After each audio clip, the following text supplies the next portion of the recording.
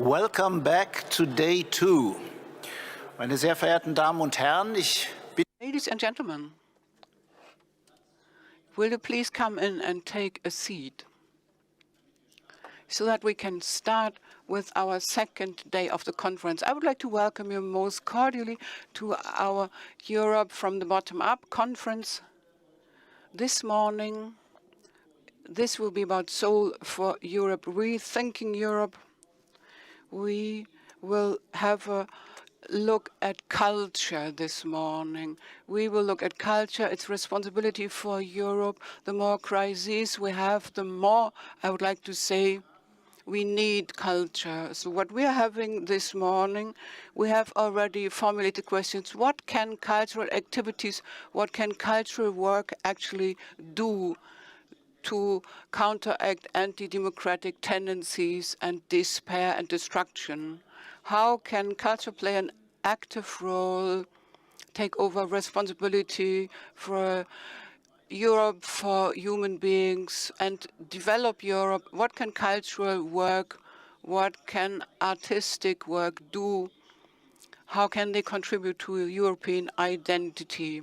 Yesterday at the second panel, we actually connected the importance of cities with the importance of culture. So we ask for the sustainable importance of capitals of culture yesterday, and I would like to repeat here some of the sentences that we heard yesterday during the panel discussion. Culture heals wounds, historical wounds. Culture can focus on challenges. It's a means to bring people together and to negotiate topics.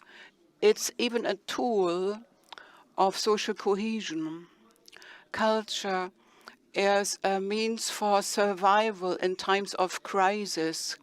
It strengthens resilience and the self-esteem of people. And last but not least, the panel said culture can also reach those who normally are not open for the topics of Europe. Culture needs to be popularized, not become populist. This is not what we mean, but in a certain quality. And the question was, how can we do this in the open and free? So far as my introductory remarks, I'm very happy that the Soul for Europe group is going to take over now this part of our conference. Just 2 practical remarks before we start. Headsets for simultaneous translation, German-English, English-German, can be found next to the entrance. We have the young lady there waving her hand. And our exhibition, our partners have staged an exhibition. When you onboarding memories, they are here, and you have the opportunity now to use VR goggles and then look from the perspective of victims of National Socialism to get an emotional insight. You can go to rooms where the stories of people can be experienced virtually. So maybe you want to use these virtual reality goggles later on. So I now hand over to the Soul for Europe.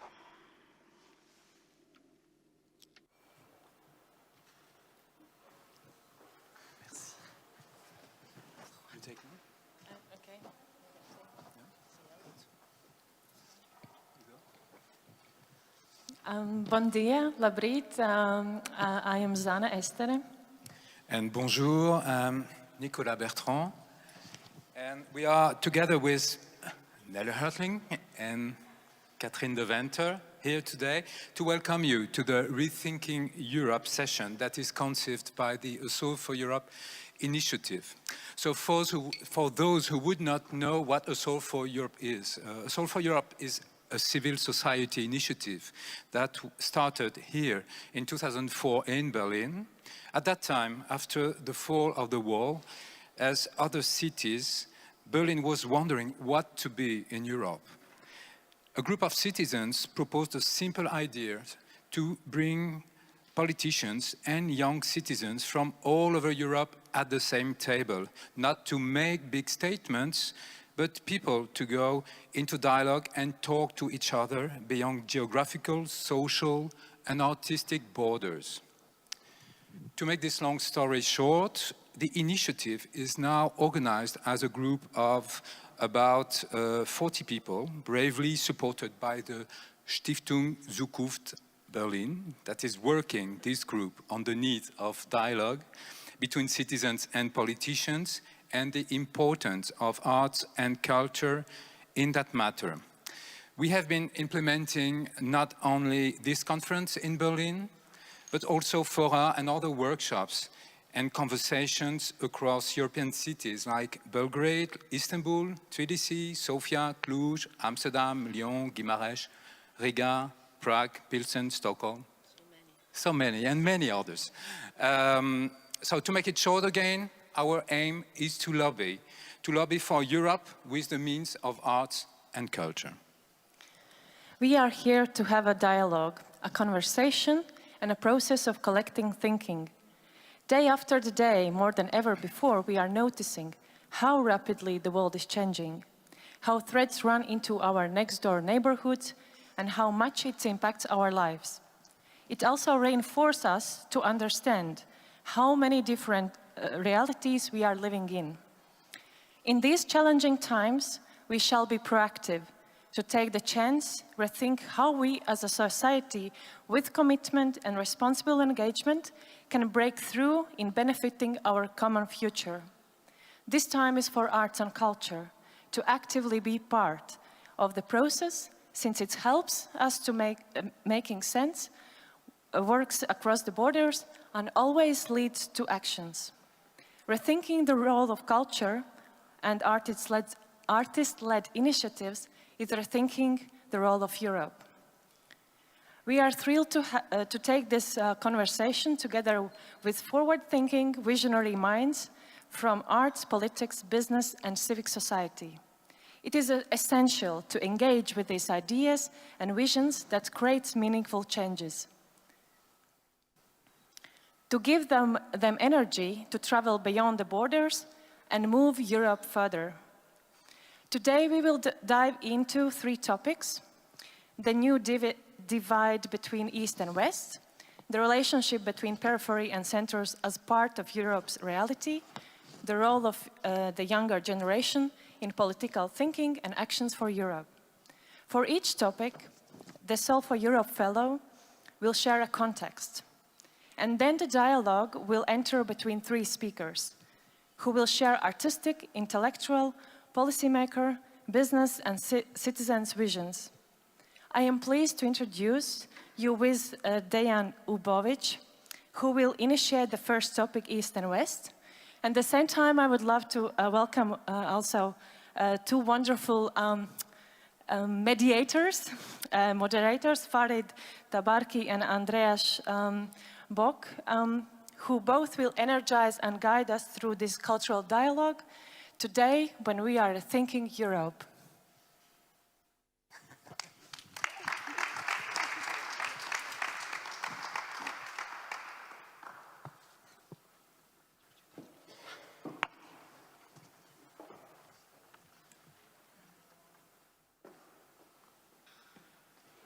Good morning. It's nice to have you all here in this event, and I'm very happy and I'm glad to just shortly introduce the first topic, as we have 3. The title is East-West, and it sounds very complex, and it is complex for the last decade. For example, me personally, I'm coming from Belgrade, and I'm thinking myself, should I feel here like a Eastern European in Western Europe, or just as a European in Europe? But as I'm part of a strategy group of Solve for Europe in the last 15 years, we are trying to put this topic and the other topics, East and West, local and European, we are trying to put on the table and discuss together and delete these boundaries between. And I'm hope that today, in these 3 debates and in the following in the afternoon, we will get some answers and we will get some ideas how to go further with it. So, I'm happy to announce 3 speakers from different backgrounds, but maybe first Farid Tabarki. They will be in the safe hands of the Farid Tabarki in the next hour. One more time, thank you for coming, and I hope you will enjoy and take part as well. Thank you. Thank you so much, Dejan, one of the founders of Casey Grad in Belgrade, which I was always happy to be part of when it comes to doing some workshops over there a couple of years ago. Good morning, everyone. We're going to have 3 sessions. 2 sessions before the break, then a short break, and then we have another session before lunch. The first session is about, as Dejan also gave a statement about, East-West. I have 3 guests. I will invite them here. We have a conversation about 35 minutes, then opening up the floor to the whole room here and see what comments you would like to make and state, and what kind of practices we can learn from to make sure that this gap is not existent anymore, if possible, if there is a gap. But we'll see that later on. May I introduce my guests, Yuri, Haris, and Jaritza. Come here and sit, and please give them applause.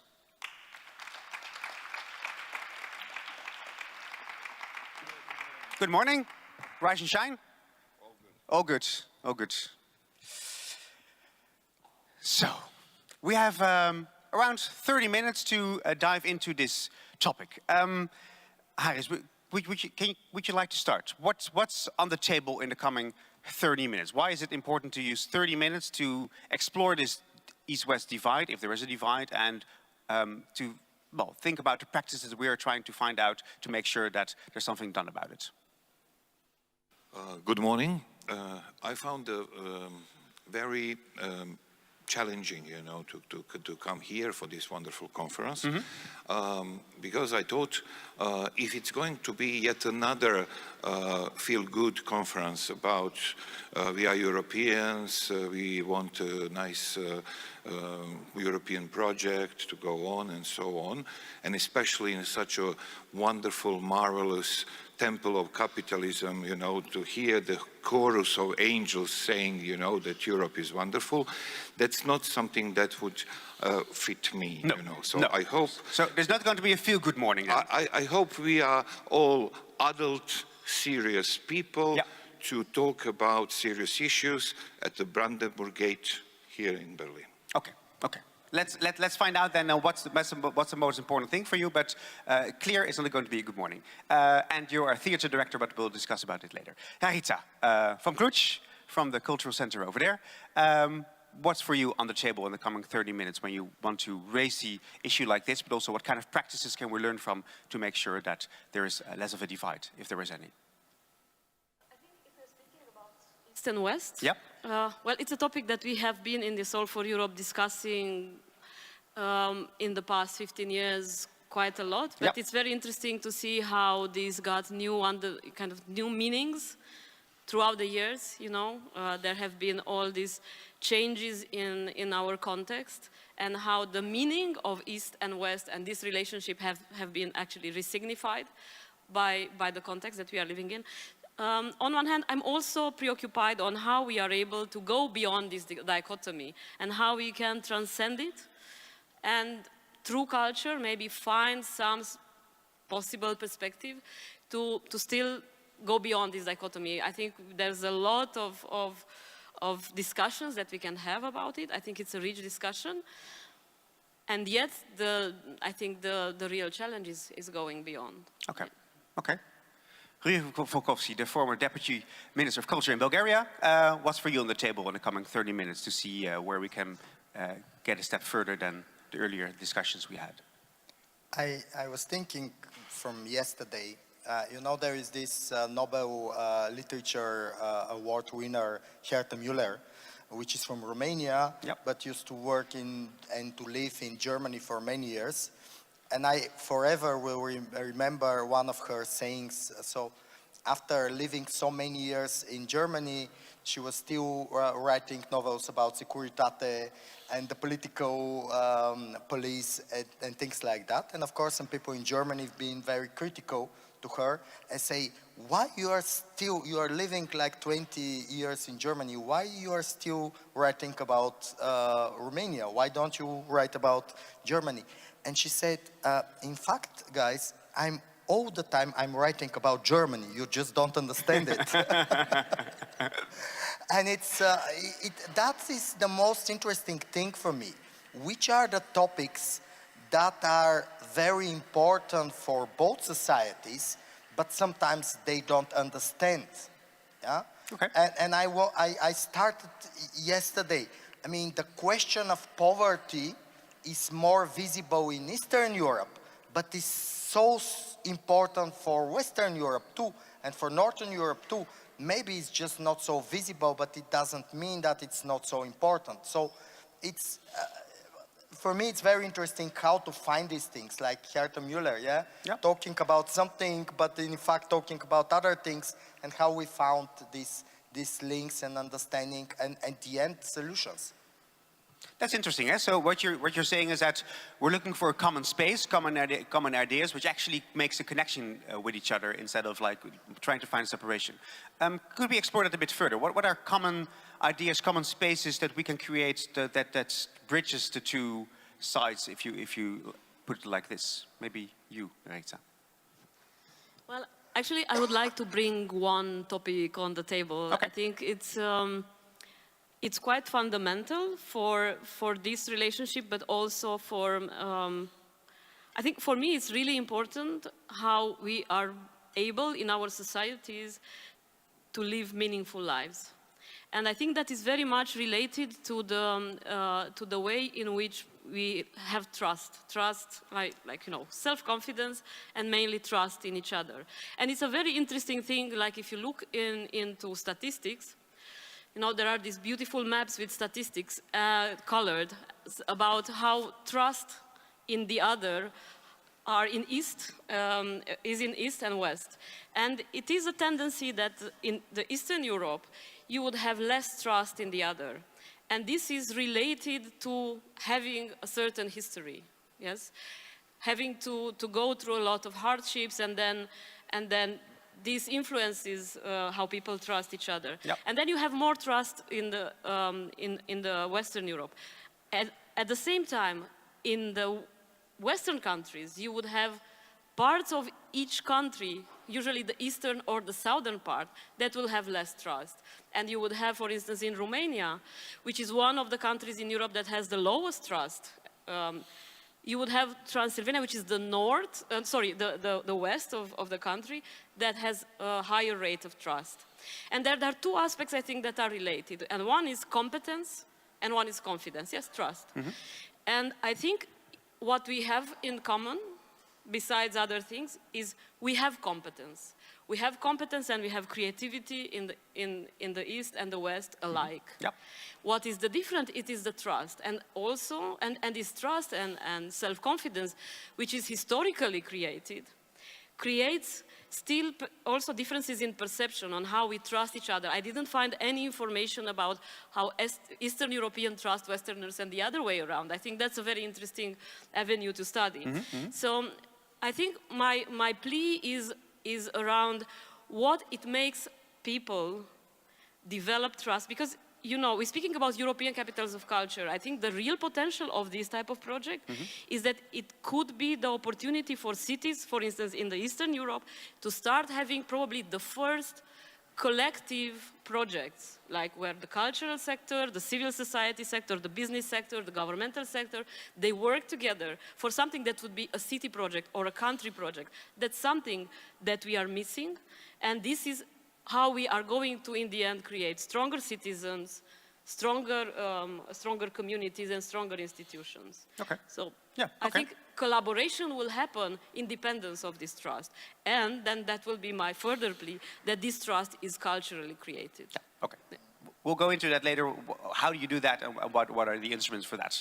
Haris, I think that's already pretty interesting, no? I mean, we're looking for a common shared space where actually we can see what the connections are. Then Aritza says, well, actually trust is such an issue because also within the different societies on both sides of Europe, there is issues of trust and what can learn from them. What's for you a topic which is interesting to explore when it comes to this commonality that we're looking for to make sure that there is something to discuss and something to work with? Let me make a brief excursion to Northern Ireland while talking about East and West in Europe. Yeah.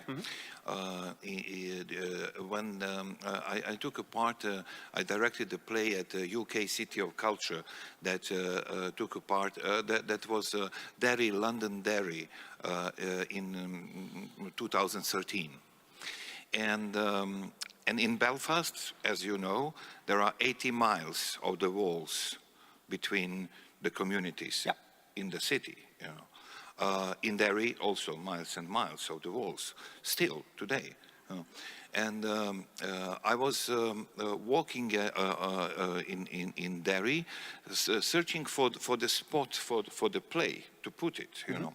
And I saw from above, you know, I was on some wall, another wall, the ancient wall, you know, the city, looking at the Bishop Street, you know, and there was a wall, and on one side there was a Protestant community in the Fontaine, the ghetto within the city of Derry, and on the other side, you know, it was a Catholic part of the city, and if there would be not a wall, it would be a perfect place for the theater. And I asked the directors of the cultural capital of UK to remove the wall and for the show. And they thought it was an interesting topic to explore. And we went to the communities, local communities, to discuss this, you know. And we went to, and the Catholic community was pretty much open for this, but we went to the Protestant community. And first time my Catholic colleagues came ever in their life within the walls of this ghetto. And we talked to the representatives of the community, and as we talked, they answered us like this. Okay, so you tell me something and I answer like this. No, talking to you. You know, they didn't want to look at us, you know. And slowly, you know, we progressed. Eventually, to make a long story short, you know, we arrived to the point when we had a serious negotiations with the citizens of this ghetto Fontaine to remove the wall in order to play the theater show. And we were in a big hall, not this brilliant like this, but like a gymnastic hall of the school. It was a jubilee with all the Queen's photos around. And like 10 or 15 members of the community, Protestant community came, and we, the artists, you know, and my Catholic colleagues, you know, we were from this side. And talking about this, you know, and slowly we started really to make this trust, to make this bridge, you know. And there was one man saying, yeah, but back in 1974, we were building this wall. And I said, but this was far away, you know, a long time ago. Let's try to do this something. Yeah. You know? And I said, look, I'm neither Protestant nor Catholic. I'm Muslim. That was the point of LSD dropping in the meeting, you know, because they couldn't really believe, you know, what's going on now, you know. And, is there another religion? And I said, and I'm an atheist. So that was another. Okay. And you know what? They said, okay. They said after the meeting, okay. And I saw my colleagues, and one of them is a young man, he was 33 at the time, his house was leaning on the wall on the other side, and he never ever visited that neighborhood, you know. That was for the first time. So after the meeting, they were smoking, talking, you know, and it was incredible, you know. And on our way out, there was a big, I mean, there are so many murals in Northern Ireland, and one of those said, we are under the siege. And I said, what kind of siege? And he said, from 1755, you know, we are under the siege. I said, you are not under the siege. I experienced the siege. I know what is a siege. This is not the siege. Eventually, you know, it was so serious that it came to the politics, to the politicians, and they had to decide to temporarily, at least, to remove the wall for the theater, because the communities agreed. And guess what happened? They decided no. So this is the point of this story, that there was no political will to establish the trust and to remove the wall. In the case of Berlin Wall, there was a political will, but there was no political vision. And that's what we said in Bosnia and in former Yugoslavia, that the Berlin Wall fell on our heads. And just, you know, to finish this part of my, discussion, I'm always so touched when I come to this part of Berlin. There is a reason why German people decided to build in this heart of Europe the memorial for 6 million Jews that were killed, and it's just around the corner. The memorial for the Roma and Sinti people, just around another corner. The memorial for the homosexuals killed during the Holocaust. And I think, you know, it's always so important that we stop by these places. Yeah, totally. Thank you so much, Huis. What I find very interesting about your comment is that there are layers of trust, or there are pockets of trust. There is trust within the communities, which you have a great example for, but it also has to be sealed or organized by the structures or by the politics. Well, we have a former politician in our midst, so it's interesting. Well, it's interesting to have these different levels of trust, actually, and how you, in your former job, but also in the work you have been doing for decades now in the cultural sector, it's interesting to have these layers of trust. Maybe you can go a bit deeper on that. Yeah, I just wanted to comment more from my personal experience in Northern Ireland, because Northern Ireland is a good example because it seems something so extreme that show us some trends or some facts that we exist, but we sometimes don't realize, and they're obvious there. But two details. These walls all around Belfast, Derry, Londonderry, and other cities in Northern Ireland, the interesting things that they call them peace walls. And I found it very, very strange, but from a political point of view, yeah, they said we build these walls to protect the peace, right? Mm-hmm. So we are doing for good. Yeah, for us, they're a symbol of totally the opposite, yeah, of anger, of violence, but they're called peace walls. But to make things even more complicated, it is, when you see the law, you could address the issue. But in Belfast specifically, and I suppose in other cities, there is a lot of invisible walls. Mm-hmm. The whole city is separated.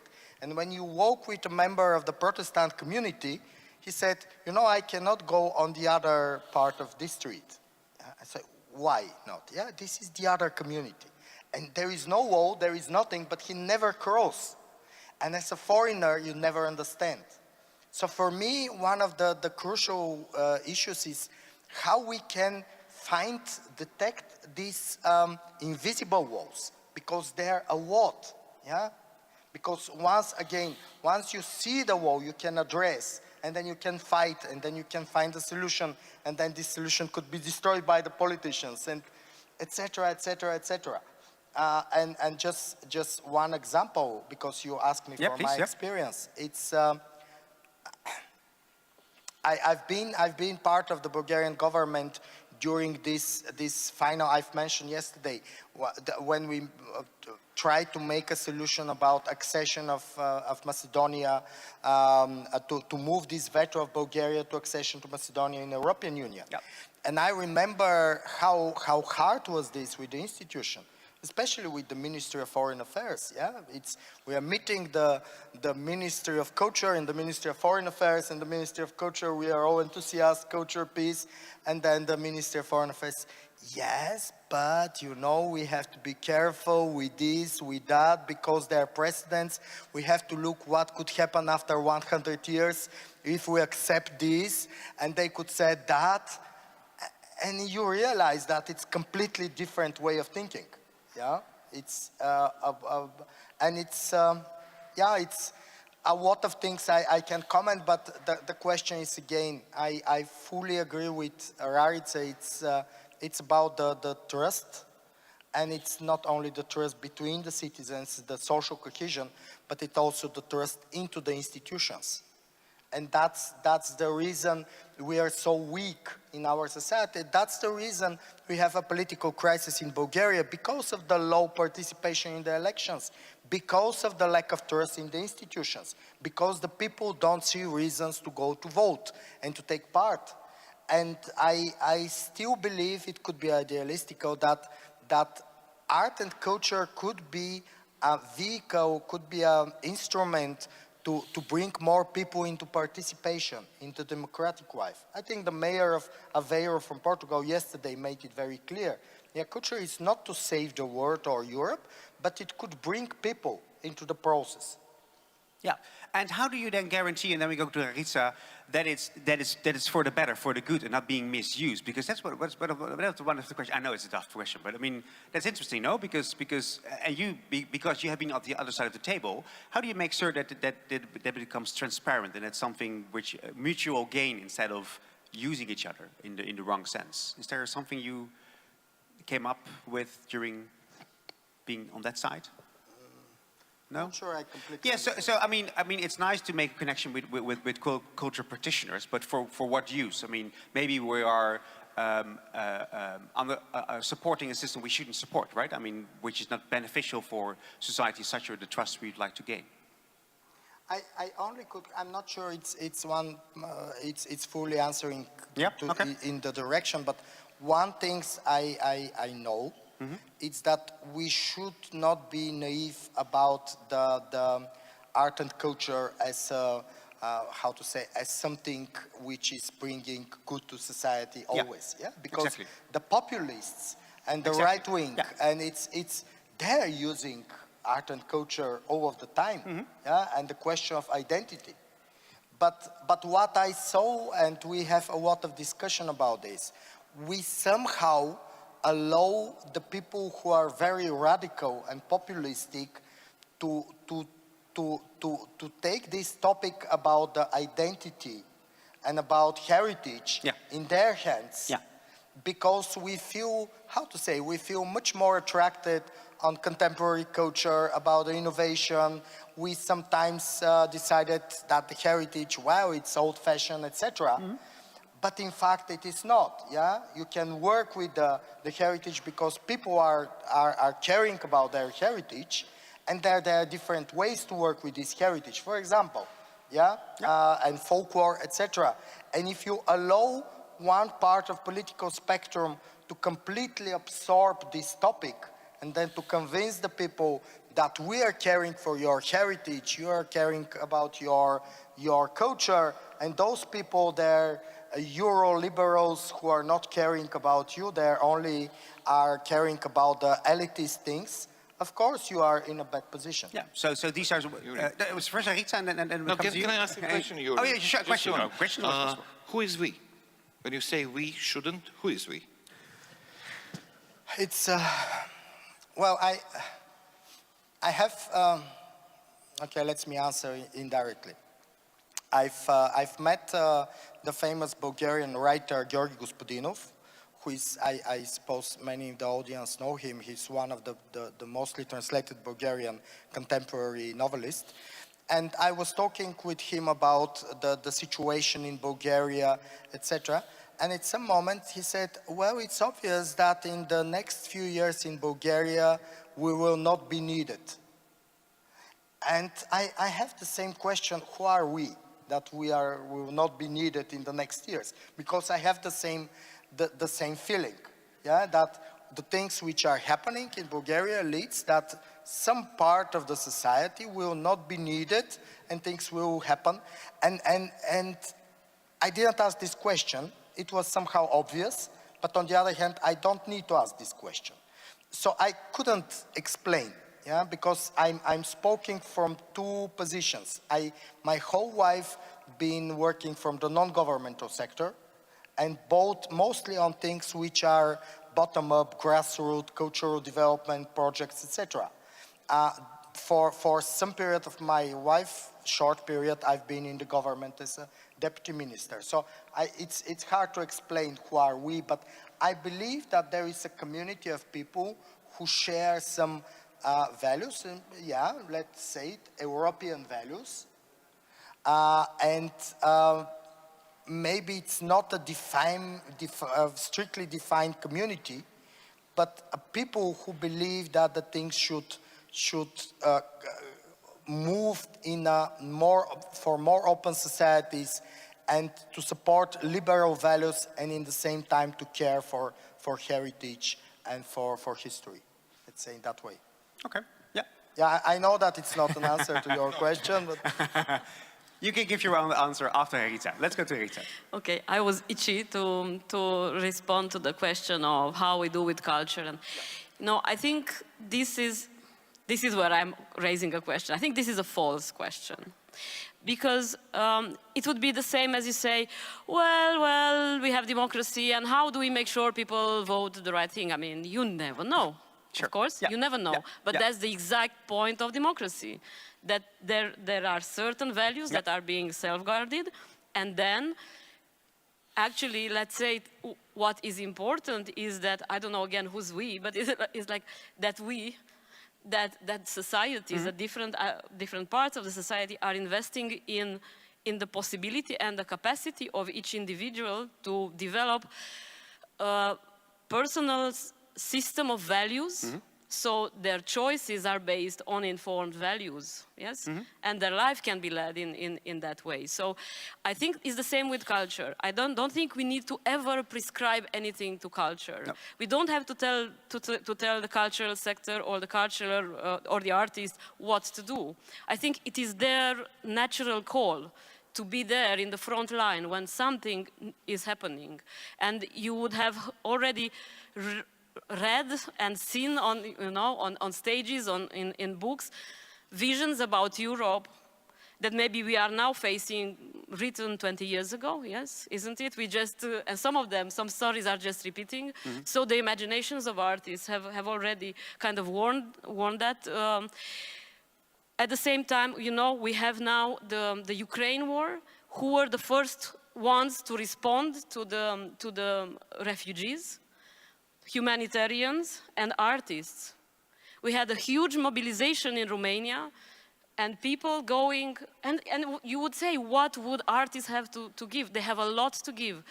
To be there in the places at the border where people come scared and not knowing where to go, to be present as humans and deliver whatever help they could, free transport or accommodation, but also like this type of cultural facilitation to allow people to, you know, just relax, remember that they are humans, you know. So, and that's just one of the examples. So my plea is that I think culture has the possibility, it's one of the very few vehicles we have nowadays in society that works with values, creates value systems, and we don't make enough use of this.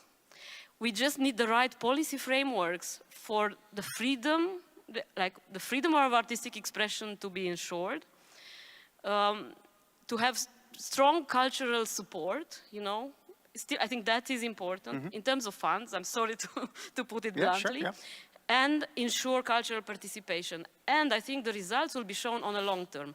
And I think this is where the culture actually falls short of being popular, because, especially with decision makers, is because it will not show results in 2 years' time, in 4 years' time. But I think if we invest in the cultural access of young people, now we would, I'm sorry, we would see the effects in the type of the responsibility and engagement of the next generation in 10 years. Yeah, yeah. That's also something for the next panel. Yeah. When it comes to youth citizenship, we would like to respond immediately because I also have a question for Rita, but maybe you want to... Yeah, okay, because you also raised the issue of trust. Trust which is something common for different communities all over Europe, including East and West.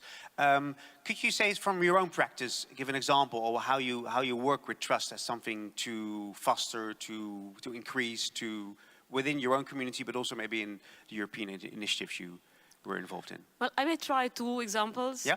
Grassroots one and one not so grassroots, yes. One of them is related to the work of my, let's say, first organization called Altar Foundation in Romania.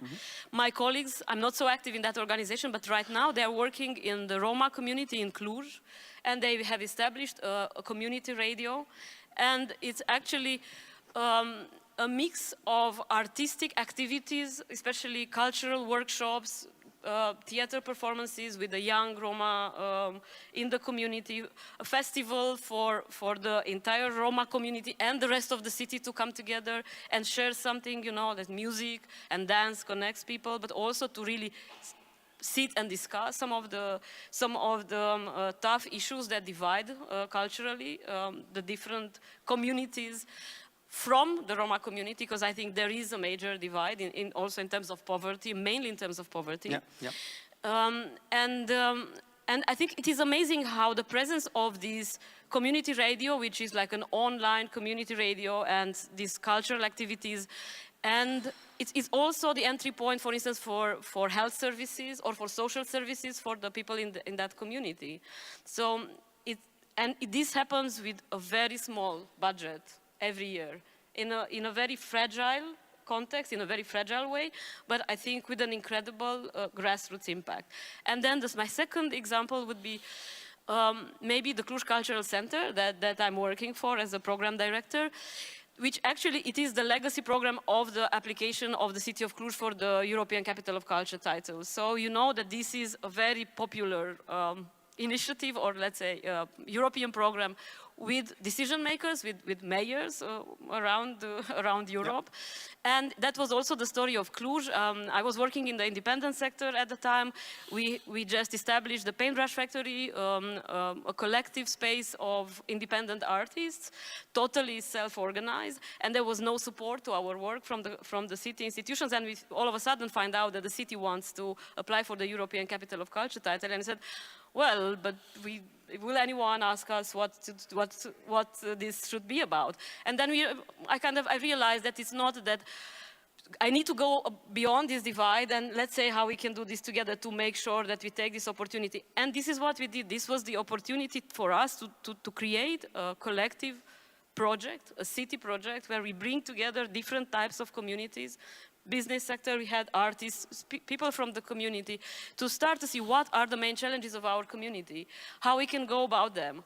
And of course, this is never easy, but it was probably for the first time that there was a willingness and enthusiasm to get together, to speak about the issues that sometimes you don't even want to address in the public space. And then, of course, there are a lot of examples of the projects that we made out of that, but I think I should stop here. Okay, okay, great, yeah. It's beautiful how you say that bringing together is something which is a starting point of something else.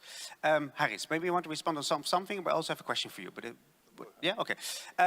What's interesting also when it comes to your Northern Ireland example is that you were organizing trust as well, but from the outsider perspective, or from the what position did you take in that negotiation, or in that building trust? Because it's very interesting that you were the person who were breaking the walls down. Well, the politicians stopped it in Northern Ireland. So what kind of positions do we need for people to actually recording in progress? Oh, that's good. That's good. So we're now being taped. We're now being taped. Watch your words, Harris. Watch your words. Yeah, yeah. No, but this is nice. You know, now we have a direct communication exactly. with the surveillance. You know, hi. So.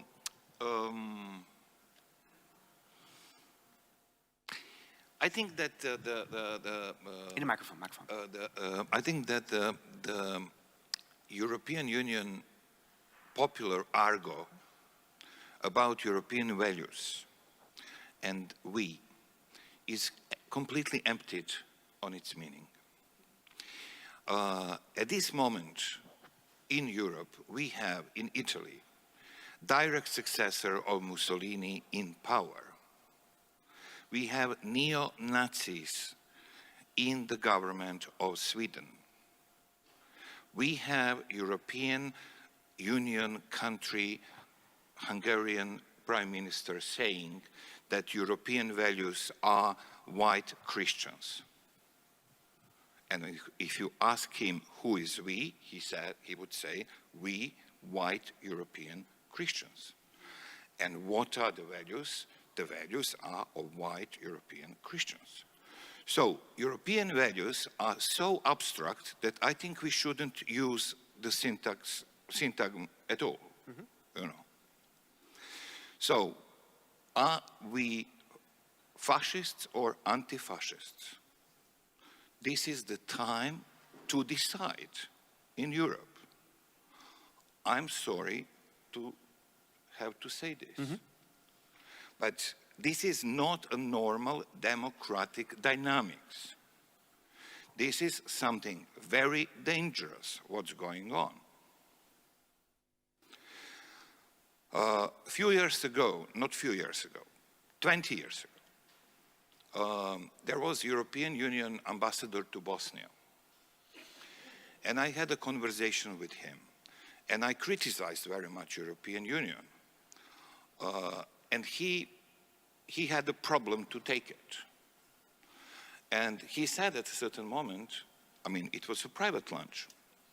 He said, what would be you, meaning us in Bosnia, if we didn't save you?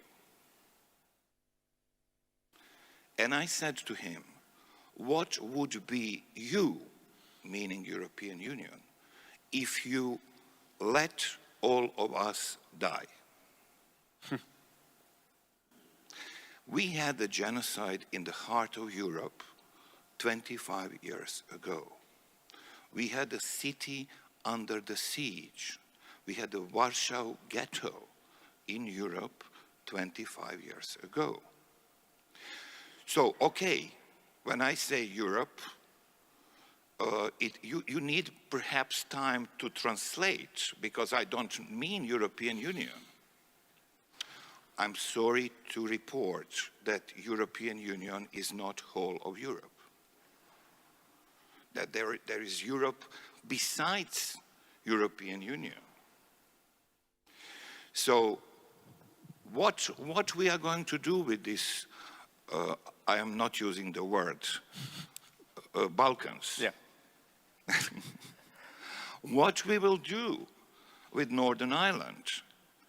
The peace wall in Northern Ireland was built inside the cemetery in the ground. So the Protestant and the Catholic bones don't mix up. This is not a metaphor.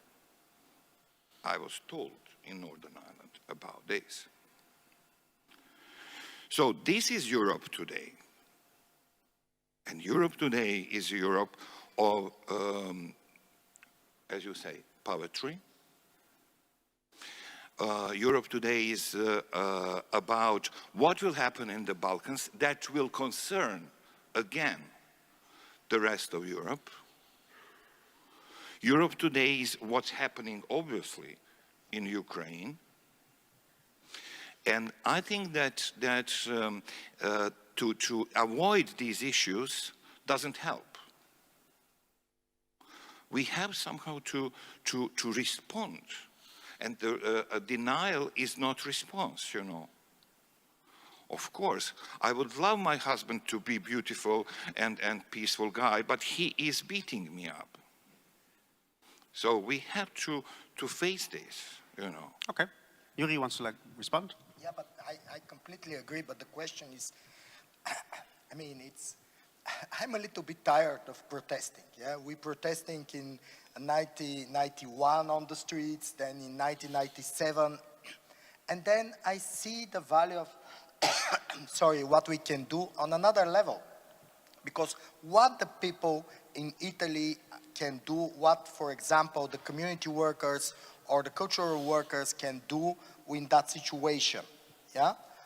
They have to do their own work. They have to address this political situation by their own instruments, by their own capacity.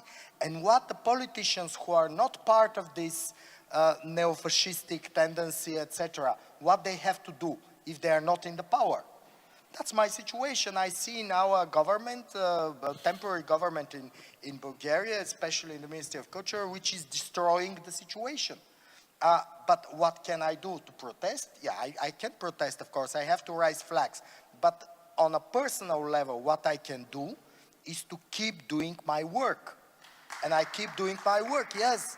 That's the only thing I can do, because there is so much things to do, and that's the reason I say it seems that in the next few years there will be no need of us.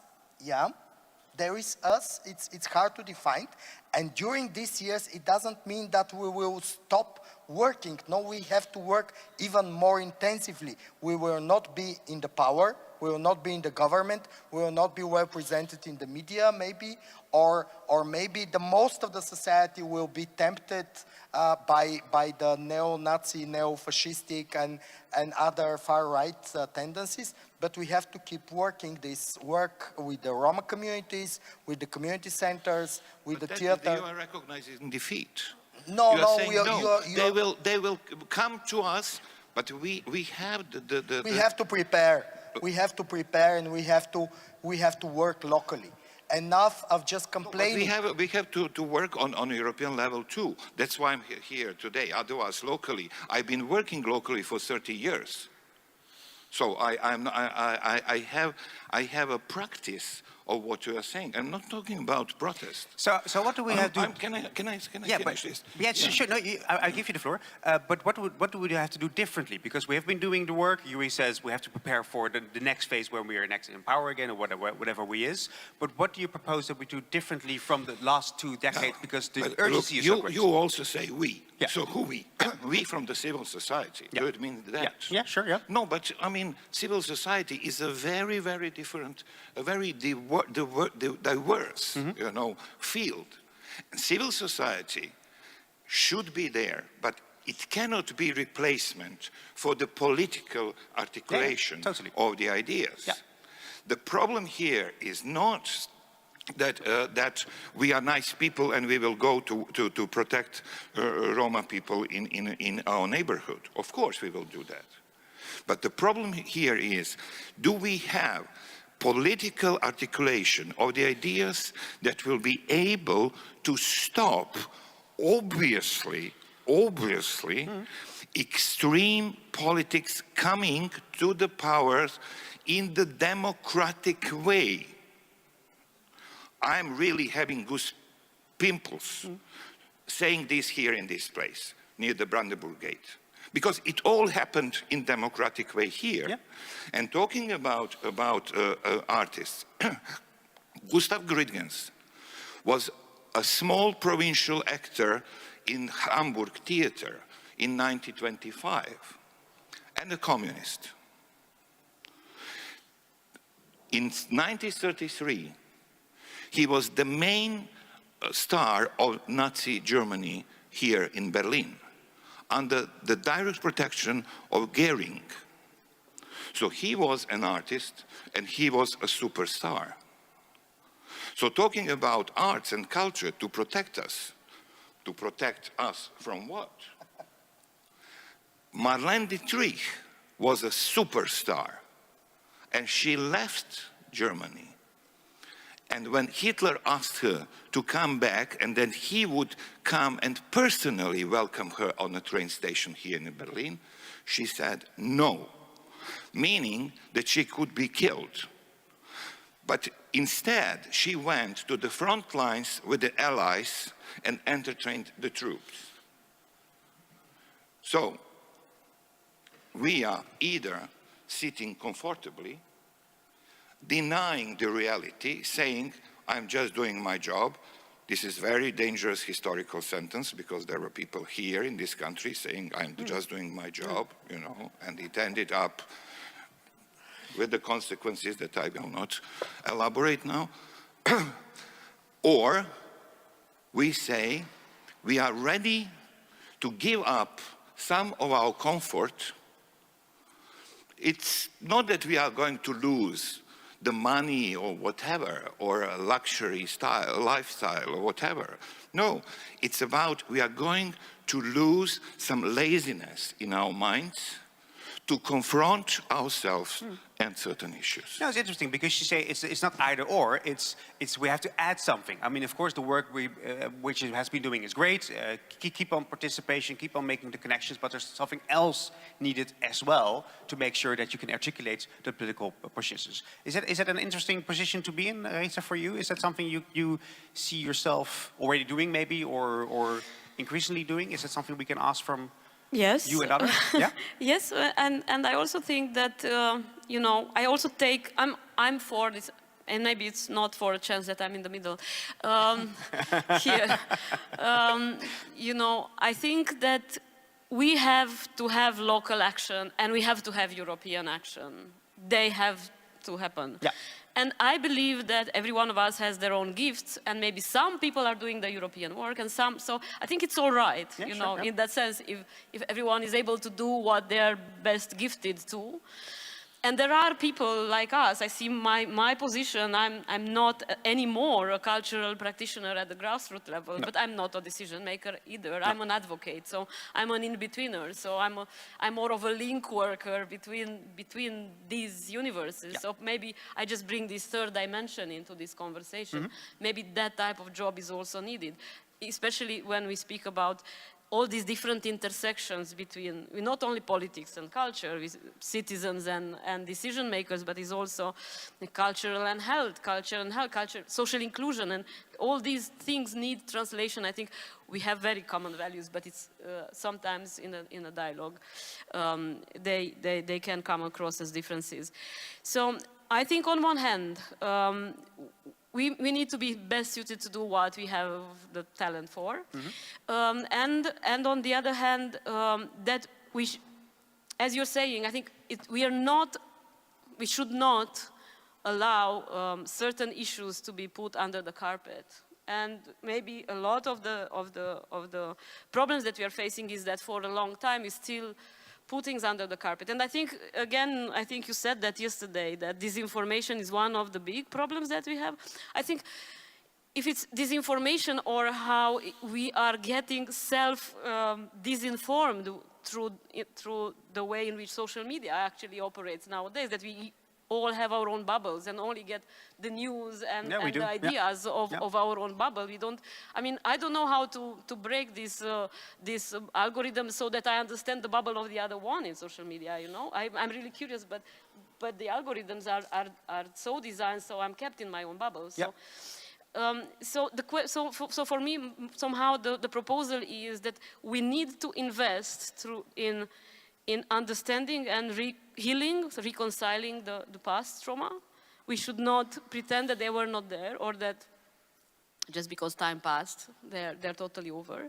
But we also totally need to invest in imagining alternative, desirable and probable future, you know, something that we can also have a faith on. I'm usually the pessimist in my team, but this time I will be the optimist in the discussion. We need to, and again, I think this is the almost irreplaceable role of the artist and the culture, to create alternatives that we can believe in, you know, something that can be specific enough. I mean, we're all good in defining visions, but not like kind of pockets of reality that that could be the future that we want to live in, and to have the belief that this is possible. Yeah, yeah. So I really believe we need this too. No, that's it. That's nice. Let's go to Yuri. Also, I want to open the floor, but let's Yuri, then shortly Haris, and then we open the floor for any comments, questions, or things you would like to add to this discussion. Yuri. I just found very interesting how we were supposed to talk about East and West, and we finished talking about the European and local level, which is good, which means that this topic about working on a European level or a local level, it's transversal for East and West, yeah? Exactly. In a way, it's quite optimistic that we didn't focus so much about East-West topic, or at all, yeah? It says something about the situation, or about the situation we are in, yeah? Because, yeah, of course, we are kind of privileged situation, sitting here, yeah? Nothing being in a tent under one of the bridges, obviously. Yeah. But I was thinking it's of course, I do agree with many of the things which Mr. Pasovic said. And I think it's, at the end, I would agree with Rarica. We have, as a personalities and individuals, but also as communities and as societies, we have limited energy. Yeah? And we have to decide where is the best, what is the best way to invest this energy to make a change. Yeah. Yeah. And then on individual level, it depends also of our capacity, as Rarica said. I mean, some of the people are more inclined to do some very practical work. Some are more inclined to send broader messages. Yeah, it's different way of also a personal, I don't know, way of doing things. And I think both things are needed. And I think that the whole Berlin conference and the Soul for Europe have been example of this, bringing mayors to talk about Europe. Yeah. Yeah. And what I've remembered from the early years of Soul for Europe, I was so impressed coming from, I mean, in 2006, when I come to the Berlin conference for the first time, it was my first travel beyond the Iron Curtain.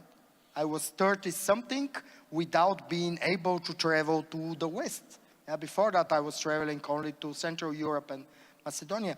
And then I was, when we start meeting the members of European Parliament, people like Hannes Svoboda, Doris Pack, and so many important people, I was so impressed how much they're interested to hear the local stories, because they realize that this is important for them too.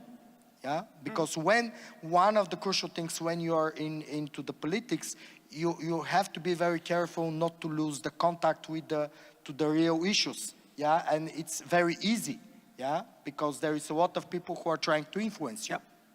So I'm just trying to say because that I couldn't be very specific on that, because I'm keep thinking in my situation about all of these issues. What is the right way to invest my own energy? Yeah, that's clear. Yeah, Yep. to do community work or to do policy work on a different level. It's I think it's a question without a definite answer. Yeah, and what kind of capacities you need was also discussed with Harris. Short and then audience. So, I wouldn't like to be perceived as a pessimist here, you know, because I'm not. I've been fighting this, you know, for 30 years now. Maybe some 10 years or so ago, there was another discussion with another European ambassador, but this time of a big European country. And she asked me, what did I think about coming back to the East and West? What did I think about what is the mood of the citizens of Bosnia and Herzegovina towards European Union, whether they want to join? And I said that I couldn't speak on behalf of the citizens of Bosnia and Herzegovina, but that my general feeling is that despite the fact that the European Union betrayed us, there is a positive feeling. That's what I said. And she said, betrayed? It was like this. How dare you? Yeah. And I said, and before that, you know, she was a cultural attaché. Before she came to Bosnia, she was a cultural attaché in San Francisco. So when you are cultural attaché in San Francisco, of that European country, you discuss cuisine and have a nice glass of wine, Californian wine in San Francisco. That's what you do. That's your job. And then you come back to Bosnia, out of all places, you know. And I said, yes, madam, but in 1992, when the siege of Sarajevo began, François Mitterrand did this, and then John Major failed to do this, and then Helmut Kohl failed to do this, and then Genscher, a foreign minister of Germany, did this, and and I listed all the failures and culpability of European Union regarding the aggression on Bosnia that resulted in genocide. And I said, and despite the fact that at this moment in the town of Tuzla, there are 8,000 mortal remains of the Muslim men killed in Srebrenica, we somehow still believe that we belong to European Union. And I think that's a leap of faith. That is the biggest optimism, that we say, despite of this, we think we should build this European family together. And what I want to say today is, don't be afraid, fight.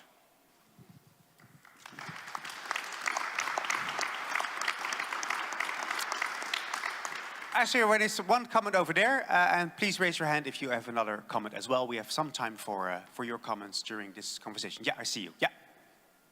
And please introduce yourself to the audience. Is it working as it is? Yeah. Farid, thank you very much. I'm Simon Mundy, and I've been sort of at this thing since the start as well. I wasn't going to speak now, but because I do want to say something later. But you were talking about Northern Ireland, and from 1956, my family moved to Northern Ireland. Because my father was going to run the ferries from Belfast to Liverpool.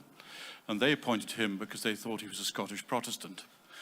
What they forgot was that he was a Chilean Scottish Protestant, and therefore did not share the values of the Protestant community in Northern Ireland. And we were forced out 3 years later because he had the temerity to start appointing people to the ferry company on merit, not because of their religious background. And he was forced out. He also had a Catholic nanny for me, which was seen as the ultimate tragedy. Ironically, the Catholic nanny was the perfect multicultural example. She was not married. She had 4 children. She had 2 by a Protestant and 2 by a Catholic. One was in the IRA and one was in the UDA. Anyway, so my first accent was thus. And it was beaten out of me when I got to England 3 years later. So I should really be talking to you like that with a good Belfast accent. And I'll keep doing it for just a little while. I went back there thanks to Catherine Deventer and the European Festival Association last year. And I went back to Galway. And while I was going there, I drove through Northern Ireland and went to the village where I'd been a toddler. And I found the house where I used to live. And it's quite smart now. It's not the farmyard it used to be. But I found that out of the countryside, there was not the barrier. And I got lost in Belfast trying to find my way to the ferry again. And when I found the ferry, while I was there, suddenly there were the flags everywhere. Flags of different communities, flags of tricolores and flags that were Union Jacks. And none of them really understood what these flags meant. So I would just and go back into BBC English now.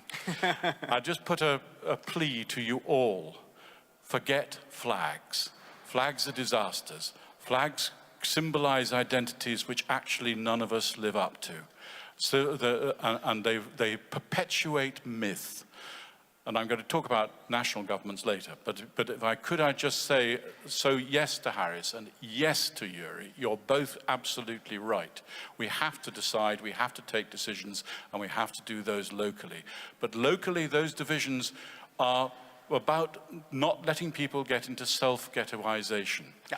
The Protestants in Belfast, same as we saw in the Serbs in northern Kosovo, same as we saw in the Donbass with the Russian speakers, they allow themselves to get into self-ghettos. And what the siege is about their internal siege. Because unless they feel themselves under siege, they've got nothing to be against. And if you've got nothing to be against, then you don't know who you are. And that's the biggest problem. So forget the flags. Clear. Fighting and no flags. Harris agrees. I saw a person over there wanting to make a comment.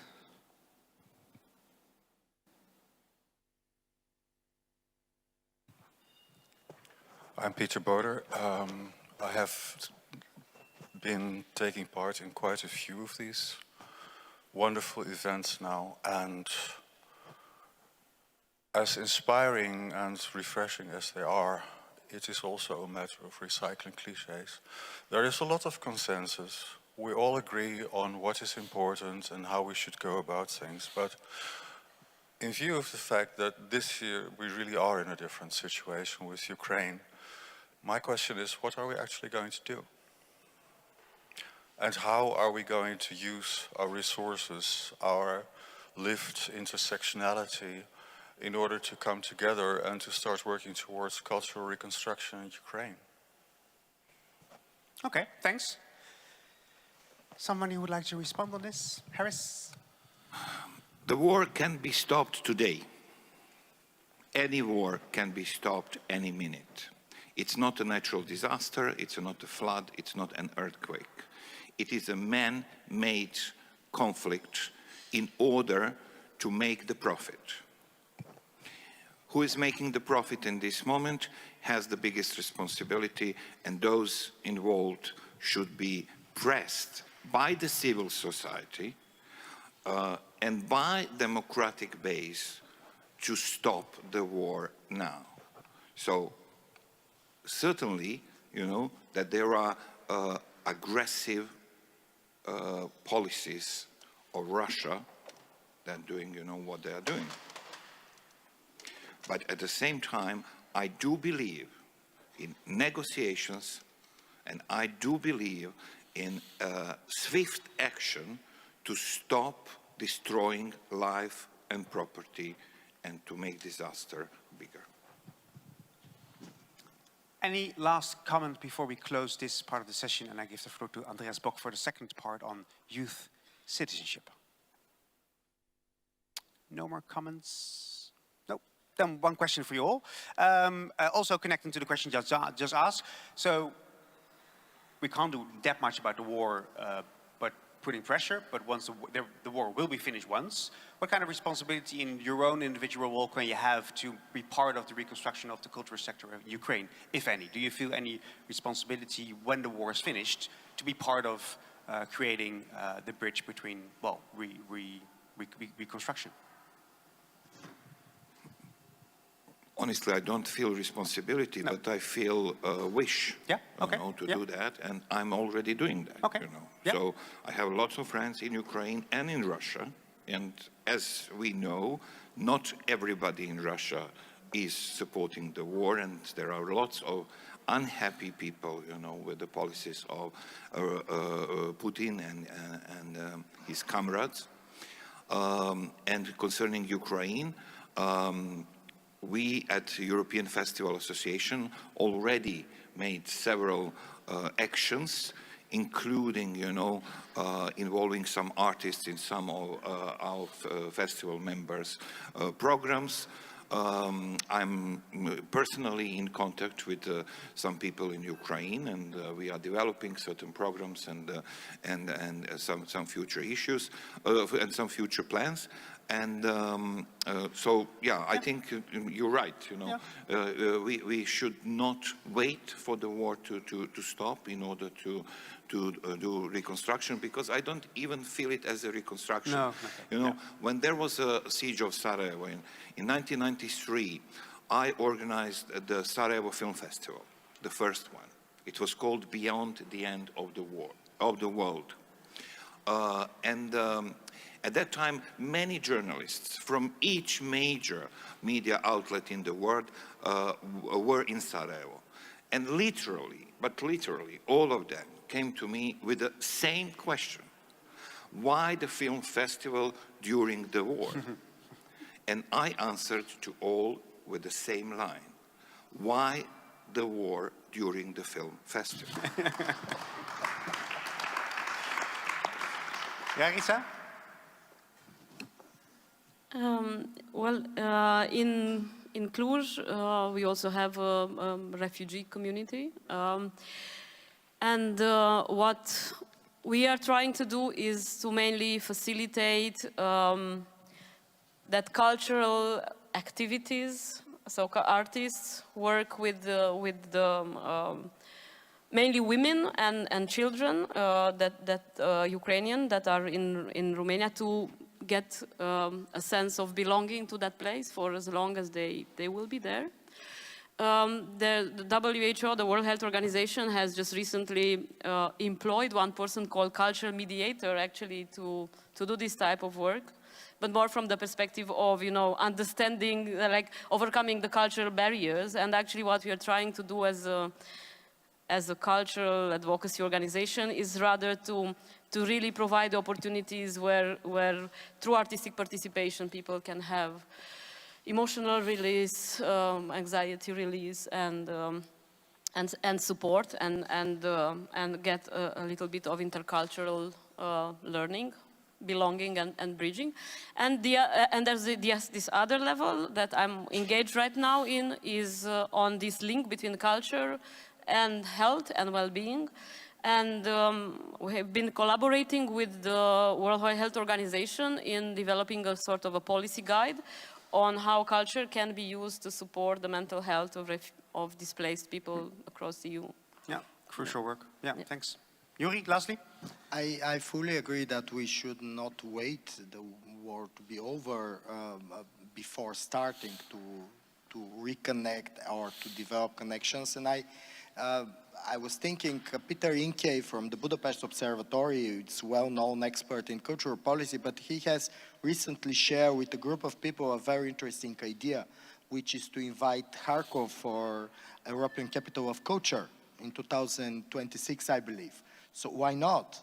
We have to convince the Commission, of course, we have to convince the institutions, but why not to invite a Ukrainian city, even on the front line, to be European Capital of Culture? So I like this. Why war during the European Capital of Culture? Exactly. Yuri, Yaritza, Harris. One more thing. We will not be able, to remain as we are while rebuilding Ukraine. Everything will change. And that's why the city of Aveiro and the East-West Center, talking about East-West from Sarajevo, we are developing the program called New Deal of Arts and Politics. And we believe that the New Deal of Arts and Politics have to happen in Europe. Yeah. Harris, Ritsa, Yuri, thanks so much for the conversation. Thank you.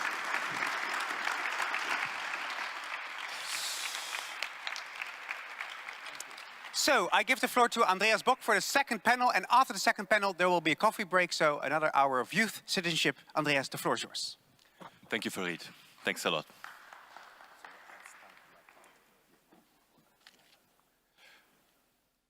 So first of all, we hear a brief introduction to the topic by our colleague Mahir from the So for Europe Strategy Group, and then our panel will be on stage, and then we dive right into the conversation. So over to you, Mahir. Thank you, Andreas. Good morning, ladies and gentlemen. Welcome to the second discussion round of Rethinking Europe. Our focus point will be youth and citizenship. I want to continue the discussion from the point what Yuri mentioned yesterday and Rarita continued today, the problem of disinformation. Of course, disinformation and manipulation of information works hand in hand with misperception. We all know that the new information technologies, the social media that occupies an important part of our daily lives, of especially young generation, are not only misused by the world of marketing to impose us what we want and what we need, and what we don't need as well. They're also misused exactly in the same way by the politicians to manipulate the tendencies of political preferences. It's not a surprise that populist ideologies are gaining more weight in the European society, also in the world, of course. It's about how we nowadays tend to build our opinions and worldview based on bits and pieces of information received from the social media. So it's very open to manipulation. I believe what we need to do is to raise a new generation who is able to deal with the bombardment of information that they are subject to, know how to process the information and turn them into their knowledge, and build their opinions and worldview in a healthy manner.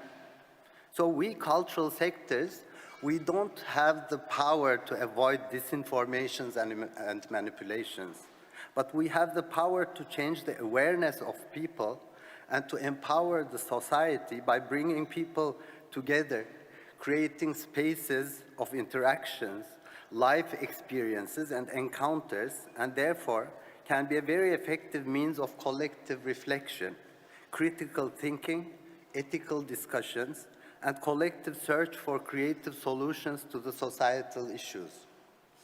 Once people become active participants of solution-seeking and implementing processes, they do not anymore just complain, self-pity, and accuse others for their negative circumstances. So we have many questions to answer. I will now leave the stage to Andreas, who will ask the questions. Thank you very much. Yeah, thank you. So I ask the panelists to the panel, please.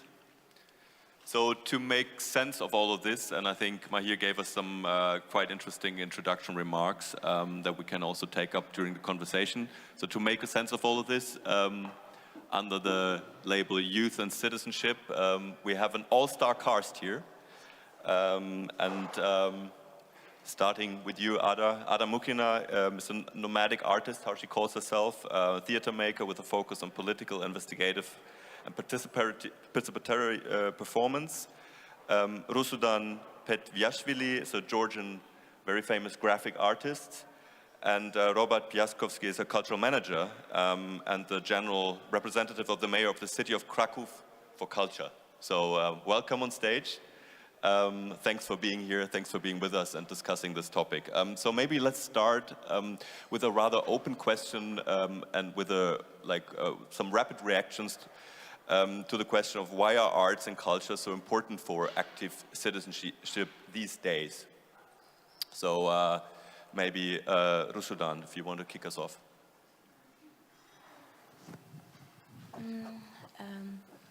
Good morning to everybody. Just let me make a little review about my country, because what kind of connection we have with Europe, and afterwards I will say. The Georgia is a very ancient country. It counts back 3,000 of its statehood and 2,000 years of its Christianity. And this is a historical crossroad of Europe and Asia, and the historical Silk Road country. And Georgia has big connections from the medieval centuries with Europe, and we treat us as European, and we just are very eager to be members of European Union, and we treat us as a European family, and we'd like to return to the European family. And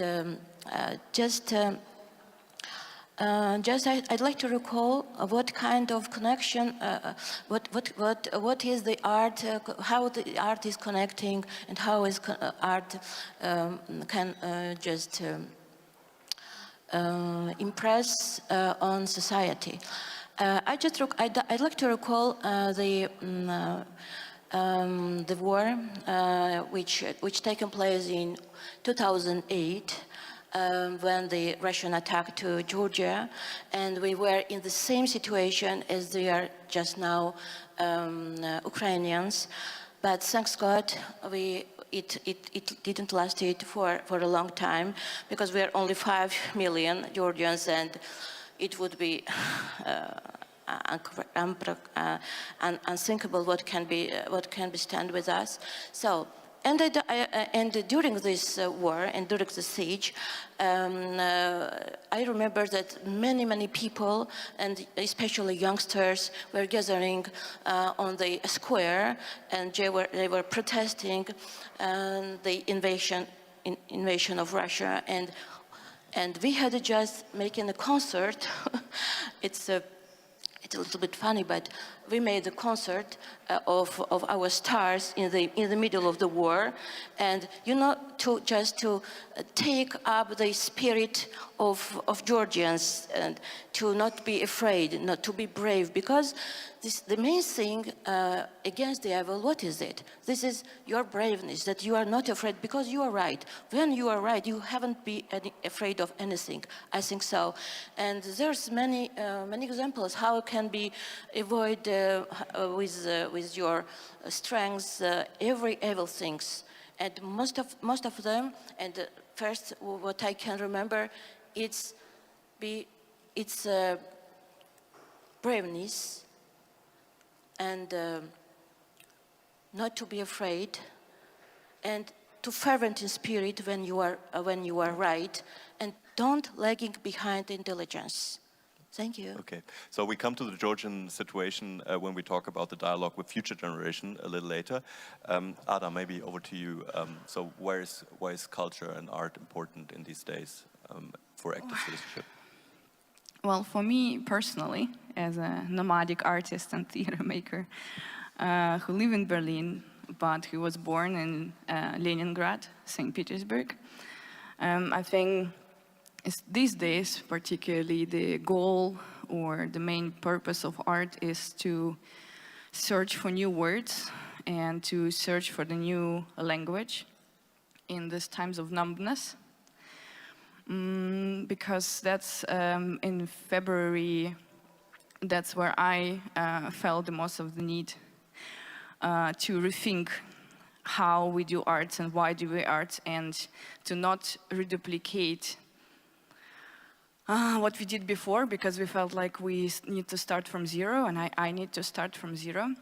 We need to rethink through art of how we, what are the relationship with inside Russia, with different nations they are there, and to find out how do we change these imperialistic narratives as an artist. We need to develop new language of how do we reflect on our past.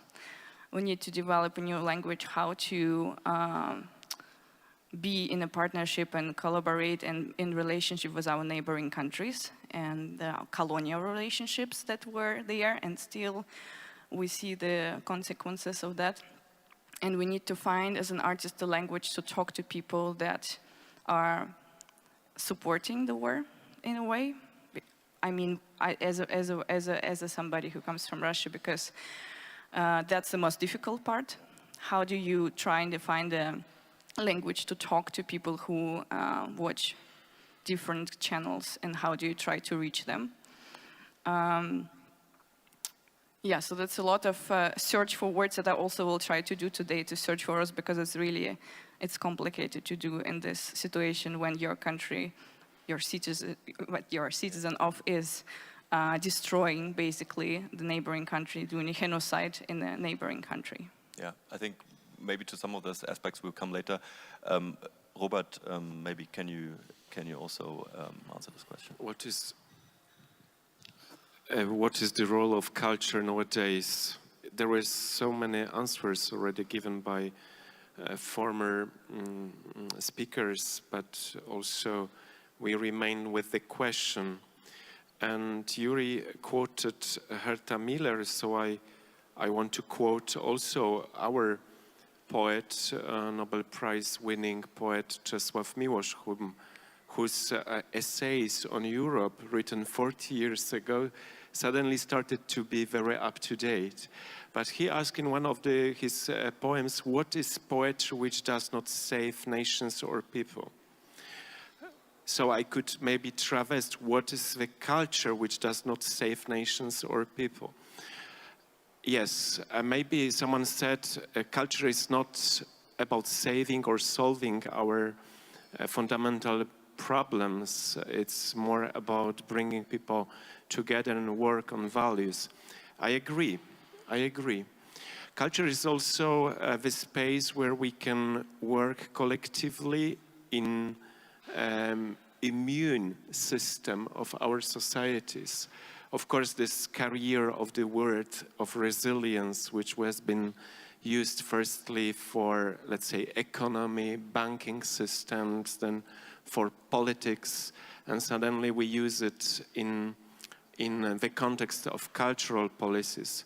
But it's a very relevant approach. Working on immune system means that we work with awareness that we are at the beginning of marathon and we need to really think about different momentums. We won't finish war immediately. It will last 5, 6, 7 years. If someone thinks that war in Ukraine will end next year, nothing more wrong. And if someone thinks that climate change, globalization, economic crisis, terrorist threats, attacks on digital security, global pandemics, that they are just temporary trends, is wrong. But what is the lesson from this time, pandemic, wars, terrorist attacks, is that we should work on ties, we should work on completely different approach to European Union concept. It's not a political vision only here. This is not agreement of trade contracts. This is not about common research projects. This is cultural project. And I wanted to go back to very old-fashioned term of culture, cultivare, which is more about longue durée. So you need to think about culture not in the frame of projects, grants, budgets years. We've been, someone in the former panel, there were very big parts dedicated to trust. How to create completely different approach where states, municipalities, European institutions trust civic societies, NGO, cultural institutions to work on something in long term, to build the trust amongst different groups. Culture is about giving space to different voices, space to negotiate, to empower also those voices that are deprived of the visibility in the public space. This is the role of literature also, to give voices to those they have no voices in different discourse. Do you have any more concrete examples how to make culture, how art and culture can help make societies more resilient? As you mentioned, this notion of resilience already in this context of culture, which I think is very interesting. Yes, I will give you an example.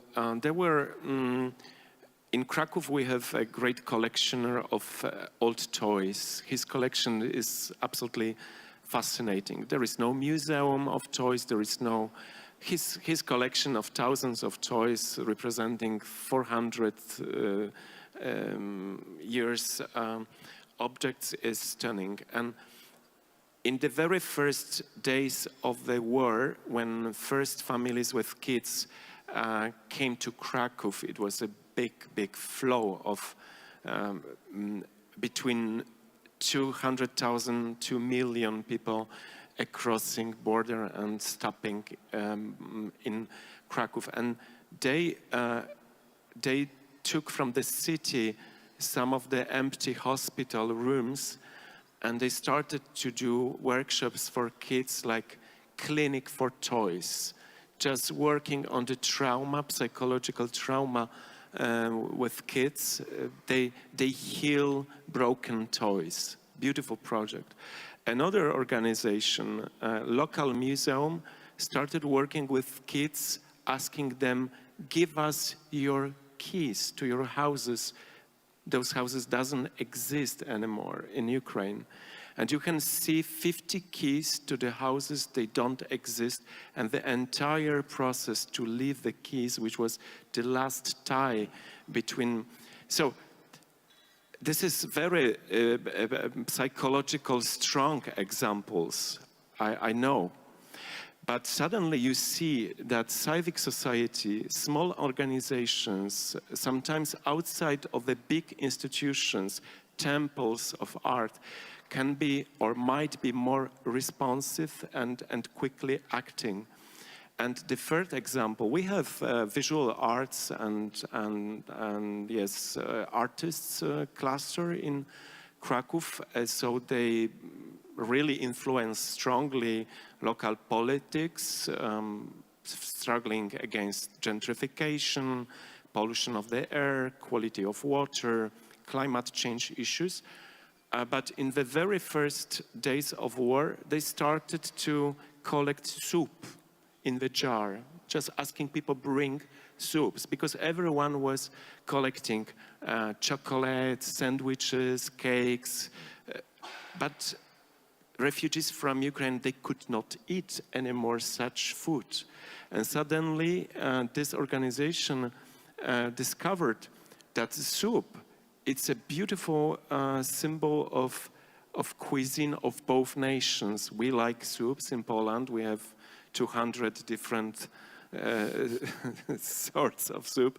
And Ukrainians, they have even more probably. Yes, we are nations, we need to warm up in the winter, so we invent soups.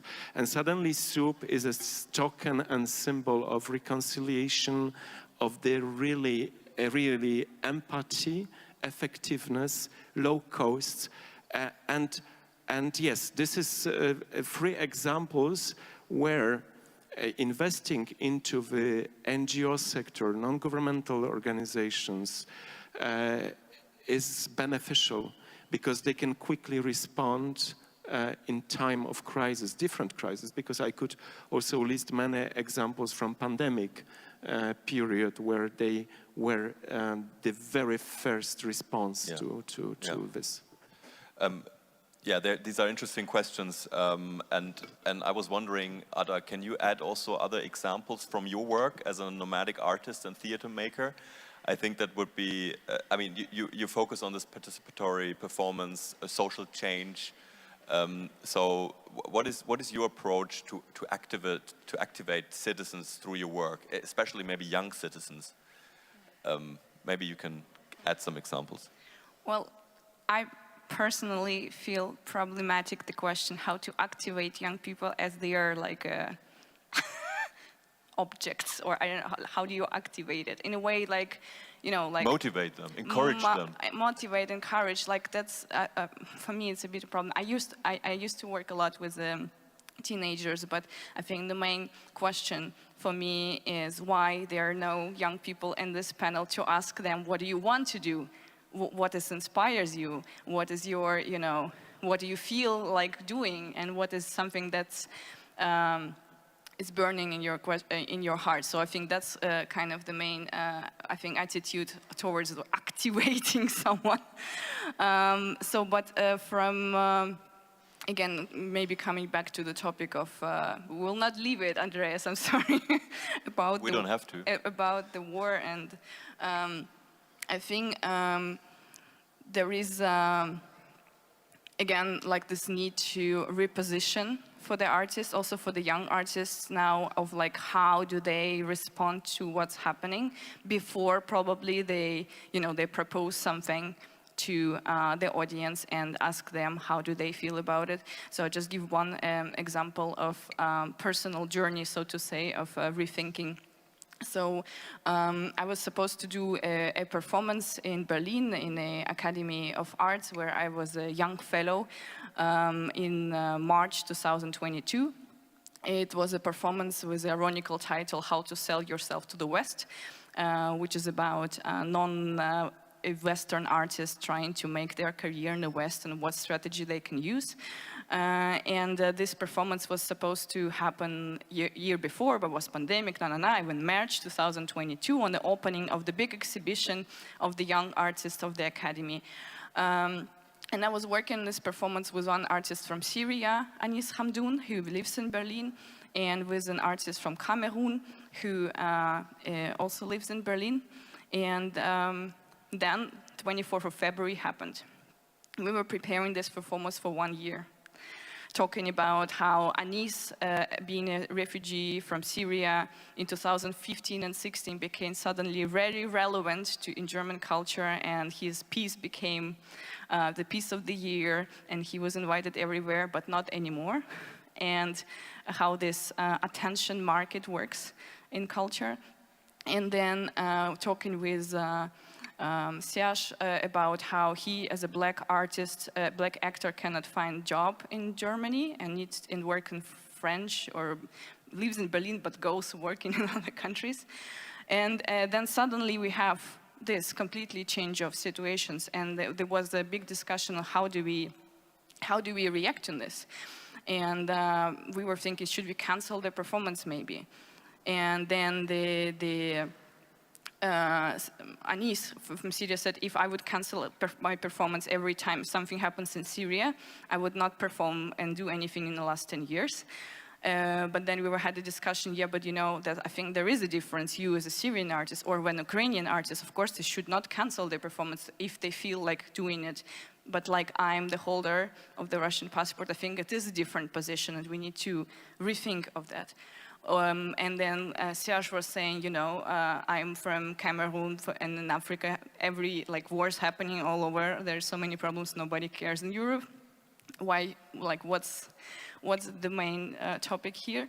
And then we found out there's 2 of our Ukrainian colleagues who could not come to this opening. So they were also fellows of the Academy of Arts, and they couldn't come to Berlin because of the war. And then we sat again and said, okay, so we cannot cancel it because probably it just would be considered as, oh, pandemic.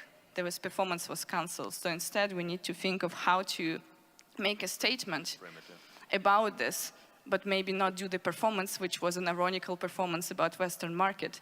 So, and this whole discussions is all about this finding a kind of, for me, like it's finding a language of how to grasp this new situation, not to keeping on with positive mood and maybe do one speech, 1 minute speech before the performance, but how to really react on that. In the end, we didn't cancel the performance, but it didn't happen. So the audience came and there was, chairs was there, the sound was there, everything was there, but performance was not there. So there was an information, performance will not take place. If you want to know why, then you can read it, our statement, which was printed there, and the audience was reading about all of these discussions that we had. And how do we... So you had to go there to... Yeah, and how do you... and our statement in the end was that, yes, we are against, as an artist, not only invasion in Ukraine, there was a Georgian invasion before that. There was a Russian bombs in Syria, and we against that, and other words, but like how to find these words in these times, that's for me is the main question, and also to communicate to the people you want to activate, or you want actually to have a dialogue with, maybe that's, I think, more my way of putting it. Yeah. Do you want to react to that? Finding the right words?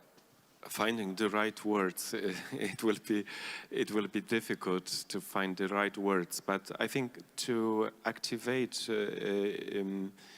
youth and to raise the citizenship is not so difficult amongst young people. They really seek for some activism. Of course, there is some topics they are very active on, like climate change, women's rights, minorities' rights, LGBT issues. So all of the issues which try to be, in Poland, for example, neglected by or even refused by current government, they have completely different effect.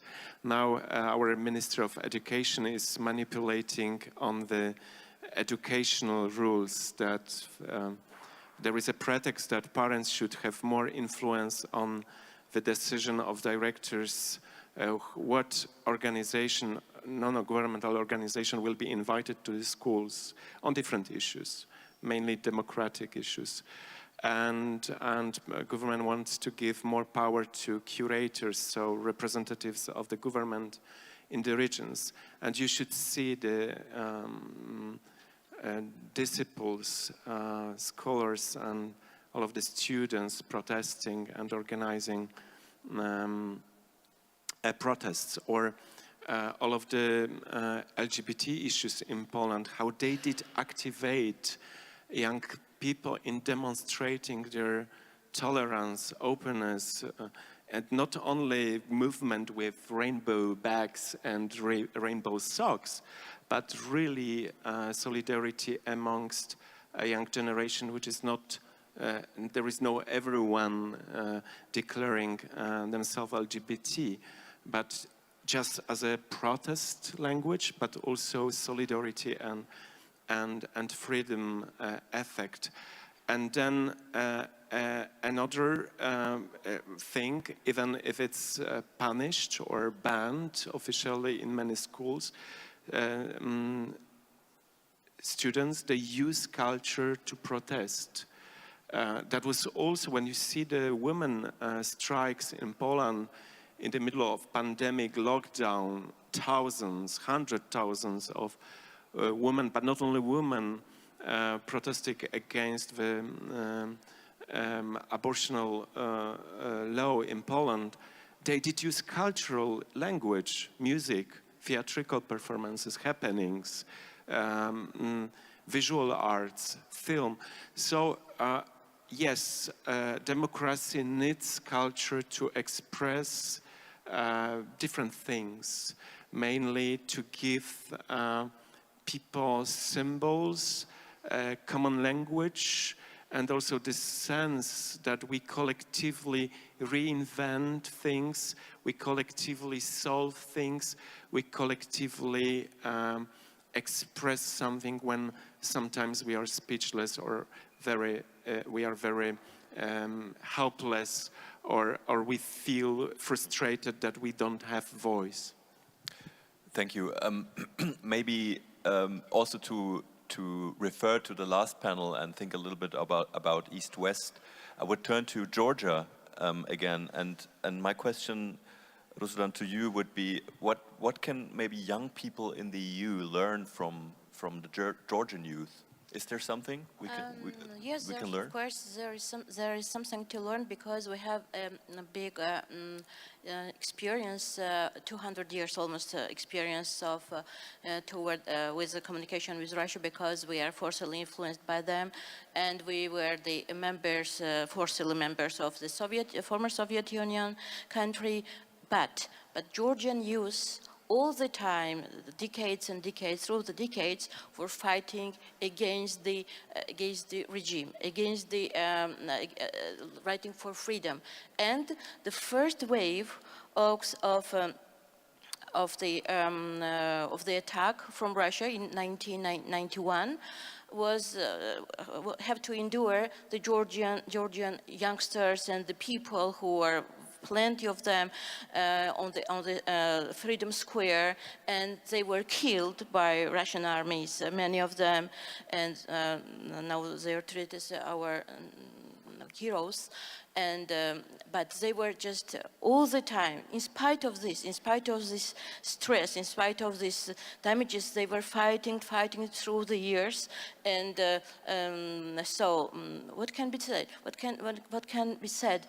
That how, if you are asking me what an influence in this case can do art, yeah, I can remember just, I was at the third time saying this, and sorry, who have to at the third time hear this story, but I'd like to remember when I was 12 years old, it was the Soviet period, and I had an exhibition in Moscow. It was prohibited everything, every free thinking, every themes, various themes, which was concerning to the Christianity, to the to the religion and so. And my themes was very complex themes. So I was only 12 or 13 years old, and I was a teenager. I had themes struggle between the evil and good, between angels and demons, and the crucifixion and nativity of Christ was put it on the 200 drawings, and there was plenty of people, up to 1 million, who was coming, and they can't close the exhibition because there were so many watchers, because they wanted to be a part of the freedom, part of the free thinking of a even child, because for adults it was prohibited to express such themes, to just say something about this. But as I was a child, as I was a teenager, I could do it, and besides I was from Georgia, and Georgia was always fighting for freedom, and it was just used to that Georgians are people who were fighting and who can express their minds freely, and so on. So the young generation has big and most good results everywhere, in every time, to fight for their rights, I think. And still 1/3 of Georgians are occupied by Russian. I have to add it.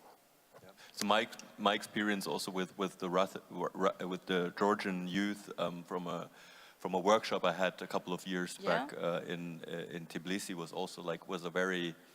there was this strong feeling of Europeanness, I think, and this is what was really striking in Georgia. Yes, and I'd like to add one thing, because Robert just mentioned it, that we Georgians are European mentality, and we agree with all kinds of new ideas and new influences from Europe.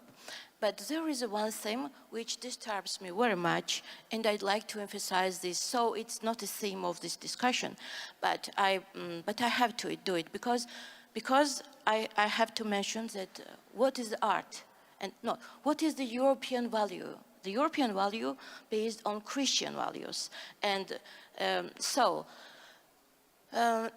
also the values of real artists is to be sincere in every topic, not too afraid to say something what is real disturbing, and not to be afraid of that someone with that he will think that he will feel uncomfortable because of saying of something. Just this is what I want to just say.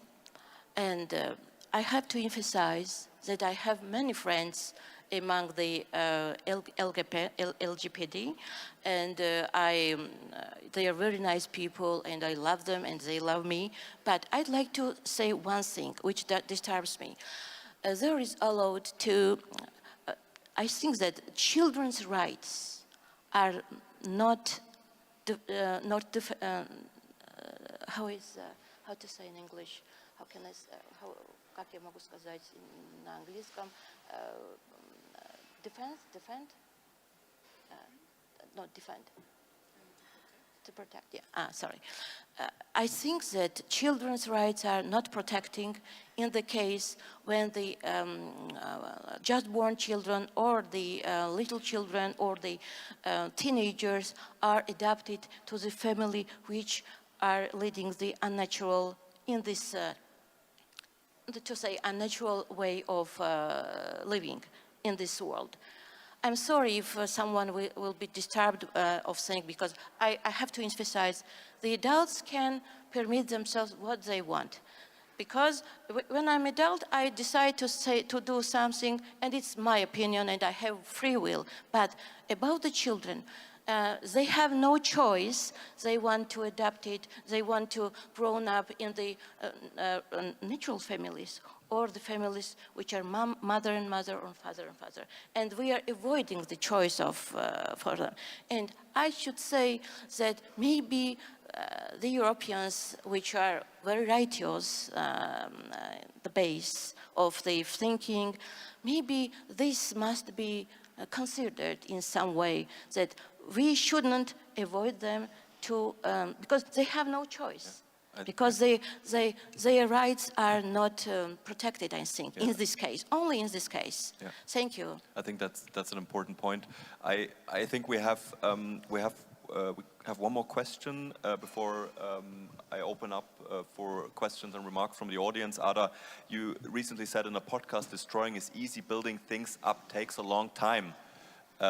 So, what in the context of this sentence, what do you think when you think about building things up again in the context of the current situation, the war, etc.? What do you think is important from your point of view, from your work? I think I need to react on what Rusadan just said before. Shortly. Because destroying is easy, building up is hard.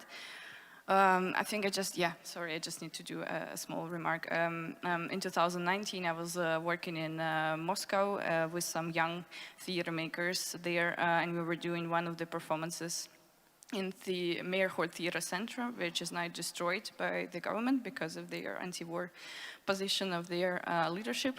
And we were doing performance, a feminist performative conference locker room talk based on a Scottish play by Gary McNair with a cast that involves women and transgender and non-binary people, which is now, again, would be in Russia very difficult to do because the theaters that were allowing that is closed now. We were doing at that time, 2019, with the mark 18+ because of the law that, again, exactly doing that, protecting the children from propaganda about non-traditional values, which is, from my point of view, if I may say, completely bullshit. And then now, and why I'm bringing it up now, because there's now a new law, which, like, on the side, when, there's on one country is destroyed by the Russian army, there's inside also the process is happening where the new law is now in the process of hearings about ban of propaganda of LGBT or non-traditional family values against adults now. So there's continue growing, right? And I think it's very easy to go back to this point where everything would be prohibited. But in terms of building up, I think we as a cultural actors need somehow to be very conscious that what is done, also what is provoked by this war, is also spread of a lot of destruction and a lot of hate and a lot of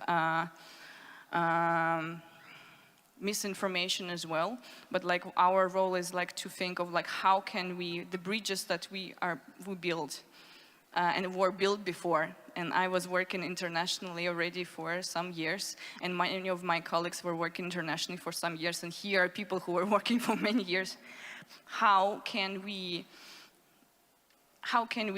either keep these bridges or restore these bridges and not let them just, be blown up as well in a way that is meaningful, it makes sense at the moment. Because in some way, sometimes it's okay to say pause and we don't want to talk about it right now with you. But in order to find a new language to talk about, in order to find a language to reflect on what's going on, I think it's very important to have this room to try to rethink, okay, so what's the next step? If we just cancel and we silent all the time, then we don't have a space to rethink of how can do it differently. How can we, what does it mean to be a Russian right now? What is this Russian identity? What is be Russian speaking at the moment? What it is when you hold on your passport and the pass control and you're ashamed that everybody sees that it's red? And how you as an artist can try to think, okay, how can I reclaim this and do a different narrative and try to build this instead of destroying, instead of being above, instead of talking about Russian world, what is the alternative for that? And that's I think is something which is a function of artists and cultural management at the moment. Okay. We're running out a little bit out of time. I would like to give the audience the chance to add to that, and I know that Simon will come up with a proposal, correct? So Simon, over to you. But please keep it short. I will indeed. Thank you very much. I mean, there's so much to say, and I just really wanted to address Ada's point, which is about what you do in a time of numbness, which I thought was a very, very good point, and take you back to 1944, in fact, when the great composer Ralph Vaughan Williams, who was 150 years old this year, he became vice president of the Federal Union, imagining what a united Europe would be like in the middle of the Second World War.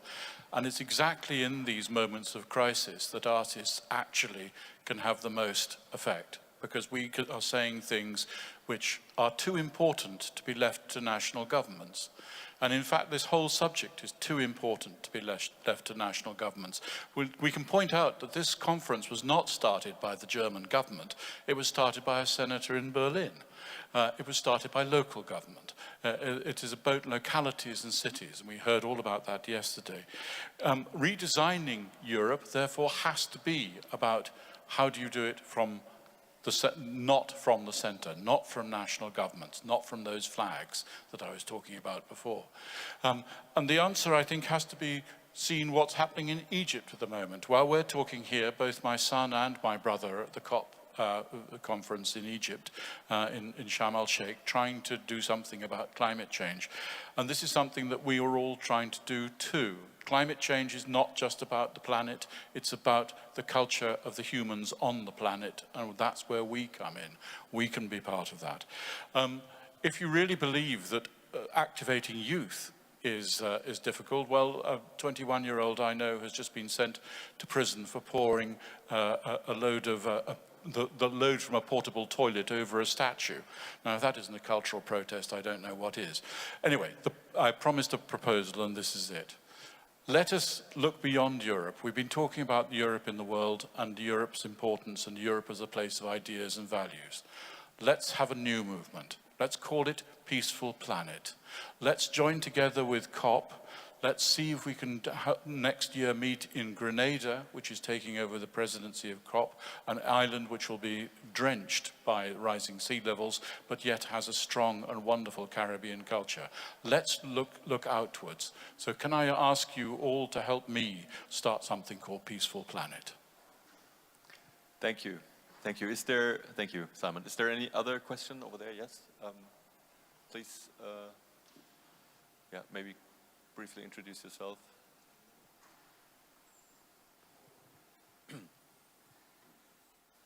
Thank you. So I'm Saskia van Berlo, and I may be one of the youngest people here, and I am also active both as a volunteer and as an employee currently at the European Youth Parliament.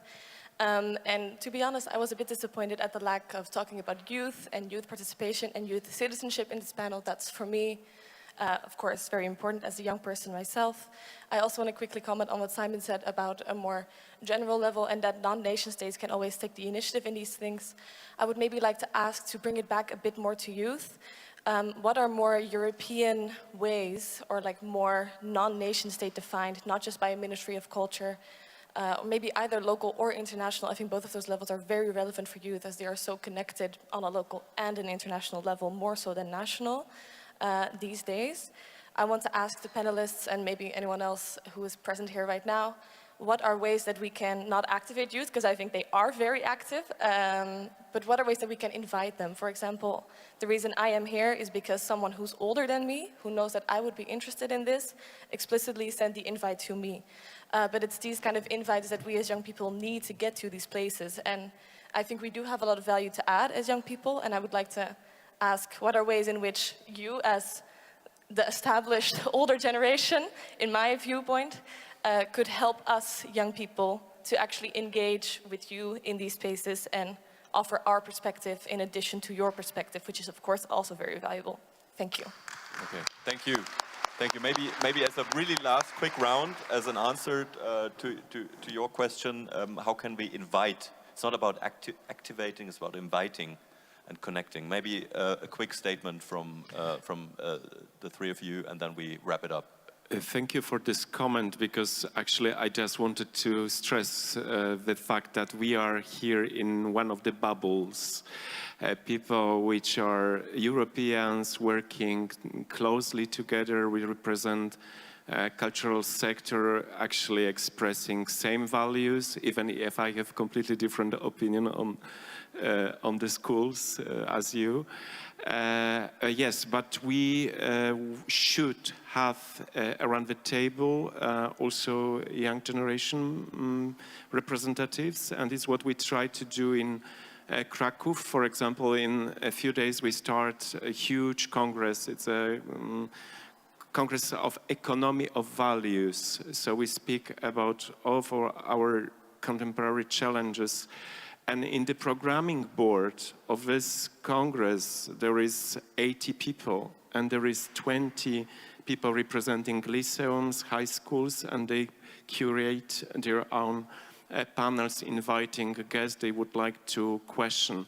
This is just a small example, but of a huge and very important Congress which impacts very much Polish policy, local development, and also cities development as well.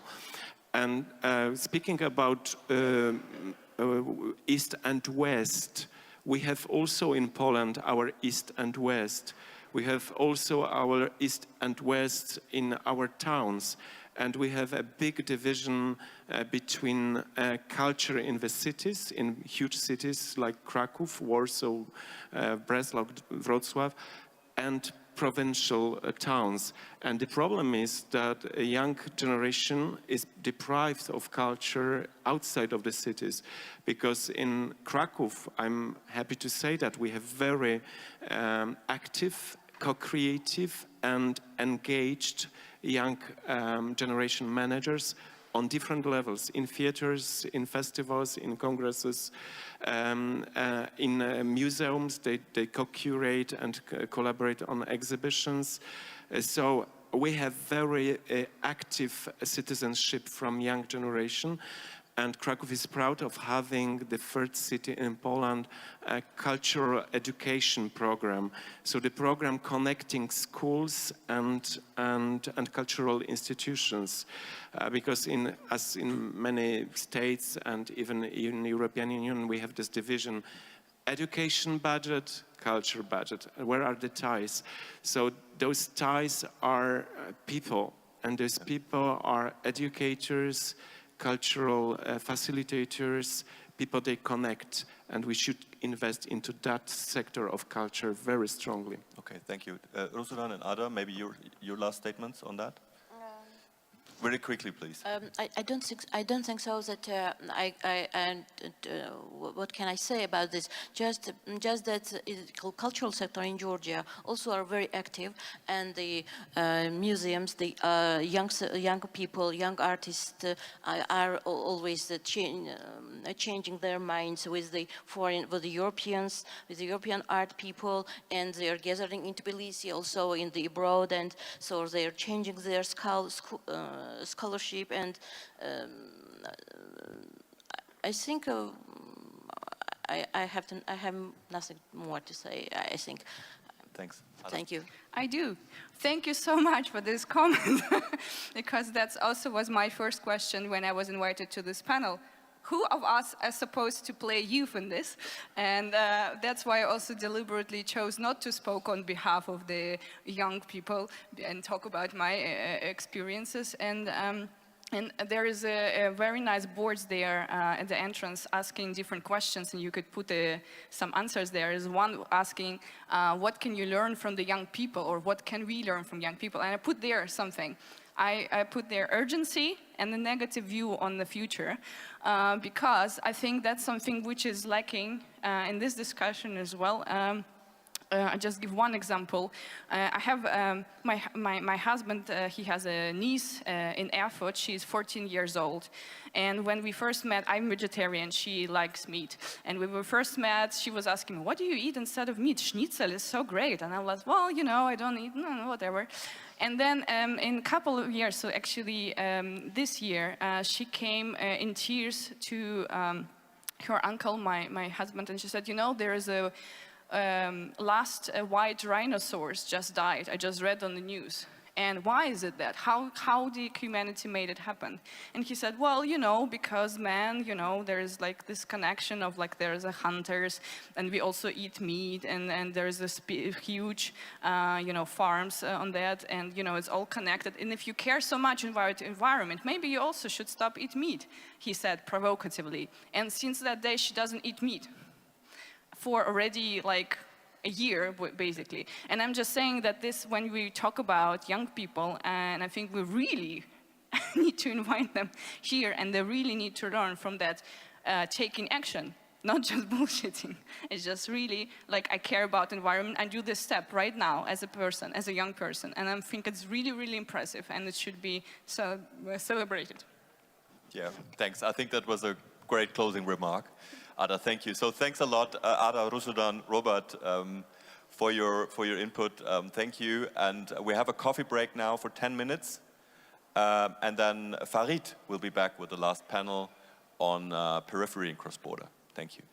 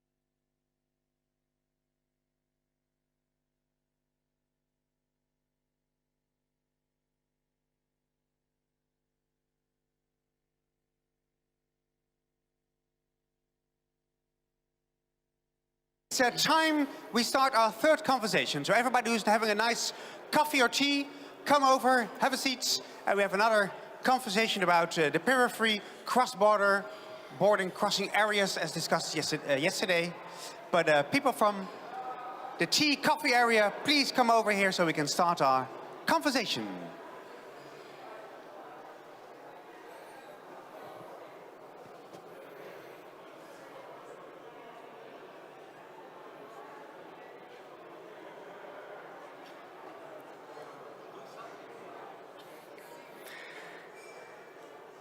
Sulai.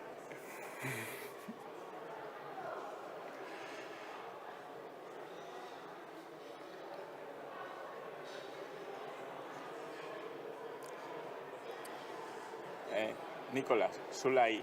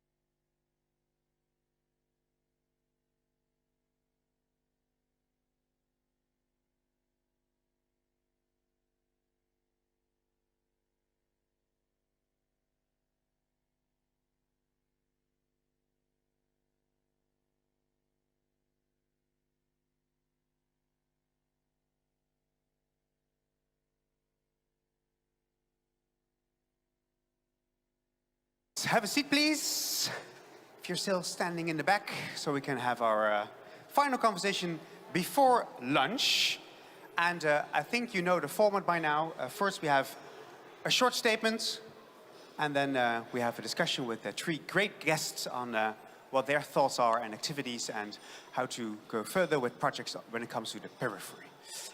Some final people are finding their seats, which is great. And then it's my honor to give the floor to Miguel Ramos. Thank Miguel, you. The floor is yours. Thank you very much, Farid. And thank you very much to the organizers for this gathering. I think it's very important, and the two topics we discussed before on this general topic of rethinking Euro was quite important, and now we are going into another topic that is quite important also when we are talking about rethinking Europe, which is periphery and cross-border. We all know that there is a growing consciousness about the situation of periphery, wherever we talk at the European level, at national level, or at local level. And it includes also the difficulties of cross-border cooperation. Periphery and cross-border are two words that go together, but maybe we should ask ourselves what is periphery. Maybe periphery is not the same for you as it is for me. We tend to think on periphery on those isolated places around, far away from the center. But what is the center? Maybe what is the center for you is not what is the center for me, especially if I live in the periphery. But we also have to think about what is a border and all the kinds of borders we have nowadays, and borders that are continually alive. They are changing, and we also have to think about new and old peripheries, new and old borders, which at the same time are very linked with stereotypes, which is a very strong word, especially if we use it from the cultural point of view. Those stereotypes we have, and we talk a lot in Europe about the north and south, east and west, poor and rich countries, more industrial, less industrial, and so on. Borders are linked to barriers, also cultural barriers. Maybe the most obvious one is the language barrier. that could be understood like a barrier, but for me, language should not be a barrier because it is linked also to the willingness of cooperation, of working and talking together. We have a clear example here in Europe, at least in the European Union. We have different languages. Each country has its own languages, and we manage to understand each other. And for instance, I come from a Latin country. Well, in this case, I come from Spain, but from the Latin America or Iberian vision, and I work a lot with Latin America, where they speak, most of the countries speak the same language, and they don't understand each other. So language should not be a problem. But it's true that the borders, if we have the willingness to cooperate, of course, we can also work on language to improve the cooperation and the understanding. But at the end, it's a question of languages. So that is also historical, and there is other kind of maybe barriers, and maybe borders are needed to create this sense of community. But in my opinion, they have to be alive, they have to be inclusive, and they have to be permeable. We were talking before about the flags. Flags are symbols very much maybe in link with nationalities, also with countries, with regions, but flags can be also linked with any kind of movement, and maybe they are needed, and they are maybe good also, because they create a sense of belonging to something, but they are good as far as they are open enough to include everybody, and they are not seen as an exclusive thing. Of course, borders and periphery will always exist, but it's up to us if they are used as gaps, or they are used as bridges. And maybe culture can be the glue that can convert these borders in bridges and foster this cooperation, this cross-border cooperation that can happen in many levels, from the local level, from the national level, from the European levels. Now we are living a very difficult situation with Ukraine.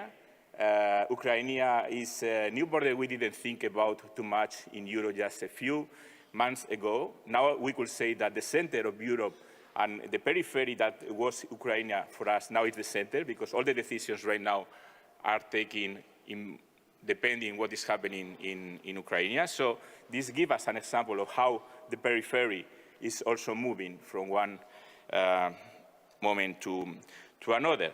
But what is interesting for me is how can culture really help us to understand the potential of these peripheries that are not maybe the peripheries for everybody, and of course, and overall, to know how we can foster this cross-border cooperation. Hope the panelists here can help us to us. So thank you very much. Thank you, Miguel. Thank you. And I'm sure of it because we have some three great guests, Iva, Arkady, and Mathilde. And let's go a deep dive immediately. Maybe later on pick on some points from Miguel, the moving target of being a periphery, but also this potential being a gap, being a bridge. But we already had two conversations before, so maybe it's nice to reflect on what did you hear, which you think interlinks to the discussion you would like to have yourself here. Is there something which struck you in the last 2 hours, which you think, well, maybe that's something we also pick up in a periphery discussion, all three of you. But let's start with you, Iva. Yes, good afternoon. Indeed, starting from yesterday evening, we started the discussions. Of course, yeah. No, we're already busy for hours yesterday. And what does it mean, rethinking Europe? It sounds great, but what does it mean? Mm-hmm. I asked myself. Yeah. And then I had answer to myself. Okay.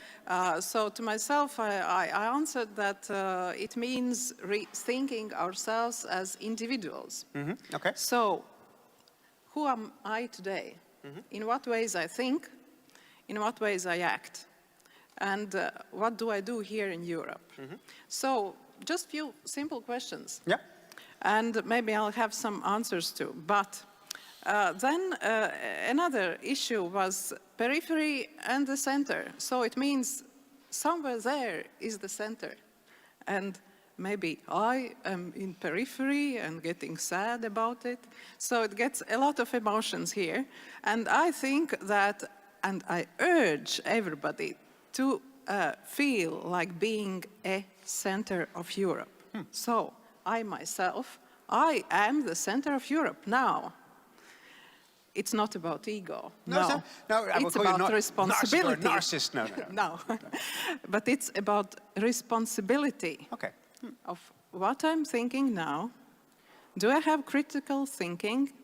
That is so important today in Europe. In what ways I act, for example, to help Ukrainians or Ukraine or Europe large? Yeah. So lots of issues and very concrete answers. You should have very concrete answers every day. You're a sculptor. Every day you change, but it's all your responsibility.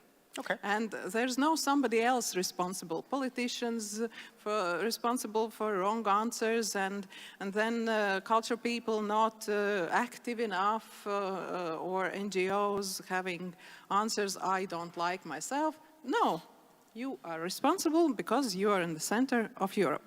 Because I think that especially being in crisis, and we are in deep crisis, not just in Europe, in the world at large today, the tectonic shifts happening. And I think that we should just start with taking a responsibility.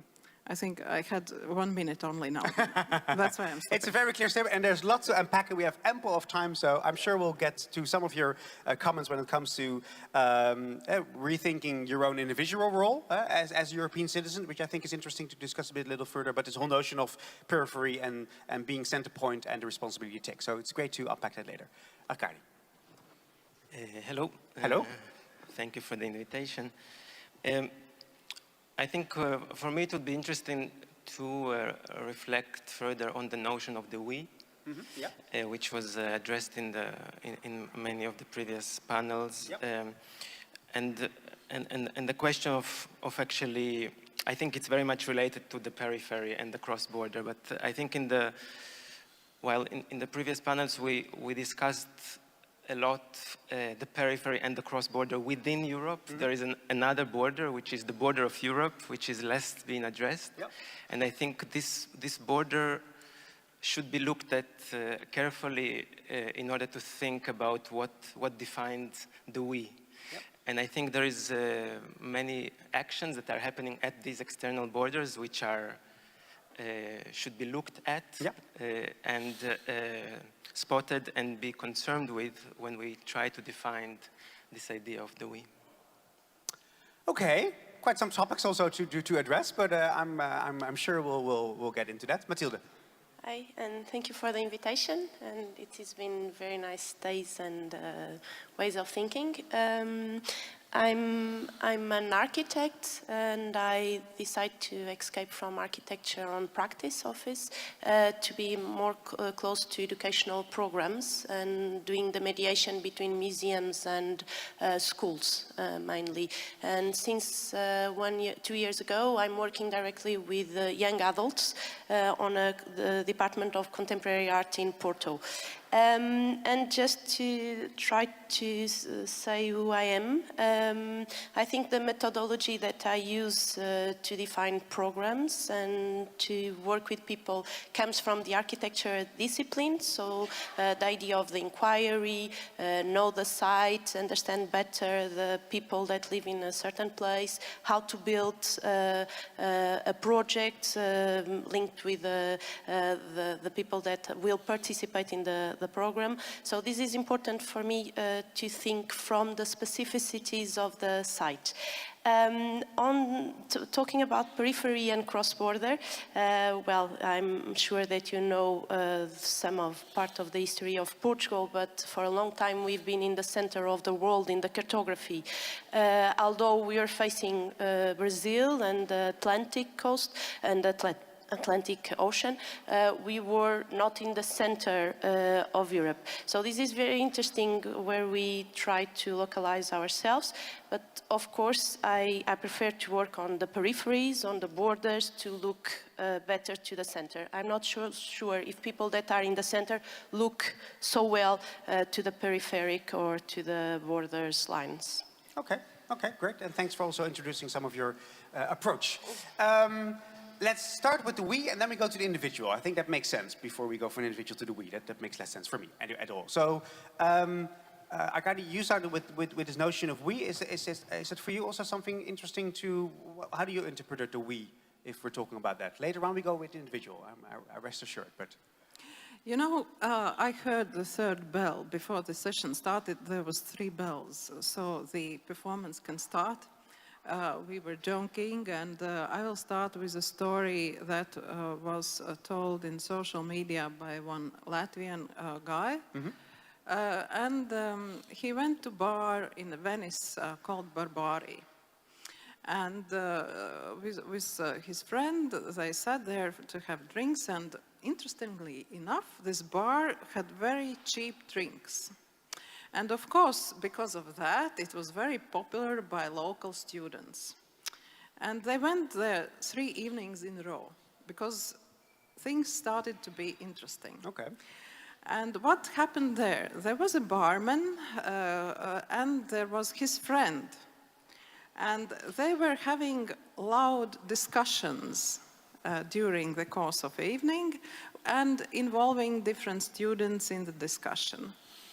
And funnily enough, the narratives was one after another was those of Russia on nowadays crisis and war in Ukraine. And they told how Europe is tired, and you have energy crisis here, and how bad it is, and we have to stop this, and Russia is not so, you know, involved in that, and you just one narrative after another.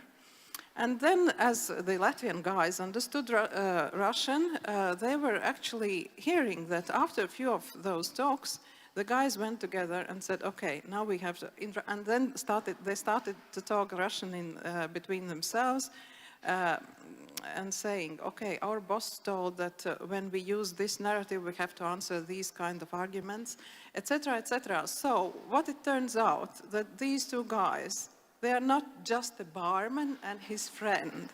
They are in a service. And I just want to warn that actually, when we talk about we have to understand how our opinions are born, who makes up our minds, especially those who work with students in schools, also in creative industries, in whatever, academy. A lot of those people on service are there. We know it by fact. Yeah. And then I have to really urge everybody that works in culture and around the culture to praise all kinds of methods to teach the democracy, to teach critical thinking, and to be concrete.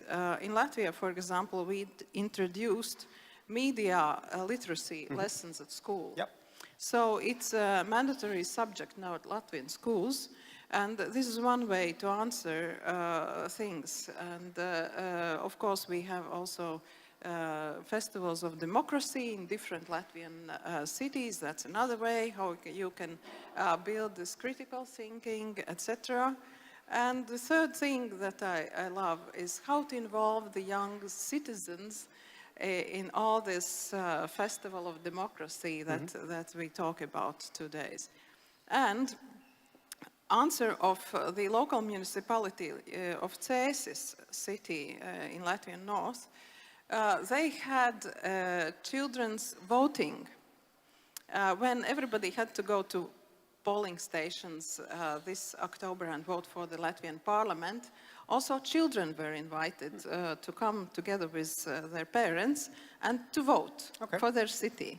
So starting from kindergarten to the students level, up to the age 18.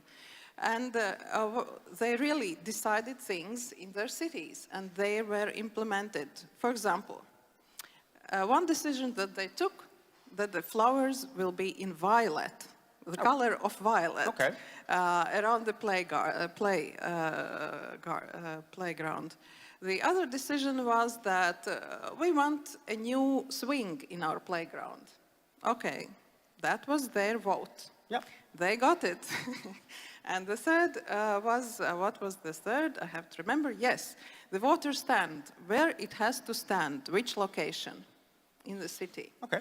And again, that was their vote, and that was implemented.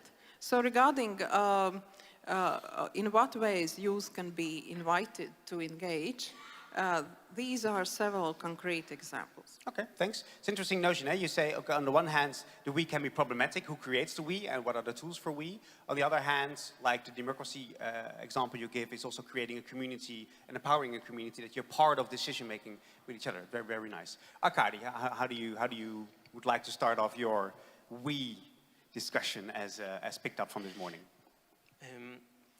So I think I'm not in this, I mean, I'm not yet a part of the we speaking Europe. No, okay. I'm not yet there. And I think specifically when looking at several projects I did, focusing specifically on the European periphery, I think there are some, and here maybe I'm joining Harris's concern about anti-democratic projects or powers that are arising within the democratic system. And I think I've been busy with kind of pointing out this type of projects which are emerging, which are part of the we, of what is defining the European we, and we have to accept that. We have to look at that in order to realize what is the we. And I think coming from many different minorities myself, and being in very and growing up in various contexts which are where the rights of minorities are continuously being oppressed,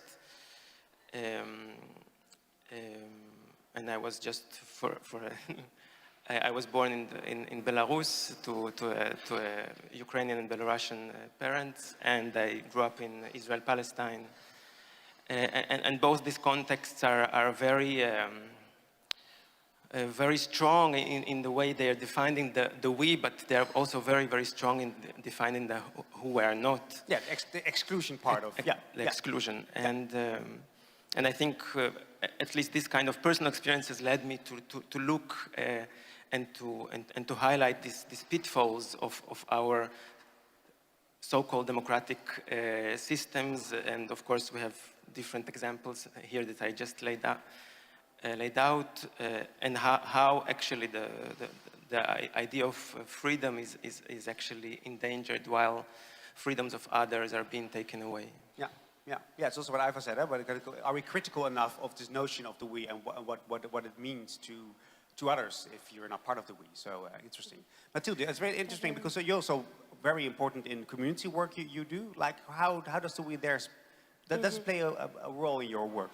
Well, for me, my we, I think I come from a very privileged family. It's maybe the first we get contact with in a privileged family. So I always had food on the table. I could travel. I could have a very nice conversation with my parents and grandparents. So I learned a lot from a generation of anti-fascist family. And I was in a country getting out from a long dictatorship, but also reaching the European Union. So I'm a generation that profit from what was said yesterday, the Schengen Europe with no borders, the Erasmus, and also the Interrail. It was three things mentioned, and only when I get older, I think I profit from the European cultural capital. So my we in Europe is something that it's very privileged, and of course I'm still now, as a mother of two girls, defending the free culture, the free healthcare, the free educational and and fighting for a public school and all these kind of things, I think I bring to the community programs. Although to think of we as Europe, I think we are under a crisis, maybe a epistemologic crisis. I said the other day to Neil and Zane when we were talking about this conversation, because I think now we need to ask others from outside Europe to talk or to let us understand us better as European.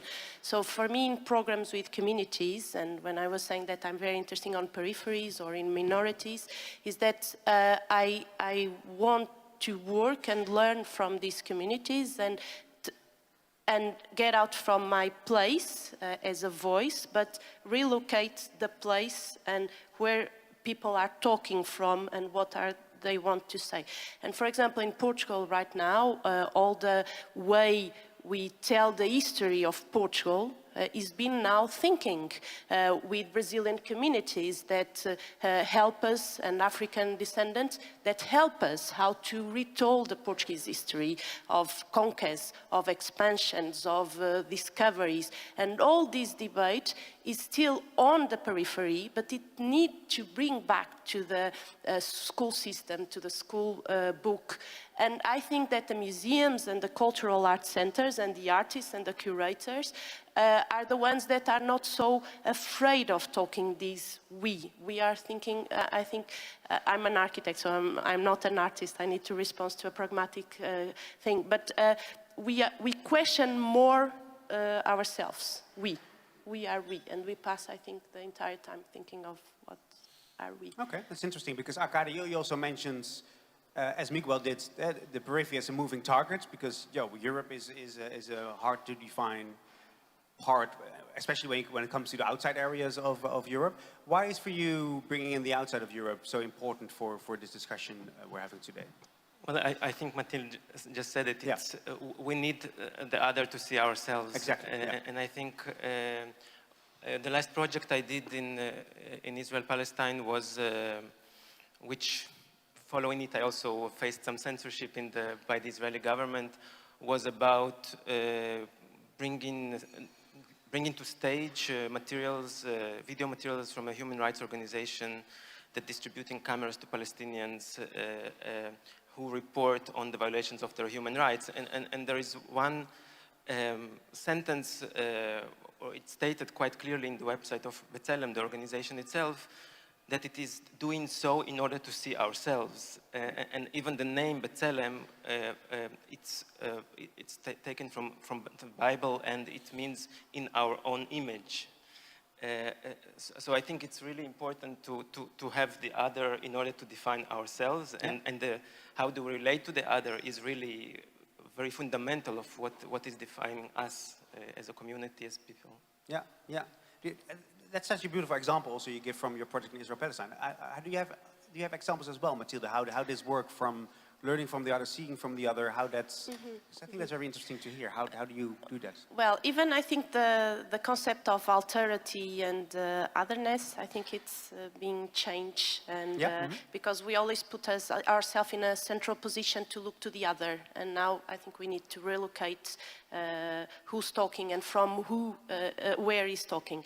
But for me, when I start to work on, well, for example, ECOC, Capital European of Culture Cities, and trying to define the project. So normally I'm on 3 years in advance on a festival. I'm working on the backstage and start digging before the implementation or the success of a festival. And this kind of project to be implemented takes a lot of time. And for me, when I brought the methodology of architecture discipline to this kind of community programs, I started to look to the site as in a project. So for me, it's very important to get out from the academic world, that it's very centralized and very close, and bring some site knowledge, the knowledge from the ancestors or from the vernacular knowledge. So for me, I'm defending a concept or a methodology that is something like, I would say, the literacy of the territory. Do projects by the site specific. So for me it's very important to look for people that, I'm always giving this example, sorry, I came with this, of putting together in a program that can be a talk, a guided tour, a performative tour, the miller and the anthropologist, for example. So these two knowledge are both erudite, and even one is vernacular and depends on the orality and passage from generation to generation, then the other one more from the PhDs, the academic papers, etc. Both are important and they need to be shared in the same level. So I'm taking notes. Please share us your notes. It's not related, actually. No? Oh, okay. It's for the next step. Oh, it's for, okay. I like your thinking. You're a lateral thinker. Okay, that's great. I would like to move, it's related. So because you made a point about being the center is taking responsibility. And this is also interesting, Barry, where you say, where it's community building, and an example Arkady gives also, who you give the responsibility to somebody else to watch you and to make sure that you see who you are. What do you need? What are further examples in your experience to have this responsibility? So you can actually, that the periphery becomes the center, that everybody becomes the center, as you opened your statement with. Yes, I think as we are gathering today and remembering also the fall of the Berlin Wall, I can remember the personal experience of myself standing, I think I was 13 years old, at the Baltic Way that was gathering on 23rd of August 1989. And that was cross-border initiative of Latvians, Estonians and Lithuanians. Actually, we understood that now we have to be responsible about the freedom. That was still, we were still occupied countries by Soviet Union, but we understood that we have to let aside our fear. And we have to go out to the roads that came from Tallinn through Riga to Vilnius, 670 kilometers long road of life chain of people holding hands for freedom. And actually that was, I think, first personal experiments to myself, but the second one I can name is maybe nowadays we talk a lot about sustainability, about the clean and green and whatever environments, and what can we do about it? Actually, the widest volunteers movement at the moment in Latvia is called Great Cleanup or Big Cleanup Movement, and that gathers people who come once or twice a year out in one day, clean the country, plant the trees, and they have a lot of still education activities in schools, etc. And who is coming out? This movement involves all the schools, all the municipalities, everybody. It's not important either you are a business person or politician or teacher or student, whoever. You just come out because you understand that's your own personal responsibility of your direct environment. Maybe you are refurbishing some, I don't know, some benches in playground, or you plant tree, or you clean your environment around your house. That is your direct responsibility and opportunity to express yourself at the same time.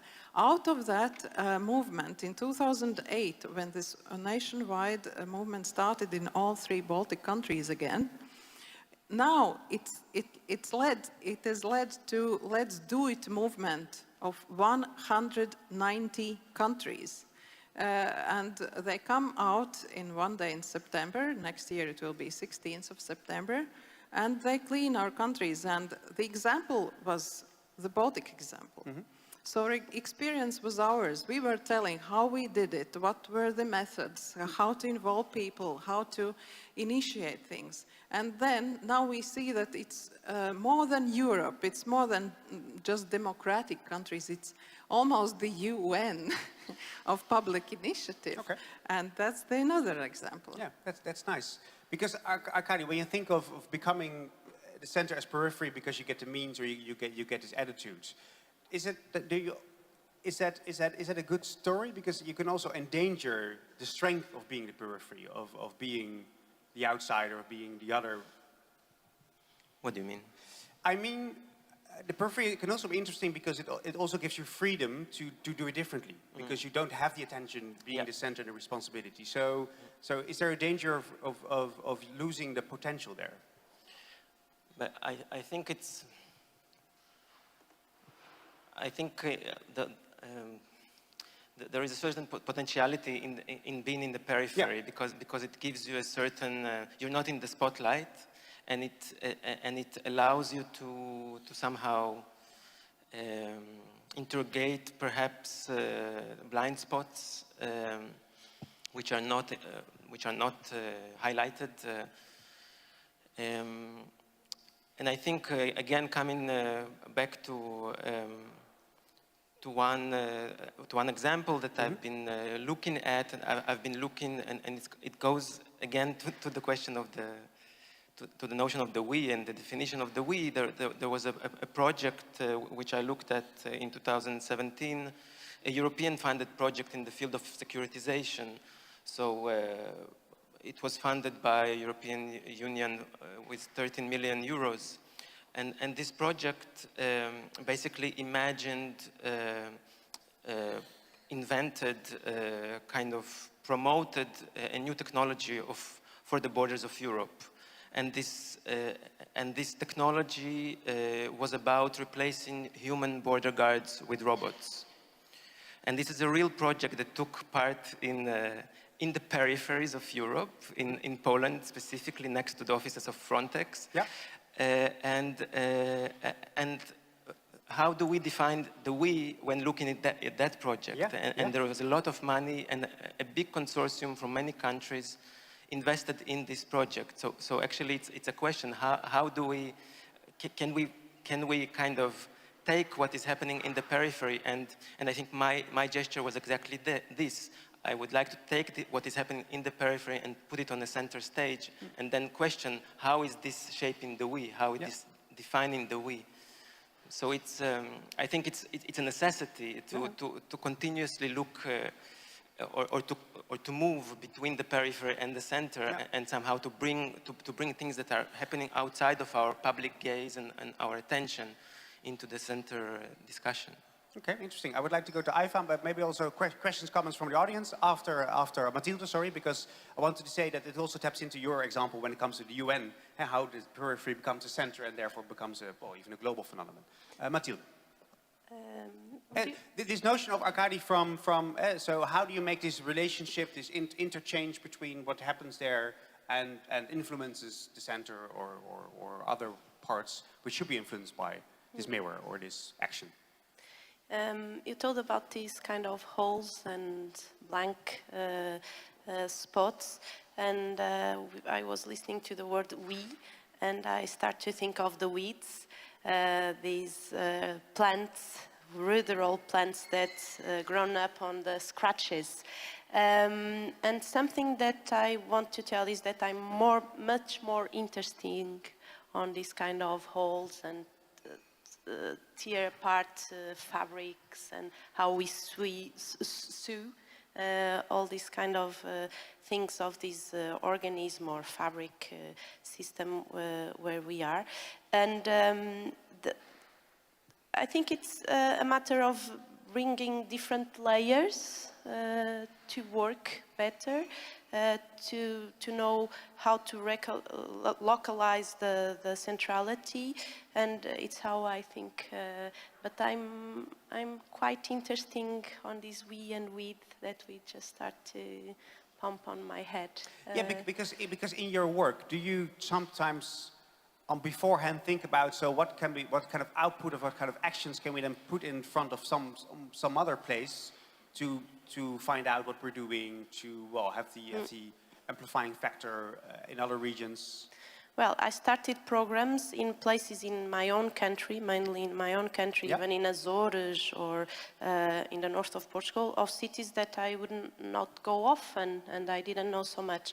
So on this group of work that I belong, and it depends if I'm more in independent work or if I'm more on the side of the institution. But what I think it's important is to create a certain survival kit, tools, to go to a certain place and start to learn from the territory and from the people that are there. So I can be a listener, but then I can also provoke and give more voice to understand how a community project can be mounted and built together.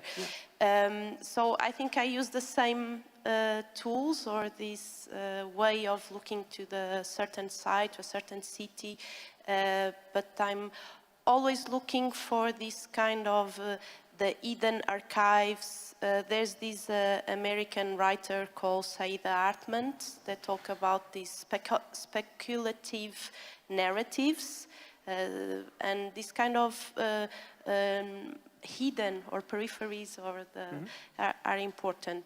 And what I just to conclude, I think that I'm always learning more, and I'm very open to this knowledge that I can. You want to respond because I saw a motion? Yeah, then we go to the audience. It was before Matilda started to talk, but actually, yes, regarding UN and our missions in our countries. Actually, I remember Rainis, our poet, that I would call a poet like a soul for democracy. He would be now 150 years old today, but he said that the nation would exist as long as it has the highest aims, the highest goals for humanity. So really, if we are talking about ourselves, we should always remember it's not just about our direct environment that we are caring about, but like in this environmental movement of the Baltic states, we also every time say we are doing this for our city, for our community, but at the same time for the whole planet. Because waters do not have borders, the air do not have borders, etc. So everything is connected, and in that way also our direct activity or inactivity has a direct impact on the whole system, so to say, for humanity. And also today regarding the Ukraine, we can just sit at our homes or we can take some action. And in Latvia, of course, we also, our cultural people engage Ukrainian artists in their exhibitions and the concerts, etc. At the same time, we cut our energy, we save our energy. We have in offices and at homes not more than 19 degrees. And that is quite a concrete action because there is a need outside, there is a need inside our country, and we are ready to take the action. Even there is a new movement for winter swimmers. Because in that way, I take my responsibility to be healthy in these kind of new crisis environments. Oh, okay. The rethinking the individual is something we come back later on. So any comments or questions or suggestions from the audience? I see Haris. I think that there is a center and periphery, and in my country or in the Balkans, everybody thinks that we are the center of the world, but we are not. It is massively delusional behavior. So if we live in the periphery and if we say that we are the center of the world, that's certainly not true, and the sanity is in question. And if we talk about cross-border, and if we talk with the immigrants that are dying in the Mediterranean, then they would have to say on the issue whether there are borders or not, whether we are the water and the wind and so on. We are not. But one periphery is certainly influential for the events in Europe. And that is Israel-Palestine, that you said that you spent some time there, growing, as I understand. So, and now we read that actually the extreme right party in Israel is decisive in the election, and that most of the voters are young people, talking about young people. So, what is your view on Israeli and Palestine issue and Europe today? Now, very small question for Arkady. Yeah, yeah. Okay. How can I start? So I will talk again through these two projects that I mentioned because they are related directly to what you just mentioned. In the first project, in one, so I used videos produced by Palestinians in the West Bank, and just after the elections, I posted one image from that work that I did 8 years ago, and in this work, in this image appears Itamar Ben-Gvir, which is the most radical settler that is now will become a minister in Israel. Now, this settler have been busy continuously to protect the settlers' right to violate Palestinians' right, and I think it's exactly an example when rights of one minority is being taken, it for sure will infiltrate and it for sure will affect the rights of the other minorities. And I mean, we could really look at the last 8 years and see which kind of sector, which kind of minority was put on the spot and bullied by these citizens. And then another example from the second work, from the border patrol system, the autonomous border patrol system that Europe was investing in. Actually, one of the main actors, one of the main partners in the consortium of this project was Israel, was Air Force Israel Air Forces Industries, and this talks exactly about this interest somehow in the securitization mania of Israel, which is continuously violating the rights of Palestinians and kind of securitizing itself from someone which is continuously oppressing. And I think these tendencies are infiltrating and they're moving through borders. And I think it's just, again, something to highlight and something to put on center stage because it's a live example and we're watching it now, and I'm quite sure that similar tendencies are happening around here as well. Okay, a negative example of prayer-free by becoming center stage, I would say. Other comments or questions? Yeah, over there. Oh, yeah.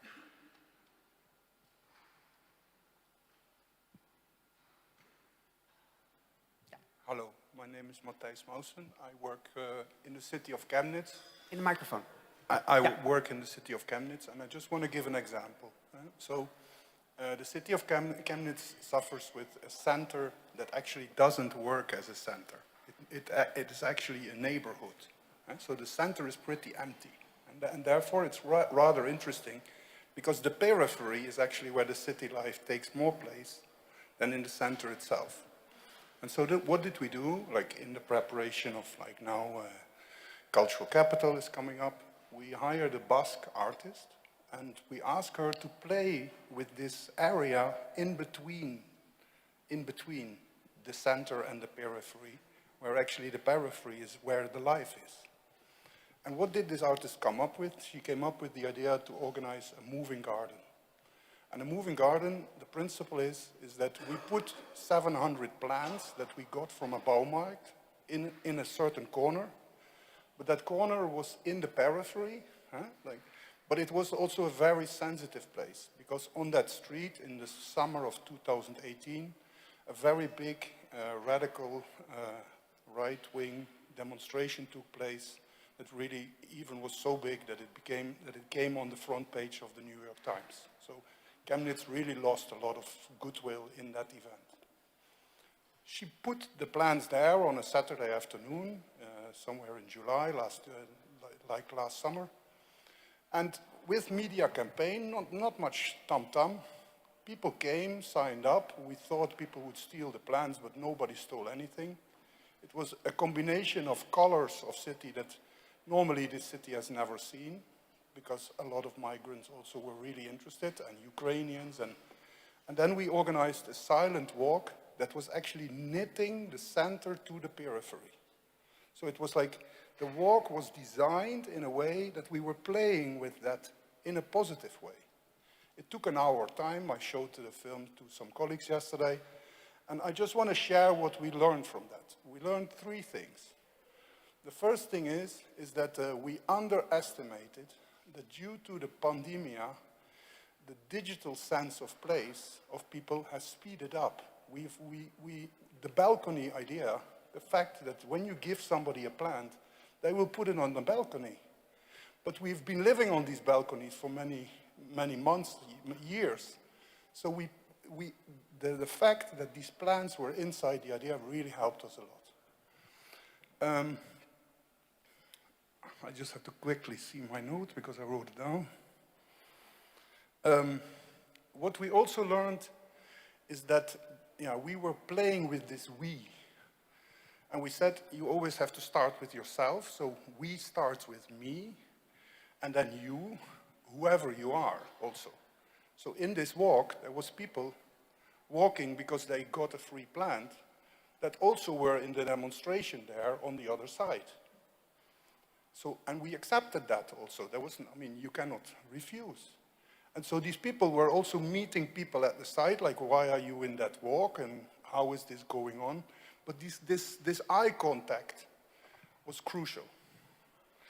And then the last thing I wanted to say is that basically what I have personally learned is that cities are terribly in need of these positive elements.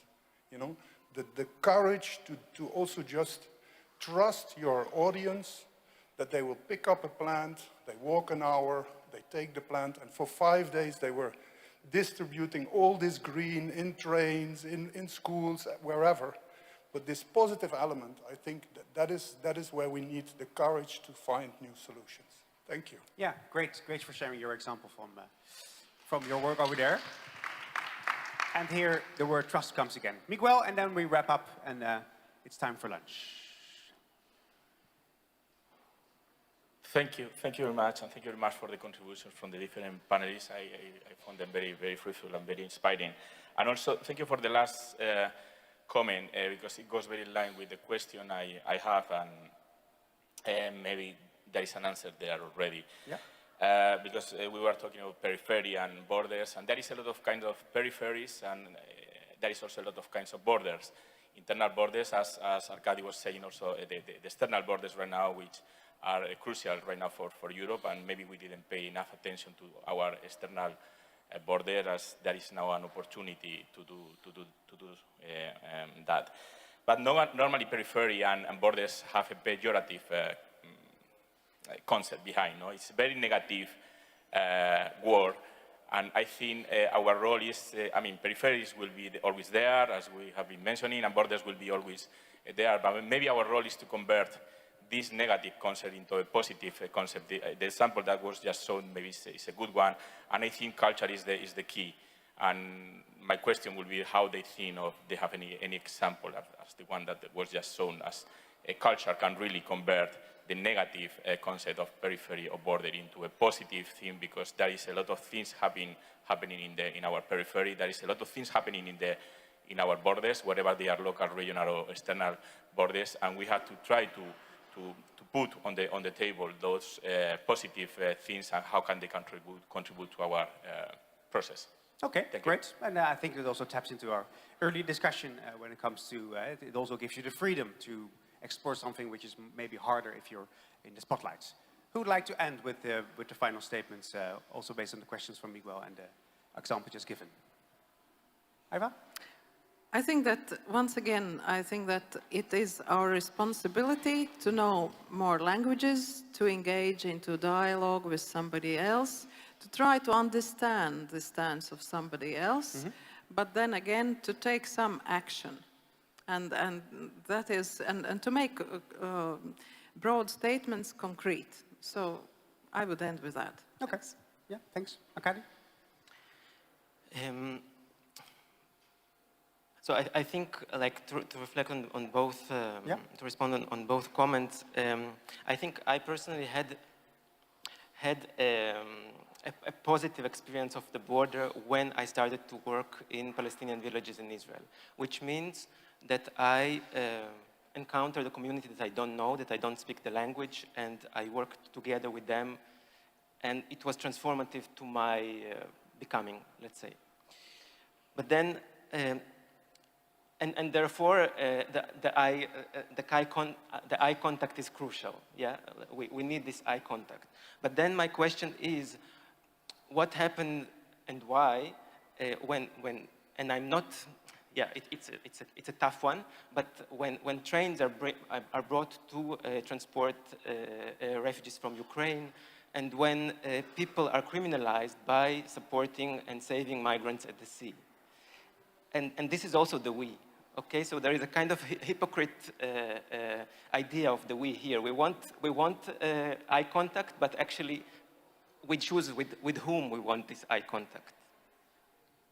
Yeah, yeah, beautiful said. Yeah, lastly, Mathilde. Yeah, so I think that if I put myself in the European, Euro-centered perspective, I think that the word you just used, the in-between, it's a quite powerful word because I think we've been living under a Cartesian way of seeing the life and policies and human rights, always by the bad and the good, the opposition from the Catholic and Protestants. And I think now it's important to break a little bit the strong greed that organized Europe for a long time and to rethink with others. That's for me. And I would just finish with an example that we've been working on in Porto, the Forum of Future, where we try to change a little bit our bibliography. So bringing thinkers and thoughters and thinkers from Brazil, for example, indigenous thinkers. And I mentioned just as an homage to Ayrton Krenak, that it's a very powerful indigenous thinker that changed words like environment. No one in an indigenous village in Brazil will say the word environment, but nature. So I think we need to reduce the humanization that we put it in all over the world, other worlds like the nature, the animal.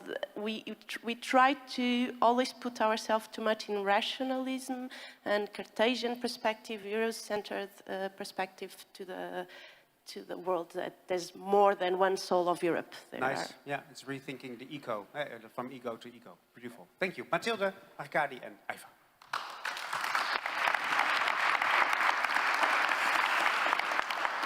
Almost time for a break, but I have three things I'd like to say before you leave. One, we start at 1:45.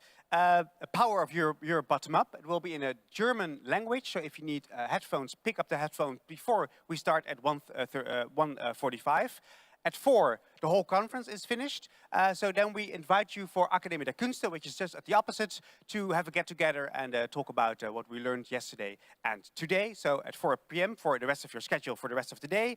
And I would like to ask the people from the strategy group to be on stage because we're going to make a picture. See you in 45 minutes. Have a great break.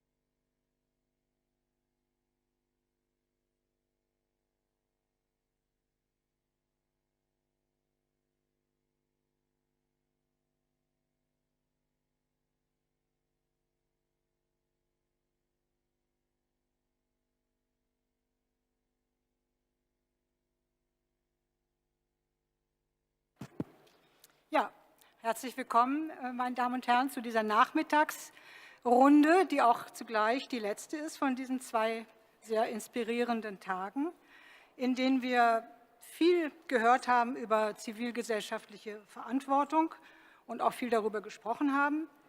Und ich vermute, in diesem Raum muss niemand davon überzeugt werden, dass die Bewahrung. I assume that nobody needs to be convinced how important it is to preserve our democracy and that we are responsible for it.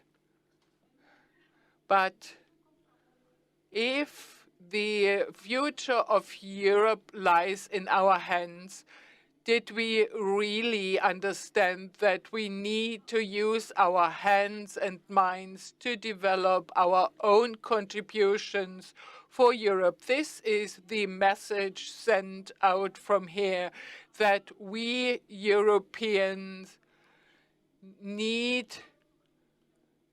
must not only criticize what people do in our governments or in Brussels, but we have to take actions. But how can we disseminate these ideas? What can we do in order not just to tell each other what we are convinced of, but to reach out to those in our divided societies, those who are no longer active and are determined by populists. Europe bottom-up is a call, a reminder to help shape Europe from the bottom-up. Bottom-up means how Wim Wenders once so aptly translated it, nothing more than move your fat ass. We know ourselves. It can be exhausting. It means to take responsibility, especially in times like these, where the daily news alone often pushes us to our limits. This is what we will be talking about over the next 2 hours, and in doing so also take a look at the projects initiated and designed by the Stiftung Zukunft Berlin and funded by the Federal Foreign Office and the Europe Bottom-Up platform. Let us talk how we can use such an instrument so that we can use it to turn the digital encounter of different initiatives, project groups, into a lively scene for a common Europe from below. Before we get into the discussions, I would like to welcome a digitally connected guest, Dubravka Zuška, Vice President of the EU Commission, and he is responsible at the top for a Europe from the bottom up. Afterwards, we look forward to hear a face-to-face keynote by Volker Hasselmann. But you have got the floor now, Commissioner. Mr. Pöttering, ladies and gentlemen, it's a great pleasure for me to have this opportunity to be here on such an historic date as we're having today. On the 9th of November 1989, a wind of change blew through the city of Berlin and moved a rising tide of democracy across Central and Eastern Europe. A new chapter in European history was written as the Berlin Wall fell. It was a historic moment which fundamentally shaped and changed the lives of so many of us, including my own. This year, on the 24th of February, the tide has turned and war has once again raised its ugly head in the East, a direct challenge to Europe's very foundations of democracy. This war of aggression is in contrast to our deep-held values of the freedom of speech, the rule of law, and human rights. There is no doubt this is about autocracy against democracy. The European Union continues to stand in solidarity with Ukraine. Indeed, we stand on the right side of history in defense of our shared values. Democracies are under stress worldwide. International Ideas Global State of Democracy Report 2021 shows that as much as 70% of the world's population is living under autocratic regimes. Liberal democracies are now down to the lowest level in over 25 years. Unfortunately, the European Union is no stranger either to these developments. The root causes of the challenges facing democracies, for example, voter apathy, populism, a lack of trust, often stem from a sense of feeling left behind. Demographic transition also plays a role here, with a notable example being brain drain, which leads to a depletion of resources, deprives regions of their best and brightest, and brings with it a sense of discontent that finds expression in political choices that tend to be less tolerant, less pluralistic, and less supportive of the European model. Today, we are talking about co-creating Europe. Co-creation means together with our citizens. I have first-hand experience of this through the Conference on the Future of Europe. Deliberative democracy is for me one very important tool to counteract these trends. Through the Conference on the Future of Europe, we introduced a new era of citizen engagement in the European Union and indeed beyond. The conference is the largest ever exercise of deliberative democracy anywhere in the world. Its success is a result of the dedication and engagement of some 800 randomly selected citizens aged 16 to 86 who participated directly in this unique deliberative forum. Many thousands more citizens participated online and in person in different events right across the Union, including in Germany, where citizens actively participated in the conference through the national citizens panels. I'm extremely grateful for this engagement, and I firmly believe that deliberative practices can enhance public trust in our systems of governance and democratic institutions. While the conference itself kept citizens at its heart, I acknowledge how useful the tangible input of citizens is for policymakers. Deliberative democracy effectively complements and indeed strengthens representative democracy. The conference proposals clearly called upon the European Union to continue along this deliberative path. We answered that call in the communication released in June this year on putting our vision on the conference into concrete action. Next year's Commission's work program is largely inspired by the outcome of the Conference on the Future of Europe. In addition, together with the European Parliament and the Council, we are holding a feedback event with citizens on the 2nd of December. Perhaps most significantly, we are embedding deliberative democracy in our policymaking, as stated by President von der Leyen in her State of the Union address, when she announced the upcoming citizens' panels. The first of these will tackle the topic of food waste. Indeed, through European Union cohesion policy, deliberative democracy processes have already been piloted in various European Union regions. We are not just saying, but we are also doing. But we will not stop here. The European Commission, together with Ireland, is co-leading a cohort on deliberative democracy ahead of the forthcoming Summit for Democracy. This cohort has several ambitions that build on the deliberative wave sweeping the globe.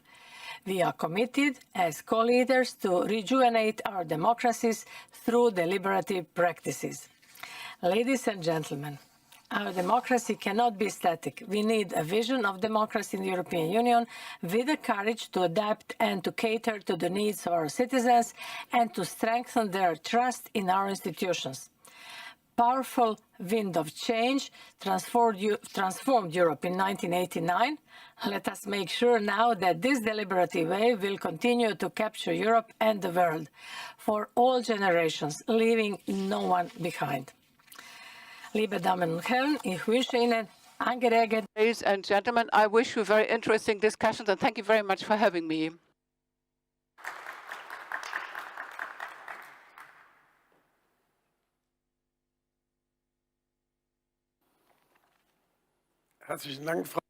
Thank you, Commissioner.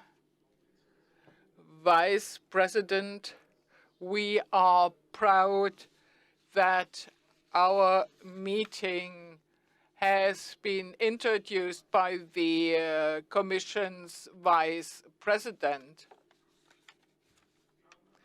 And this morning, we heard a question and we discussed the question.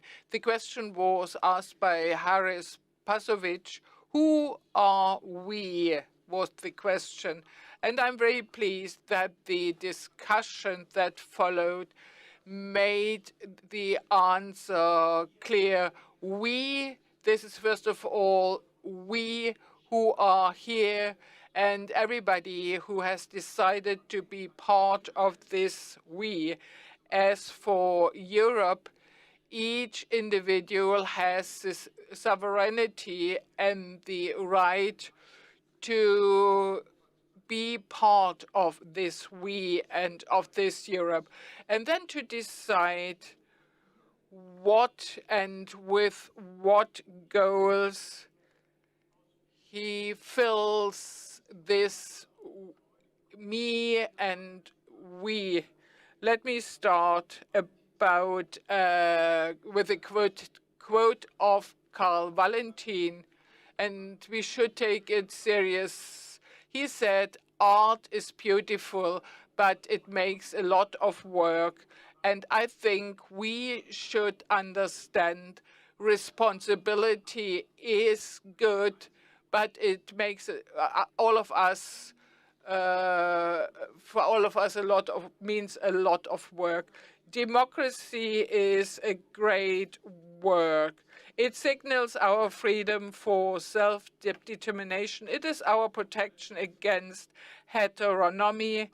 It is our emancipation. But it is only word number 2. Word number 1 is that it is about our own cause. In our cities, towns, and regions, the point is always our own cause. And in the community, it is our very own common cause. We are Europe. It is the Europeans who are at stake in this great historic unification process. We are the ones who want this common Europe, and we only talk about a common Europe because this is what we want. It is because of us that this common Europe is on its way. We and no one else are therefore first and foremost responsible for achieving that goal, that the desire becomes reality. It is our job.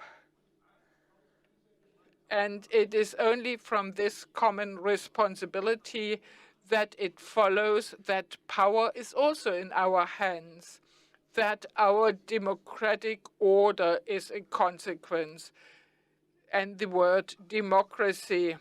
But common responsibility comes first.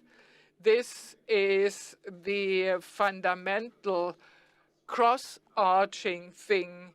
It is the one that empowers us to be democracy in the first place.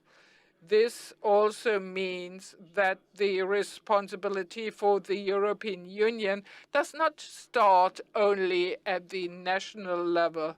It starts with us as the citizens of these nation states and as Europeans. This is the reason why we are the ones responsible for the European unification process. And it also needs to be said, especially when we look at the changing governments in the nation states, we would do well to focus more than before on our own co-responsibility and thus our own obligation, not only the right to criticize, but also our obligation. Europe must be able to rely on us, on all those who decided to belong to this we, not only on our good words and clever speeches, our fundamental insights, but Europe must be able to rely on our activities, our contributions. This is more than just to agree with the Union. It is more a task to act. It is our job. It's not our opinion to Europe. And to be more specific, it is about what modules we and the cities provide to build Europe. We are the actors, not the observers of the European unification process. We all know only too well how important is what we do for ourselves and our towns. And Europe, far too little of what we do, our work in art and culture, for instance, the development of our communities and our regions, our economic and infrastructural efforts are targeted and used for the interests of Europe. Here are a few examples. For instance, the Berlin Philharmonic Orchestra calls its annual birthday concert Europe Concert. It should be taken into account. It could also have been called something different, and they also bring this word to Europe. Local history initiatives join forces with similar activities in other European places in order to have a joint view of Europe, and not only of their own church towers. Youth theaters from several European cities give their cooperation a European bracket. Yesterday, we discussed the point that regional development priorities align their strategies and their impact with Europe. European cultural festivals see themselves as events not only in Europe, but also for Europe. And I need to say it here, Volker, that there are not only national film awards, but also a European Film Award. All these are, and I know what you are going to tell me, but I also know what I will respond. It's always about contributions that the Commission or the Council cannot make. And this also means, and anyone must be aware of it, that Europe would not benefit from them if we, the grassroots, did not make them ourselves. This is also the reason behind the platform we are going to discuss here, to have a digital and perhaps in future also an analog place where the energies and projects for Europe can meet, come together, exchange with each other, and also have a joint effect on Europe. It is a supporting instrument, but it stands for all to see that all of us have a responsibility for Europe, and that there are different forms how it can be implemented. It is a platform that encourages others to put their local work, their personal work in the service for Europe. All this, and I hope we will discuss about it, is more than lobbyism for Europe. We are the builders. We are the constructors of Europe, and we are responsible to give it some thought what construction bricks we need to this end. Thank you very much.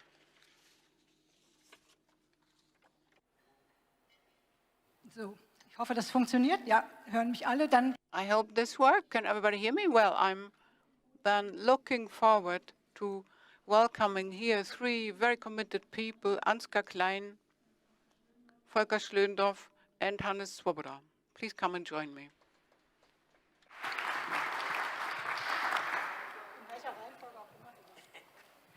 Hauptsache, wir sind zusammen.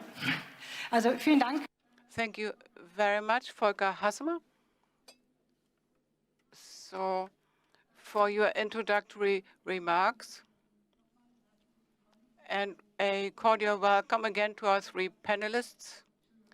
Shall I better say three players, three actors, because they each represent a special form of commitment for society and for Europe. Let me introduce you, Ansgar Klein.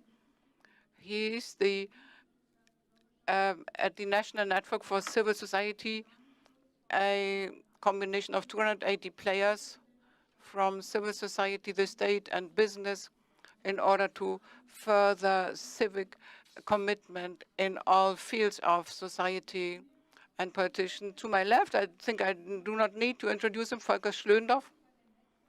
Not so much a networker, but he's a fighter. As an artist, you are an individual fighter. And he has always been an activist throughout his life. And then we have, last but not least, Hans Swoboda, a politician from Vienna, an Austrian politician, and also a former member of European Parliament. My first question goes to Ansgar Klein. Your members, they work in very different fields. It's about education, digitization, gender issues, inclusion, migration, sustainability, all the topics that we are looking at the international level these days. What's the role of Europe in all this? Is one among many, or is it just like an umbrella? Europe, do your players do something for Europe in particular? The best answer would be, yeah, all this, it's not a separate issue, but it's part of it all. Actually, I've been the national leader of this big national network for 20 years now. We are now very active in Europe. And the Berlin agenda was then designed by us for hundreds of organizers of the organized civil society, a manifesto at European level. But we also have our own office. So European elections are always something special. And then, of course, there are relations to national topics.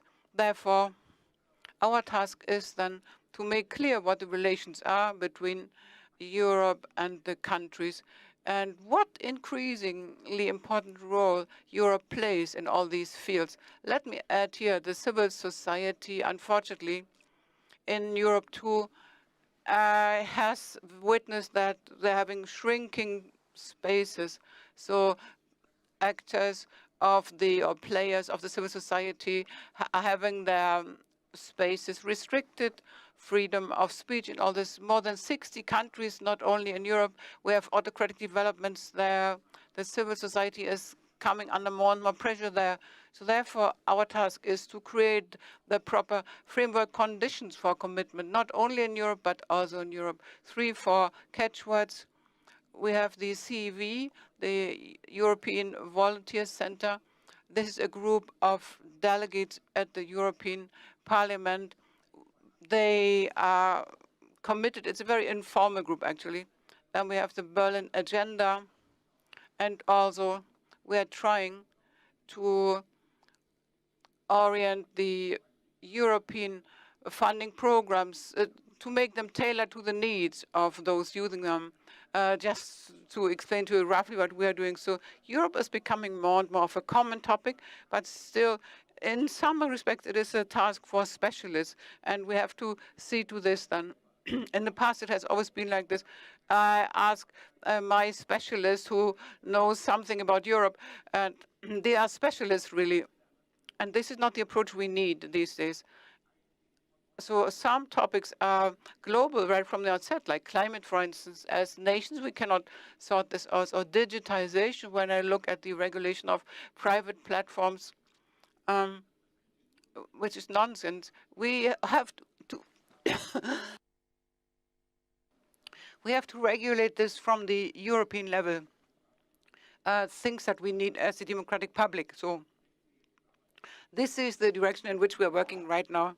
This is a national, a German network, you are saying? Are you cooperating with other networks? What does that look like in practice? One of our main strategic funds is the European Civic Forum.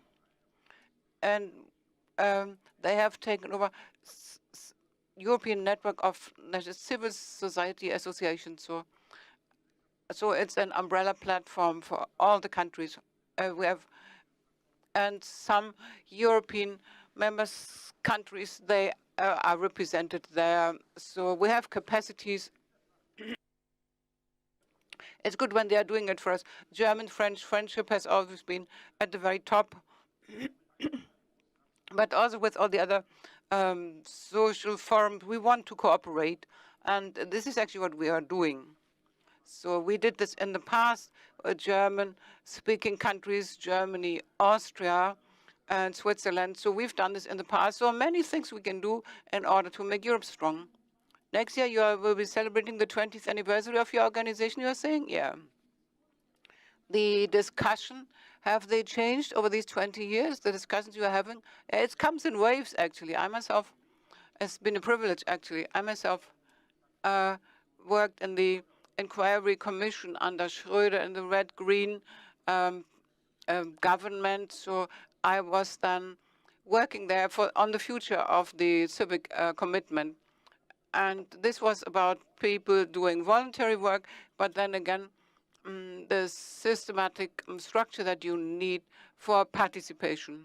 So in this Inquiry Commission, we have actually prepared the ground for it, to have commitment policy, and we found that in some federal states, the oldest network for civic commitment, that is Baden-Württemberg, actually. We found out, and a colleague once rang me up and said, do you know what they are doing in our federal state? And they have dynamized processes just on the sidelines. So we are losing synergies. We have to summarize. We have to bring people together. We have to bring system structures together. Then we get first resources. Perhaps I need to add this here. Commitment. This is cross-sectoral. So we have the family ministry. We have the Ministry of the Interior. And we also have the Ministry of Agriculture, actually. So we have a foundation which comes under family law, and the civil society is just participating in it. But still, again, they give us 13 million a year, this foundation. So there are different foundations we are cooperating with. Next year, we will promote then the national strategy and the mandate that we have as a network. We want to organize this in the future and help organizing these commitment meetings of the civic society, so that the civic society will be involved.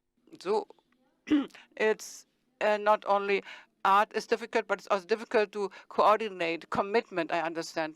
Now to my other side, I have Volker Schlöndorff, who's an artist, a filmmaker, and an activist, and who does things out of his own drive, so to speak. Of course, he's using networks, but first, all the things he's doing come from himself. I would like to mention his latest film, which will be also published on Arte very soon, which is about the Australian development specialist Tony Amado. who Volker Schlöndorff met and followed through a number of African countries where he thought about the consequences of the farming there. Tony Rinaldo started this system 35 years ago. He started planting trees in the Sahel zone, and he actually got the Alternative Nobel Prize for it. So I myself was very much touched by this. Also very humane, presenting people who do such a lot in their really a difficult world. A film which has some humor, actually, and shows the humor of people there. And at the same time, you sit there and you are shocked what Europe has been doing in Europe, how they have failed there. Yes, thank you very much for this nice introduction. I did not say that Europe failed in Africa. Let me explain here. I'm a European citizen. This is what everybody knows. Ever since I've been 16, I moved from Mainz and Saarland to France. I cannot say I was a child of the Élysée contract because years before that I moved abroad. Maybe I was a witness of the Élysée contract then. Speaking about Africa, in Africa, Europe has a lot to do. And the film that you've just mentioned is about small farmers in Africa. 70% of the African population live in the countryside. And this is a film which I could only think from Europe. I thought of the small farmers in Hesse in the 19th century who could no longer live off their own produce and migrated to the US or South America. And 14 years ago, then Rhineland-Palatinate, for the first time in my life, sent me to Africa for a visit to Rwanda, because the two countries, not Baden-Württemberg, but Rhineland-Palatinate and Rwanda, these two states, for more than 40 years, they've had a partnership which has even survived the genocide. And this is not a partnership at the national level, but it's a grassroots partnership. So those growing wine along the Model showed people in Rwanda how to make spirits out of bananas. And the beekeepers introduced beekeeping in Africa, which somehow went lost. And the utilities of mines showed people in Kigali how you can use waste to produce gas. So just grassroots relations there are. So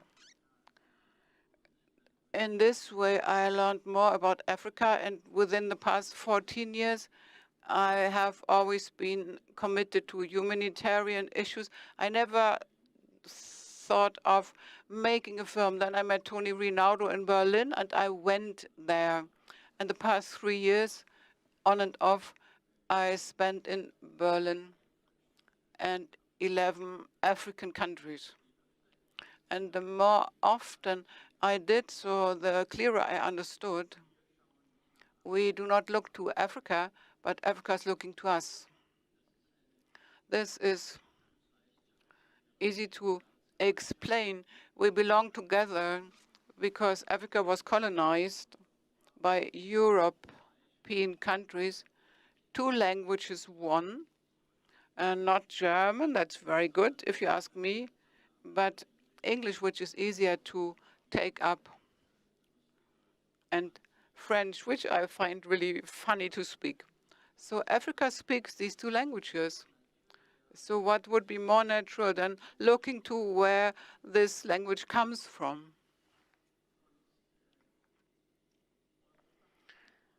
And Europe does not answer to this look. Europe thinks Africa, catastrophes, civil unrest, hunger. So these are the news that we get. But even if, let's say, like in 1984, 1 million people die of hunger. These days, we still have 1.2 billion that have survived and that have enough to eat and to drink and to work, and 70% of them live in the countryside.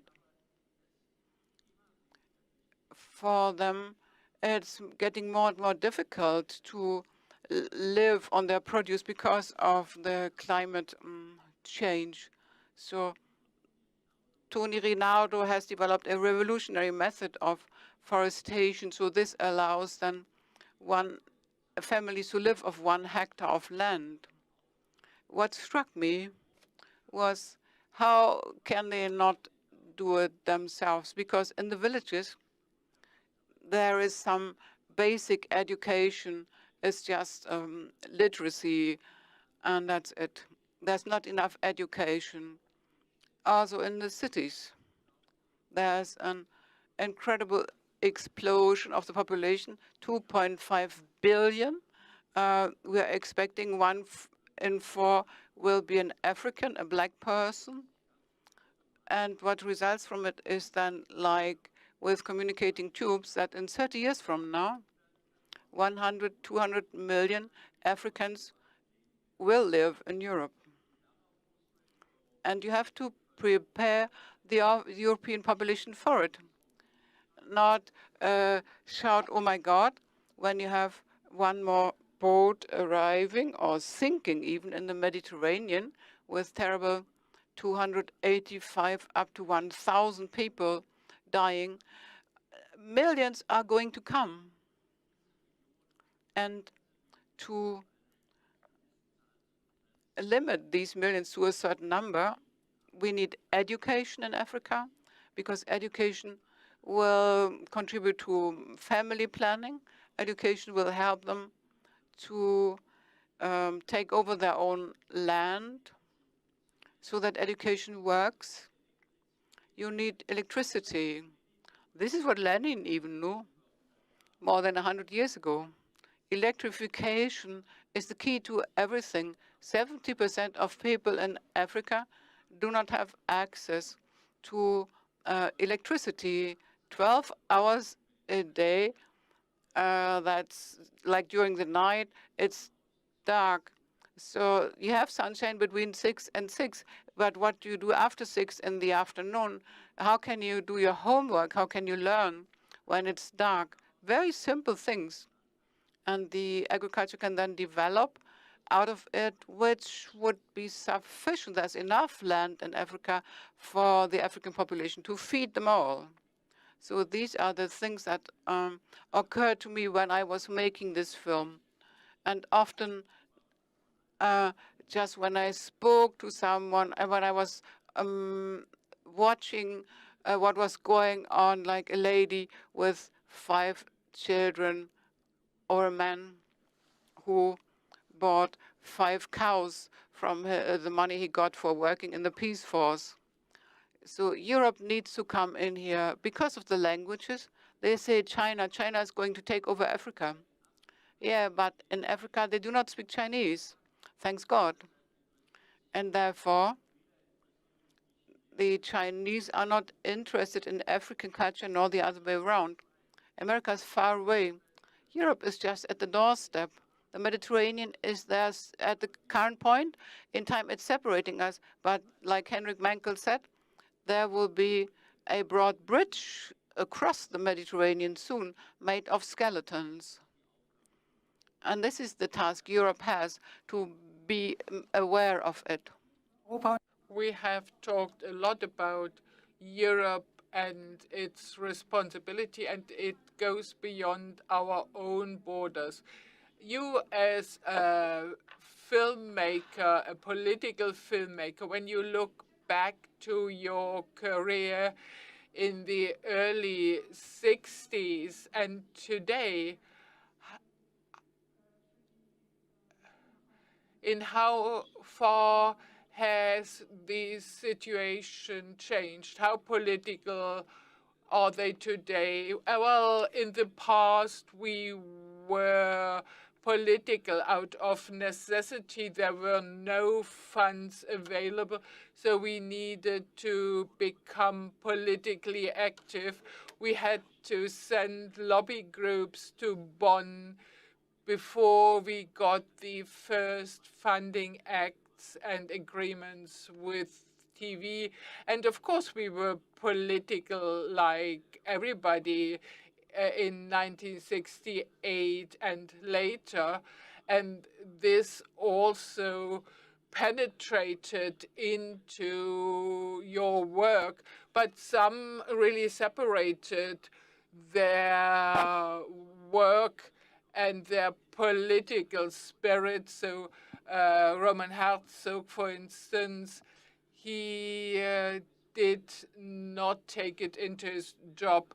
But the world has completely changed today. So the political commitment of filmmakers or of artists when it comes to the environment, yes, there is this public commitment, but when it comes to party politics, it's much less. We have different problems. We are not quite sure whether movie theaters will survive. So we have to prepare ourselves for other revolutions. And actually, this is political. I just traveled through 44 cities and towns in Germany, and I saw where movies still work there. The movie theaters are often a meeting point of the community, especially in smaller towns. So this is also a civil law task. And this brings us to Hannes Swoboda. It's also about city. You were a city councillor for urban development in Vienna. You were responsible for the development of Vienna, which is a kind of role model. How do you see the ideal development of urban housing? In how much should citizens be involved, and what impact? Well, now I have to strike a bridge between Africa and housing. Well, Vienna became known by their housing in the time between the two wars. It was a political answer to give a home to people, but culturally not only build flats, but also to shape the environment, to create meeting points. And now we slowly go again into this direction, so that housing construction is not only an architectonical thing, well, which is also important, but it's also an ecological task. What materials do we use? What about dismantling of houses? So living in an apartment is now in a completely different context, and especially in growing cities. Vienna is a growing city, and on the other hand, there are also shrinking regions in Europe. They face different problems. But the point is not now to think we have invented everything in Europe.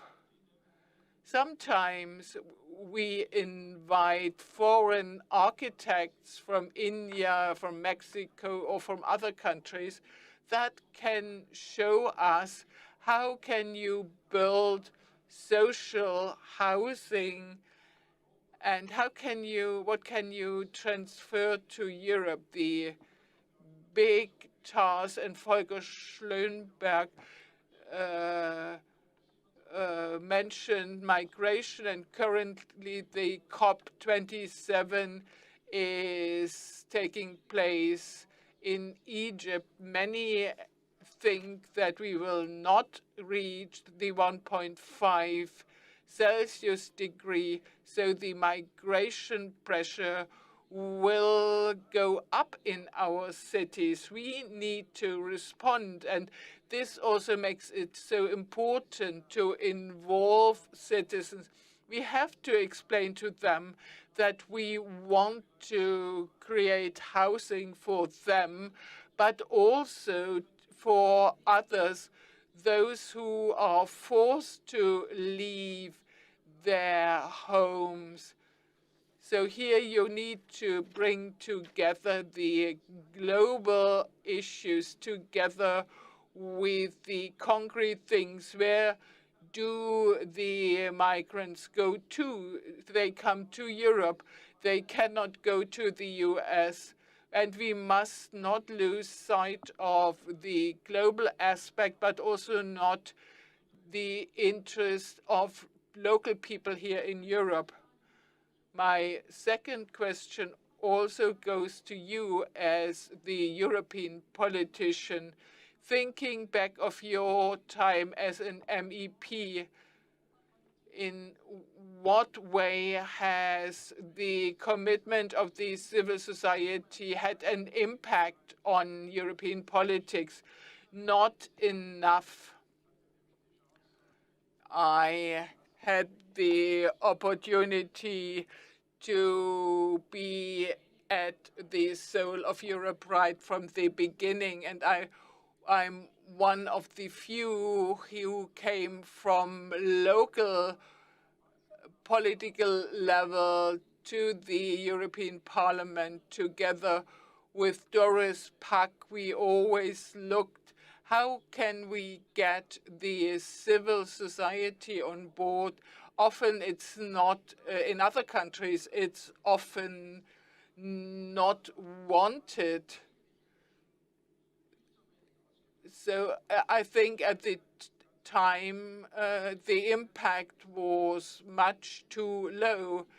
And I think it's also what we see at this conference. It's not about either or. We need to tackle the big problems, poverty, the ecological issue, but we can't do this without the involvement of the citizens. And this also includes migrants, people who do not understand our history. They did not experience National Socialism. They need to be prepared for life in another country, and also what demands we make on all citizens. So the civil society is very important, but it's underrepresented. It's the big contribution made by this conference to raise the awareness, the relationship between politicians and civil society at this conference is not yet quite right, but the direction is already right. So Europe bottom-up is the thing. So this brings us now already to the second round, which is about the platform about Stiftung Berlin.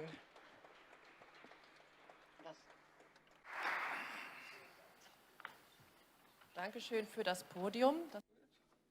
Thank you very much for the panel. We have some things to do, no time to be lost. Bottom up will become more and more the center of our discussion. This platform has been mentioned so often. Now we would like to know what actually does this platform do, bottom up, why it has been shaped in the first place, what it serves for, how we can use it, how it can be a real tool, Europe bottom up, how it can make a significant contribution. I do not have to do this. I'm very happy about this because I don't know enough about all these platforms. I have two representatives here which are backing up the project.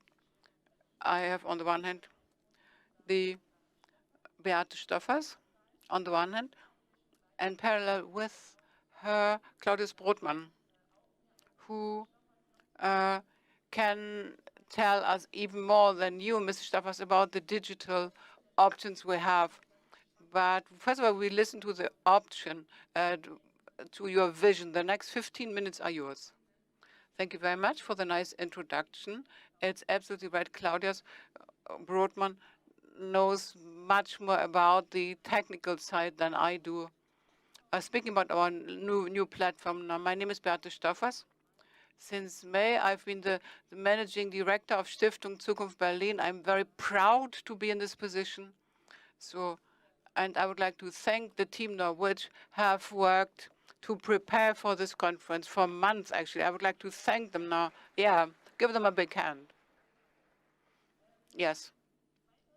In 2020, the Stiftung went home after the Berlin conference done. It was a digital conference at the time, of developing and launching a digital platform that could network the initiatives all over Europe.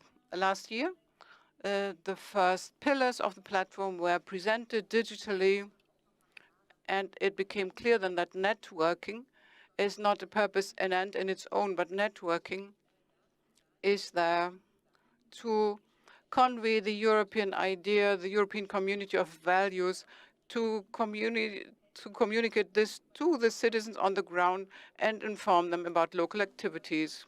And Volker Hassemer has said before me, and this is also what the objectives of the platform are. So we want to turn the digital community, which is developing now, into an analog one. So we have dealt with the platform very intensely, and at the beginning there were a number of challenges. The first one was, our task was to develop a technical user-friendly platform that is at best self-explanatory and includes standalone multiplier effects that require little support. Number two, our task was to launch a networking tool that's in line with the European values according to a bottom-up methodology. Number three, to publicize the platform through suitable institutions and appropriate promotional activities. And four, because it doesn't work without it, we have to ensure the financing of the platform. So what we have achieved, we managed to get the Federal Foreign Office to support us. I would like to thank them here that they are supporting this idea of a digital platform. And by the end of this year, until the end of this year, they are financing development of the platform. Many thanks for that. So we have developed a platform that gives committed citizens a tool for exchange across national borders, an instrument to learn from each other, to arrange and carry out joint projects, all with the express aim of promoting the European unification process and winning over more people through the joint appearance on the platform. So what unites the movers on this platform?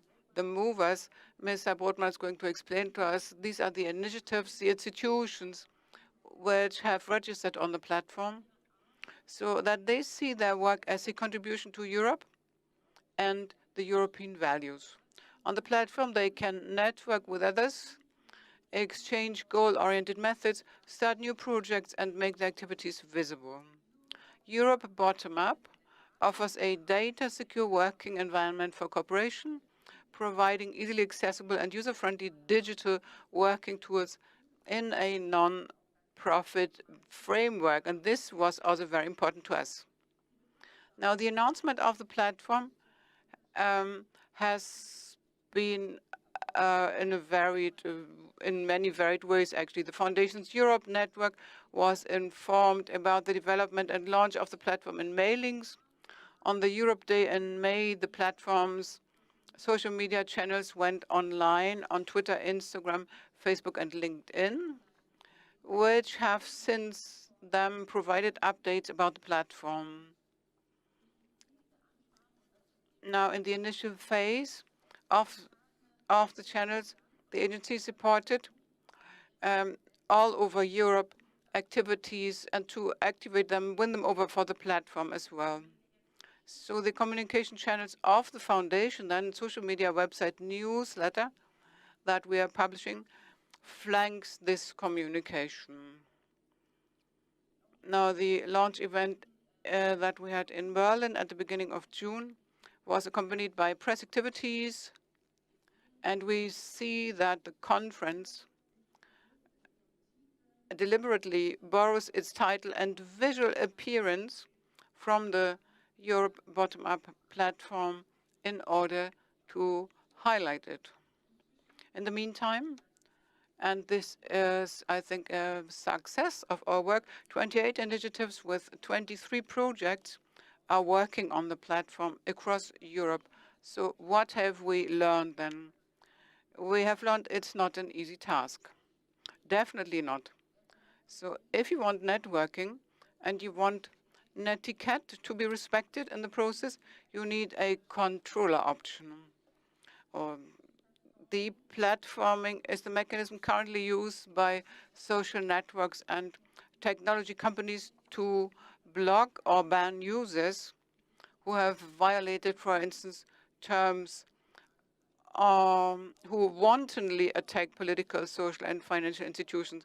Our platform, too, needs a responsible person, someone who is responsible and feels responsible for it, to monitor the content, Mrs. Obernick.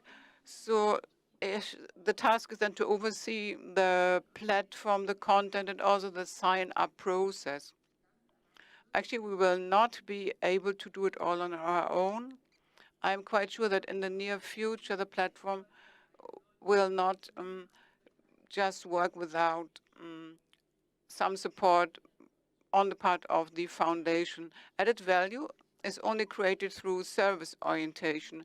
Institutions want and need to be accompanied in order to successfully complete the registration process on the platform and to present themselves professionally to the outside world.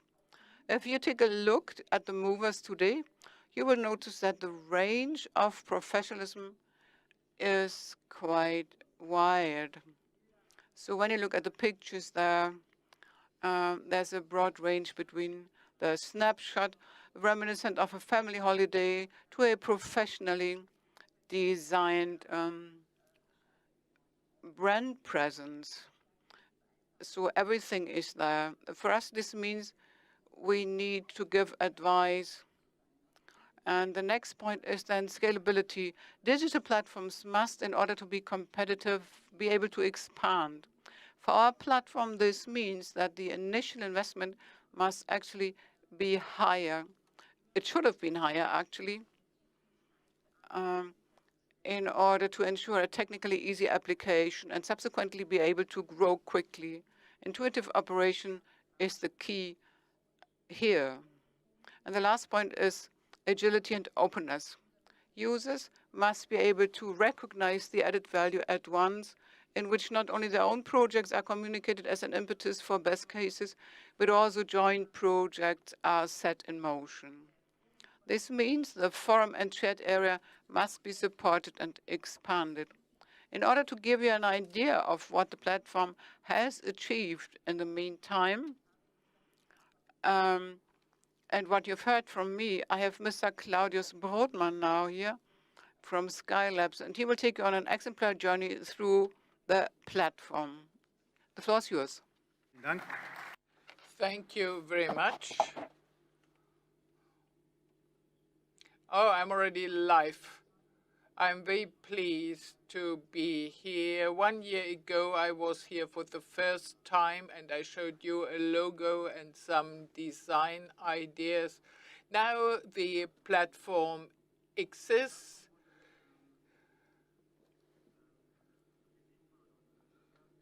It was created under easy and very simple conditions. So we are very proud of what we have created. It is a basis for information, dialogue, and cooperation.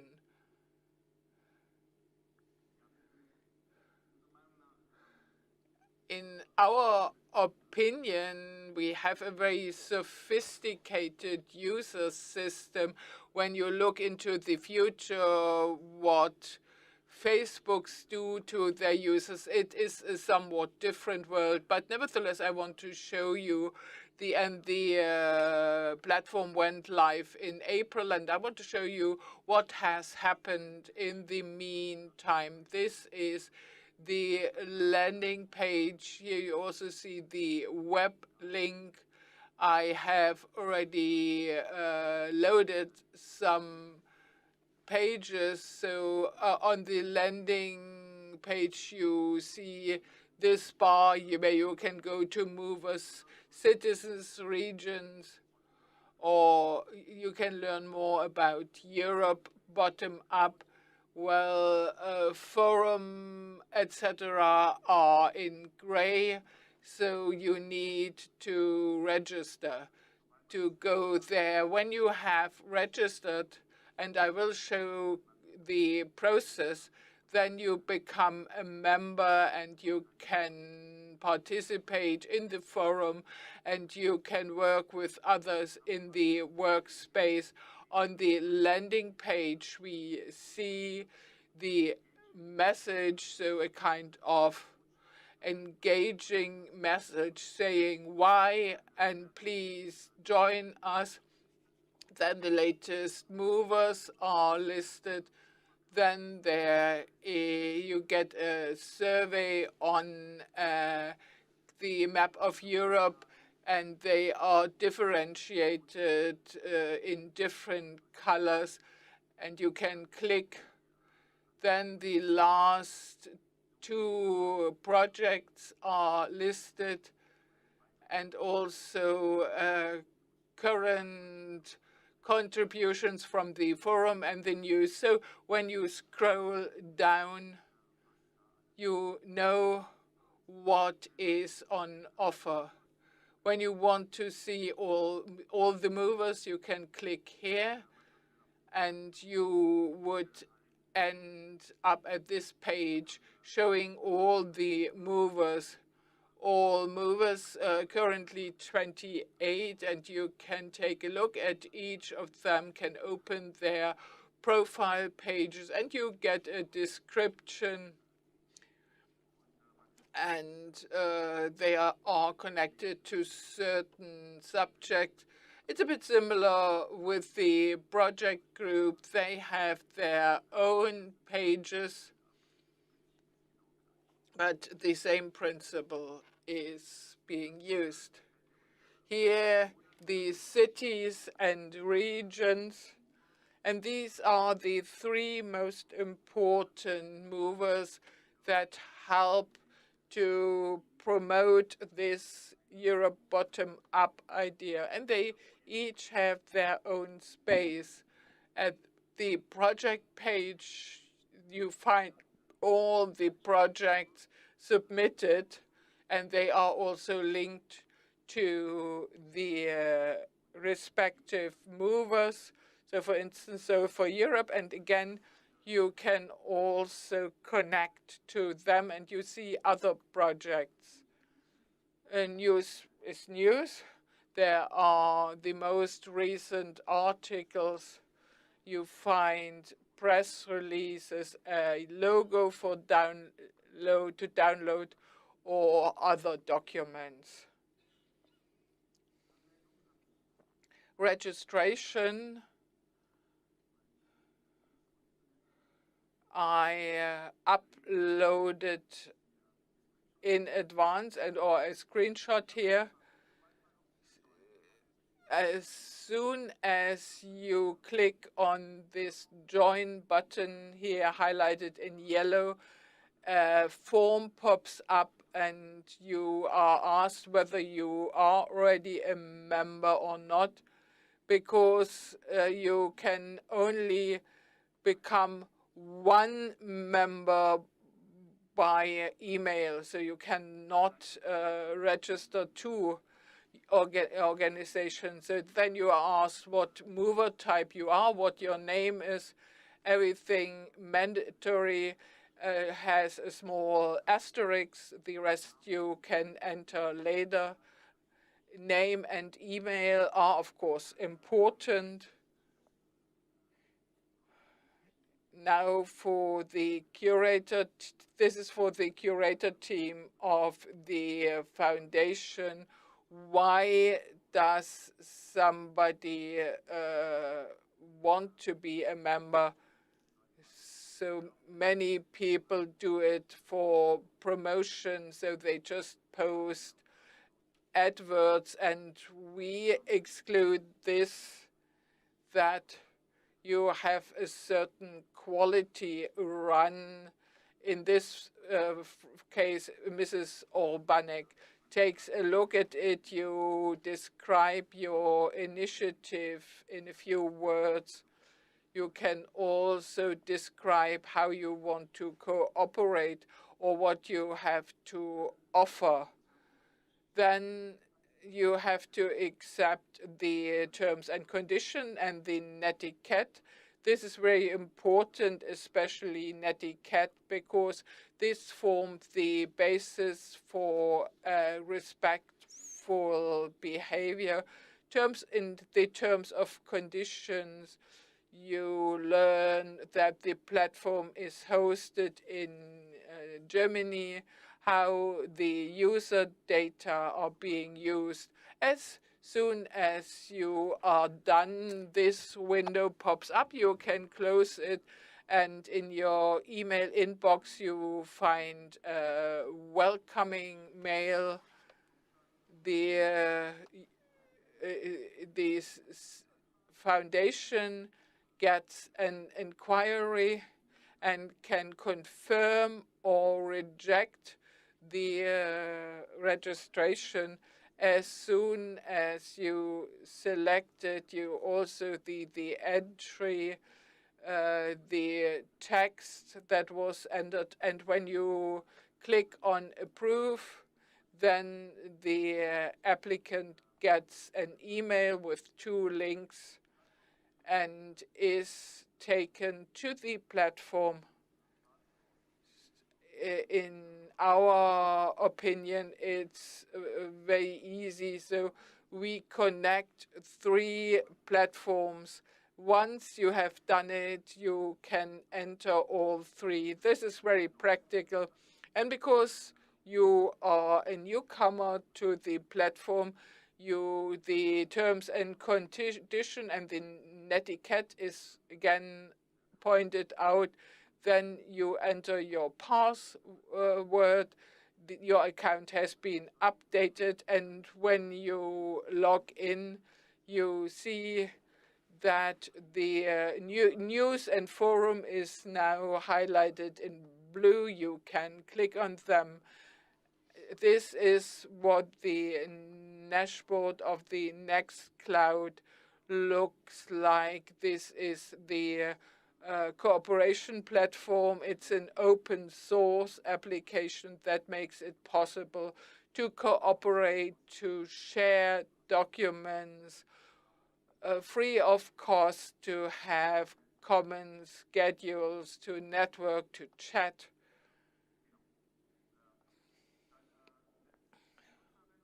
Then the user, and here it gets a bit more complex. All those who have already made a website, they know it as a back end. This is what we have learned from the user tests, that there are needs to simplify things. So this is the personal part of the website, and you click on a prefabricated landing page. You have to enter content and upload a photo, and sometimes you load up the wrong one. So here some changes are still required, but once it's done, you are represented and you either here you are visible as a mover, and then you can upload other projects. I warned that this will get very practical, but we need to come to an end. This is the platform. I'm very pleased if new people register. I hope I could alleviate your fears to register. It's a kind of prototype. We are also happy about feedback in order to simplify some things, but for cooperation based on the desires we got, I think this is a platform that enables such a cooperation. Thank you very much to Mr. Brodmann. And finally, the next steps. We want to strengthen community management for the users of this. And of course, we need for this more financial resources. Accordingly, we're in the process of writing applications. We want to emphasize the concrete benefits for the movers more strongly in order to attract more movers. Networking, exchange, project kickoff, and announcement of one's own project, data protection, compliant, co-working are the keywords here. When the website will be well populated one day, its users can see at a glance these are the local European topics and projects. And that's all over Europe. And our goal is then, as the Foundation Zukunft Berlin, we will continue to promote this platform at all events. And at this point, I ask you to continue to be a multiplier or a new multiplier for the Europe bottom-up platform.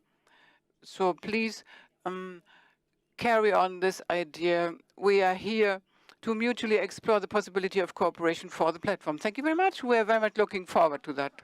Mrs. Staffers, come and sit down here. We thank Claudius Brodmann now. We all register, and you can help us together with Laura Oberneck of the Zukunft Berlin Stiftung. Those of you who want to apply now for the homepage picture, I applied for it. This is why I appear now on the landing page. I learned only later on when I prepared for the conference that I am on the landing page. Of course, it's a big honor. In this session, we will then hear 4 of the 28 initiatives that we have already on our platform. We need to be quick now because Niklas, Nina, needs to attend a conference in the European Parliament. So Barbara Gessler and Christian Johann, can you please join me now here on the panel? Give them a big hand. And we have Niklas Ninas, I hope. Niklas Ninas, are you there? Yeah, you are in Brussels, I would suppose, or by the beach somewhere. I can see the beach here, no? So the meeting is held in Strasbourg or Brussels, I understand. First of all, I will ask you, Niklas, that you can go and attend your conference. So I apologize already that you cannot stay longer. You are a member of the board of the new bottom-up platform for good reasons, I would say. I will ask you about the reasons.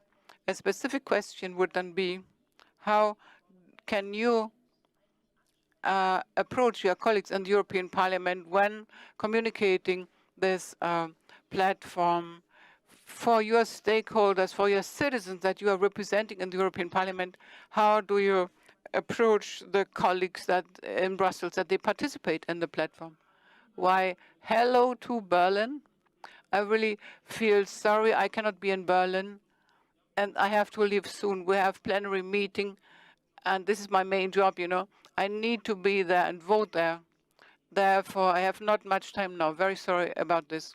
Your question was, I'm not sure, did I get you right? I think what matters here is what we want to do is the platform is now available, and we have the first entries on it, the first good examples, how it can work. So the idea which we had at the very beginning, it's no longer an idea, but it really has become reality. We're very happy about this. Now, to advance the project, we have to get more movers on the platform, that more people know about this platform, and we make it a real European project. Many people from all over Europe will then participate. We think we as MEPs can also be very good multipliers ourselves, because my colleagues, for instance, in France, they are networked very well. They know about other initiatives. They know movers which could fit in here. We just need to inform them.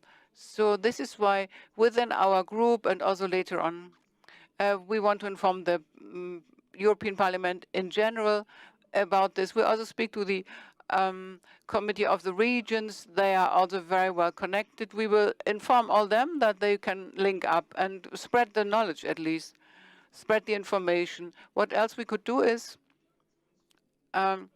we could approach the action groups which do exist, low threshold groups. This is why I'm here, I would think, in this conference today, because I'm responsible for rural development. So how can we do it that regions get economically and socially and also culturally strong? And time and again, we are being confronted with the fact that the regions which have bottom-up processes, which have civic commitment, and get people engaged themselves, they are successfully culturally, socially, also when it comes to exchange across borders. It's the initiative of people who are interested in it. And we need to talk to them. They need to network better.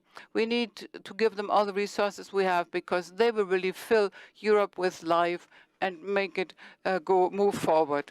So I'm very happy we have this website now.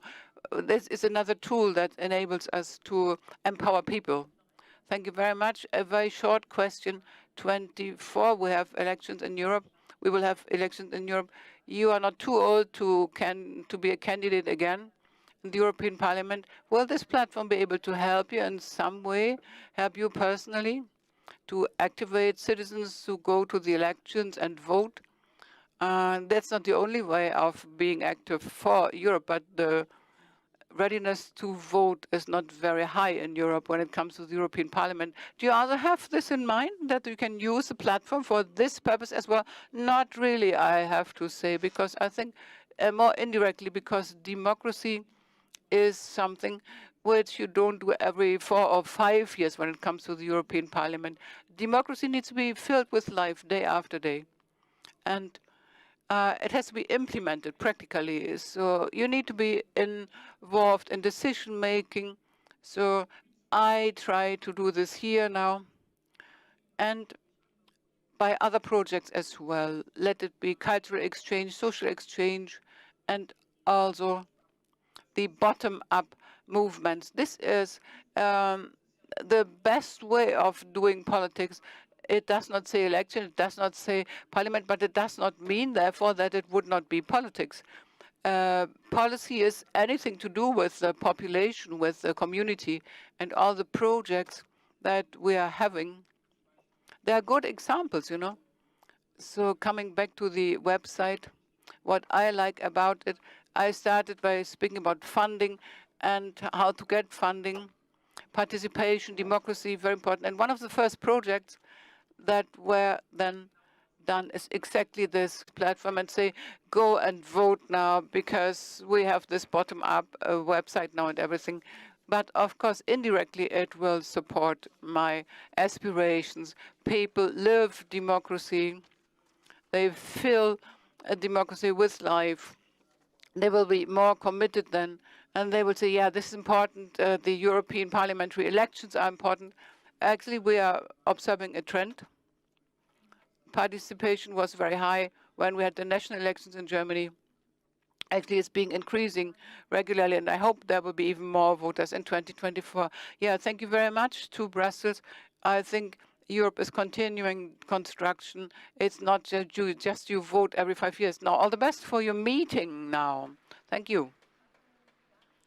I did not have the opportunity to introduce the panelists to you. Those who are talking to us today to my right, I have Barbara Gessler. She is the head of, for me, the head of the Creative Europe program. So that's a program through which the cultural workers and artists in Europe get money. She's doing not only that, but for so many years and decades, actually, she's been a very strong voice in Brussels for arts and culture. So, and this is not so evident because we know arts and culture in Europe do not get a lot of funding, but Barbara has always seen to it that we will be considered as artists and cultural workers. And to my right, Christian Johann, the director of the European Academy Berlin. I'm really looking forward to hearing from you what the European Academy is doing in Berlin in the framework of this platform. And I also asked Beate Stoffers to come and join us here in this panel discussion. So maybe the ideas that we are sharing will create more hope for us to expand the platform. A provocative question at the beginning: how on earth can a digital platform, something virtual, how can it contribute to a European of citizens bottom-up? This is the question we may ask provocatively. Can a platform do it? How far is that possible? Barbara, tell me more about it. What's your opinion? Thank you very much for inviting me, and also thank you for the nice introduction. Without partnership, nothing can work. Without partnerships in the civil society, without the community, without the cultural industry, the institutions would be hollow and not interesting at all. So we have to fill with life these every day. So it's a provocative question, I agree, but let me answer with any discussion we're having on community building, which is very much at the fore for us these days, also when it comes to funding cultural projects. Sooner than later, we come to the point that we say we need a platform. And this is what we hear so often. And then we need to say, yes, but it's a great idea. We do need it. Yeah, that's the answer. Yes, we do need it. Without platform, not much can be done these days. But then again, like Mrs. Stoffers described at the beginning, continuity, moderation, financing, funding of a platform at the European level, these are just the same questions as you have at the other levels as well. So you need to anchor it, you need to make it credible. And I think this platform has not been mentioned before, but we know what happens with Twitter, for instance, how a community can get committed when they realize something's going on my platform, which I do not agree to. And then they mobilize themselves and move somewhere else, as we can see these days. So I think without platform, no community building will be possible these days in many respects. So to create the platform, to make it stay, to offer room for free discussion without moderation, this is not possible today. So all this is very important. Also funding is required. All this needs to be looked into. Platforms throw us back on our responsibility as individuals. Like we heard in the introductory statement, over the past years, it has been very important to me that we see what initiatives at the European level somehow they met from above and from below. They met somewhere in the middle. And this is actually what the platform is good for. So that politicians, the institutions can say it happens on this platform. At the same time, we have this bottom-up, and we've been discussing bottom-up for such a long time. You can generate content there. You can make it visible on a platform. But Ninas also said politics is more than that. It's elections. It's also meeting people cooperating across borders in Europe. And once again, coming back to Volker Schlöndorff, of course, internationally, platforms offer a possibility for global cooperation. They are not just local, regional, national, or European platforms only. So therefore, there are options for participation and inclusion at the global level, across borders. So this is what we need them for, and they offer big opportunities. Yeah. Interesting question. Probably the answer we give today differs from what we had said before the pandemic. In how far do we need digital tools to support exchange? And when we look at countries especially successful to operate platforms, it is the US and China. And we just now see that we probably have escaped a red wave, but we do not know what will happen in 2 years' time. So great platforms which are innovative, they reach billion of people. All this also happens in China. Last week, I was at the G7 talking about digitalization, and often they discussed how can administration become digital. This is not democracy.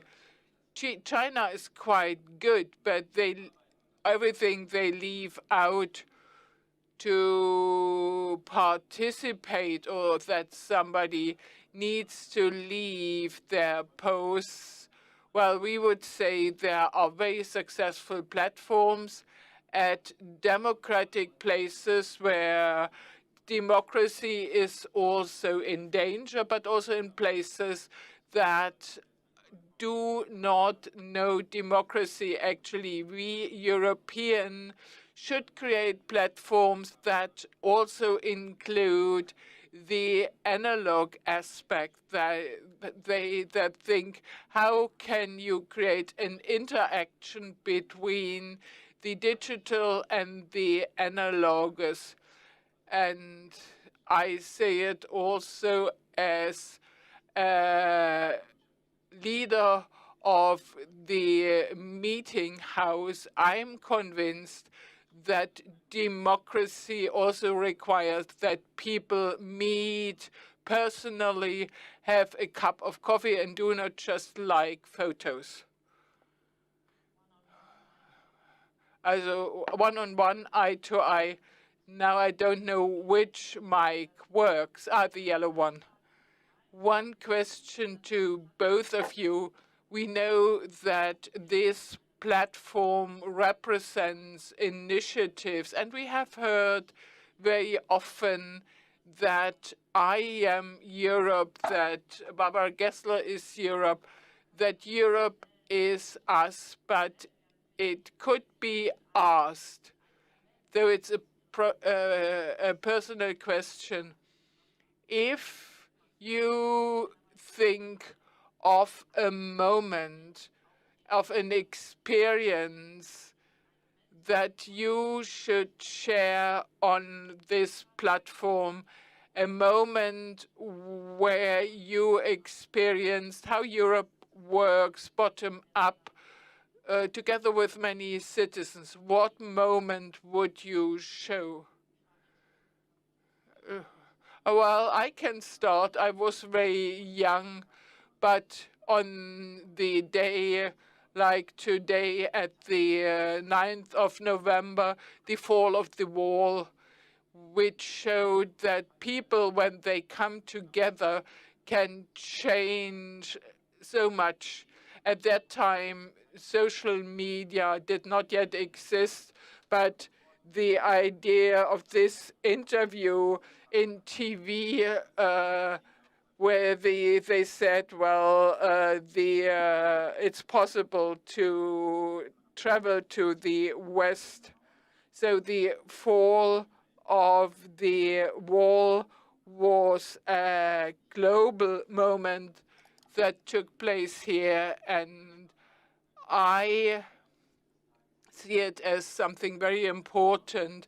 But when we think of other events that happened decades before, this also shows us what can happen when people are mobilized for another issue. And it also shows that we all have to be careful how we treat each other, because the multiplication is so big. All studies show that scandals and evil things are much more dynamic, develop more traction, and we have to prepare ourselves for it. And I'm concerned that we do not yet have the tools to have it under control. And so on the 9th of November, I'm always concerned that mass mobilization can also have a negative effect. Barbara, what would you say? What would you share? Actually, I wanted to answer the other question first with a somewhat more topical example. So I am, as a professional European, so to speak, are by definition convinced, but even for us, sometimes we lose enthusiasm for Europe.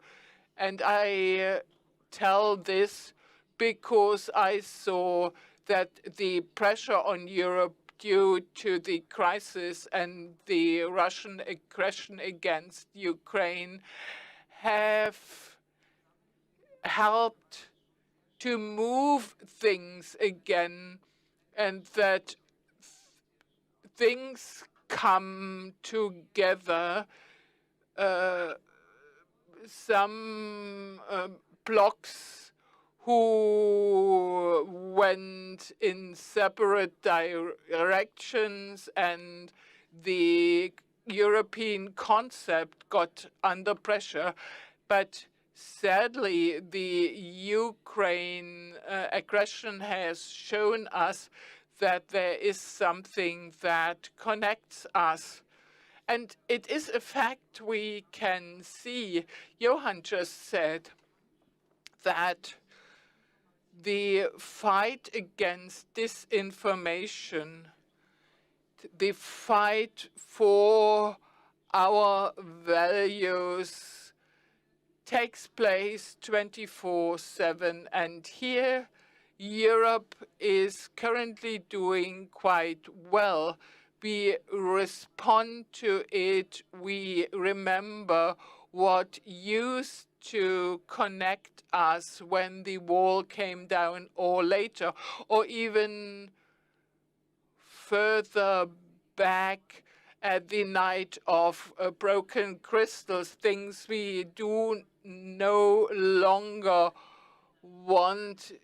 I do not answer your question because I do not know how I'm supposed to multiply myself, but what I see, and it is also something we need to learn in Europe and also in European communication. So you just said it, how do we disseminate Europe? And you just said scandals are much faster than good news, but you can only get people mobilized with certain subjects, people who are committed to a subject, who come together for a subject. This is what works, and you said this at the beginning.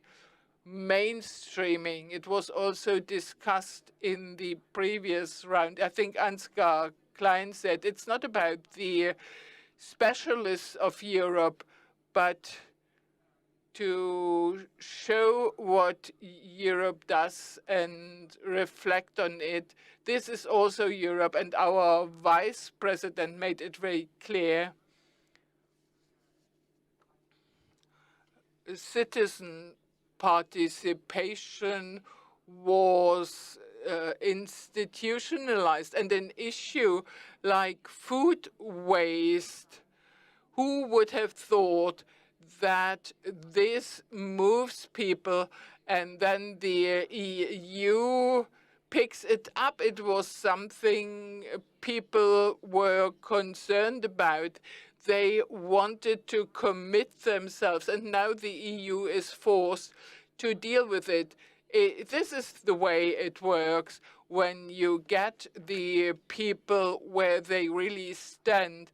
I think almost everything we do is important, but not everything is so tangible, and we have to pay attention to people and that they reflect what is important to them. We saw this in the case of the Ukraine, the solidarity where citizens just took it up. It works, and people all over Europe, but also all over the world, those who show solidarity with Ukraine have become a movement. Yes, the possibility to contribute, to participate, also closes the gap that we're always afraid of in democracy. Those who are in parliament, they're representing the people, they take decisions, but they are not much connected anymore to the basic of the population, to the grassroots. So this is also something you observe in 1810 in Washington, D.C. If you now come to Niklas Ninas, then you understand how democracy works. They go to the plenary, they discuss, the majority wins over. It's not very complex, actually, even though it's difficult to implement. It's not so complex, but the time machine would bring the person to a world which is completely different. Communication, transport. So we have to bring this home to what's happening in the parliaments, that people are really represented in parliaments. Like we have heard before, it's a task of civil societies every day. The delegates cannot do this for us. We have to tell them what we want. So in monetary democracy, I don't know whether or not we have this now, a society that is monitoring what's going on in the parliament and making sure that people do not, people are being taken into consideration their concerns. We hear what the platform can do and must do. I still want to hear Barbara Gessler on one topic, the arts and culture. These are the topics that you know a lot about in Brussels. We speak about bottom-ups now. How can arts and culture and other the cities, Europe, with a tool like Europe bottom-up platform, how can we get people interested in participation, transnational cooperation? Well, in recent years, Katrin, you are well aware of it, and others are as well aware of it. We've seen in the projects that we are funding many topics that have been raised today matter a lot. For instance, art and culture and participation are not restricted to cities, but also in the suburbs, whether we like it or not.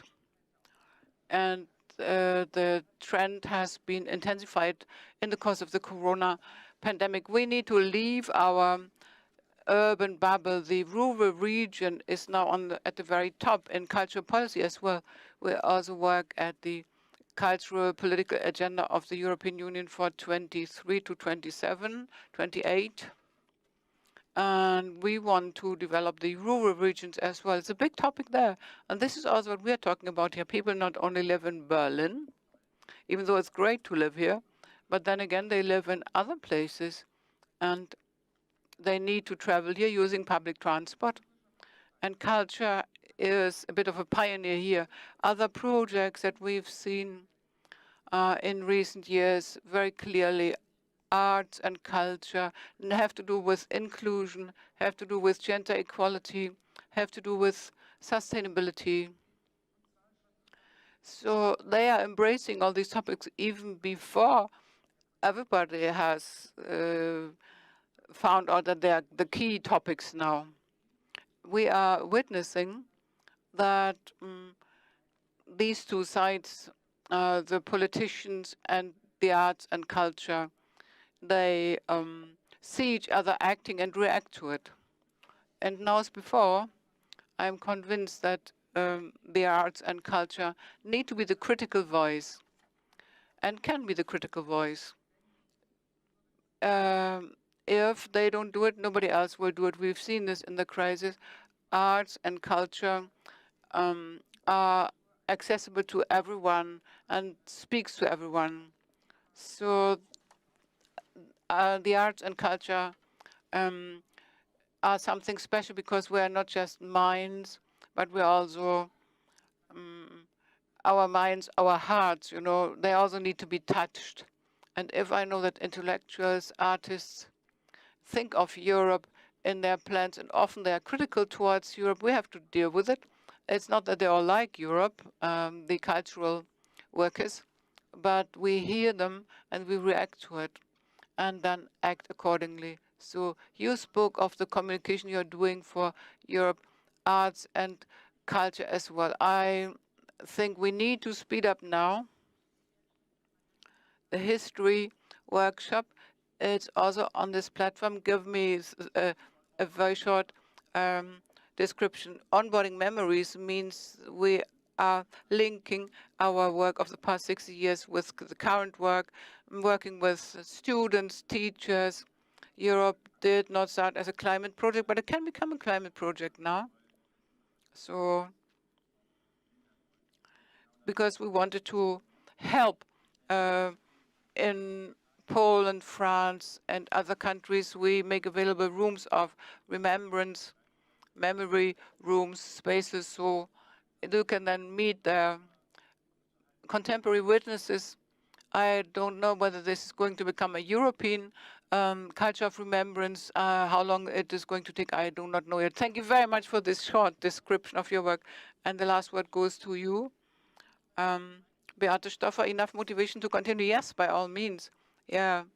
And the points that you have raised here, they're so important to have tangible topics that we put on the platform to motivate people. It's about participation as well, to make participation visible, what mechanisms are there to have everyone participate. And another point that matters to me a lot, Christian Johan has already mentioned it today, we have to include the youth and its aspects more. Michael Müller said no state contract affected what Erasmus could do in the end. So there's no more Erasmus in Britain, but I think still we need to continue with the European idea that at least we think of Britain as well. I would like to have projects in the future which we find on our platform as well, going beyond Europe as it is now, political Europe as it is now, and include Britain as well. So, and try out new things.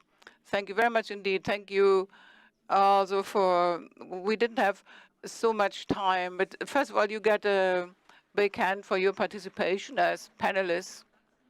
You may sit down and I will ask Marion Dörening to come and join me. And the 4 projects, you get 3 minutes each. 4 projects, 3 minutes each, 12 minutes.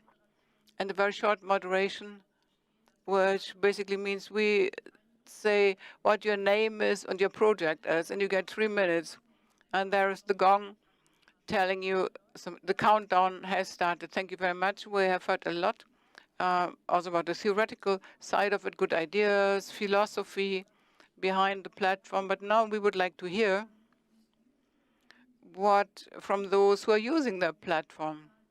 We have here 28 initiatives on the 23 project groups on this platform, and the Brandenburg summer concerts are one of them. Wolfgang Koll, let me start with you. You were here last year as well, and you presented to us your program. What made you go there, except for the side effect that more people learn about the Brandenburg concerts? I'll take your time. I'll speak until you stop me. Thank you very much for inviting me and giving me the opportunity to speak to you again. Why are we at this platform? It is for us not so much for advertising, but it's for networking, actually. This is what it was made for.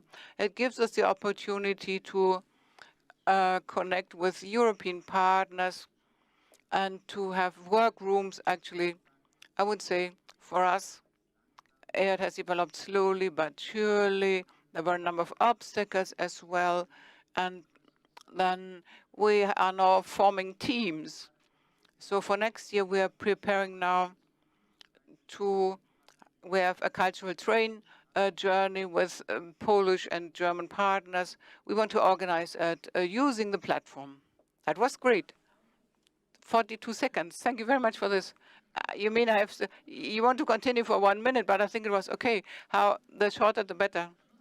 Perhaps I can speak at the end, Yes, try to do that. Let's wait and see whether we will still have some time left then. Let me continue with Anisi Gratus, boss president, Duselage Europe. Ich kann das schon Deutsch reden, aber ich glaube, ich can speak German, actually.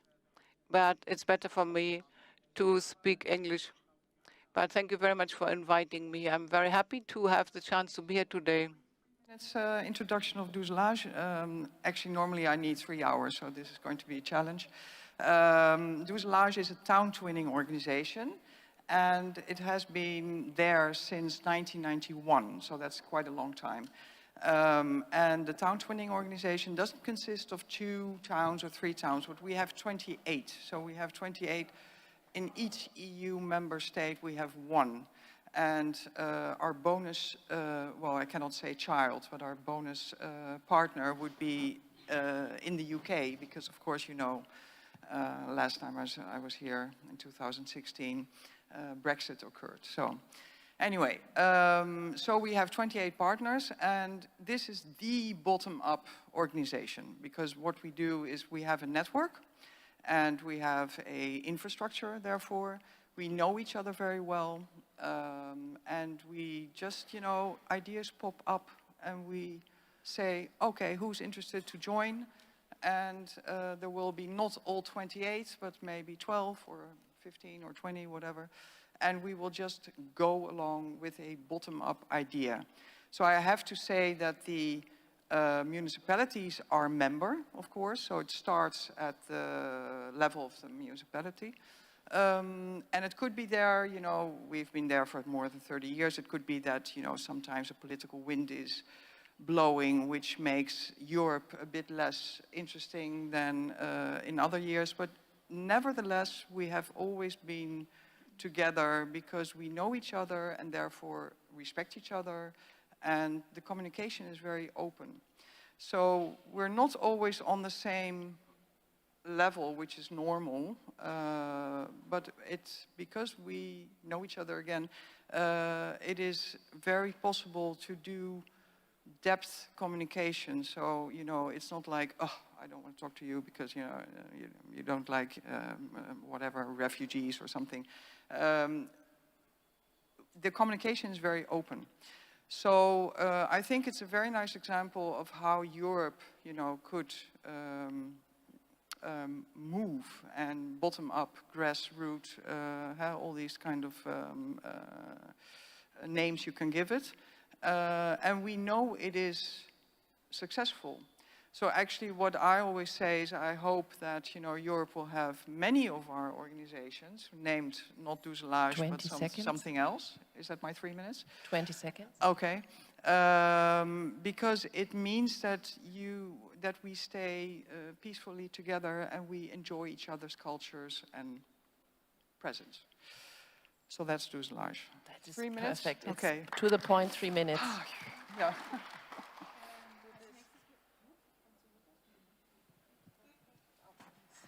Hallo, jetzt. Als nächstes begrüßen wir Christiane Lötsch und ich glaube, Sie... Next, we welcome Christiane Lötsch. I think she will take a little more time because she represents two projects, cultural initiatives and artists for Europe and the European Alliance of Academies.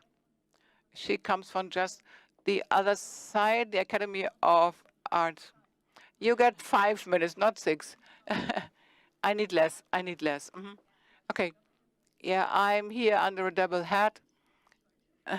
I can hardly tell who I am today. Today I represent the project group, which is on the platform, the Cultural and Arts Initiatives for Europe. I'm not the only one. Steve is also there, Christian Schneegers and Jörg Jendrup. We came together and we thought, well, this platform, like you said before, for art and culture must be made more visible. So what can we do? What do we have? What works of art, what artists, what personalities do we have there? What initiatives are there? And what concrete formats like exhibitions, festivals, which are centering on Europe? So then we started researching and we found some very good examples. And we have posted them already. You can find them on our website. And we also found it important that there's a commentary from our personal opinion, and I write my name under it, from our expert knowledge that we have as initiative and as artists, why this initiative, the project, this artist, is a good example of what art and culture can do for Europe. So there are different topics, as we've said, but also methodologies, how we work, when we work transnationally, cross-border, or when multi-language plays a role, or when youth theater groups are speaking out about Europe. These are our criteria. Some things have already been published. The example from Chemnitz, for instance, we are going to take them up and publish about them as well. Come and see what is going to happen soon on the platform. Thank you very much. The other major project is a bit different in a character because it's an existing network, European Alliance of Academies. It's a network of about 70 arts academies and major cultural organizations from all over Europe, which have come together to speak about arts in Europe. They want to work against nationalist ideas in national cultural policies, and they stand up for institutions that are being oppressed for several reasons. They do this at two levels. Petitions, let's say. We write complaints, some publish some declarations together with the partners in the respective countries like Poland and Hungary, but also we cooperate as artists because this is what keeps the organization together, and this is what we are doing actually for Europe, artists cooperating across Europe. And we are also developing a platform for that because of the pandemic, you know, interweaving the eyes in Europe. So different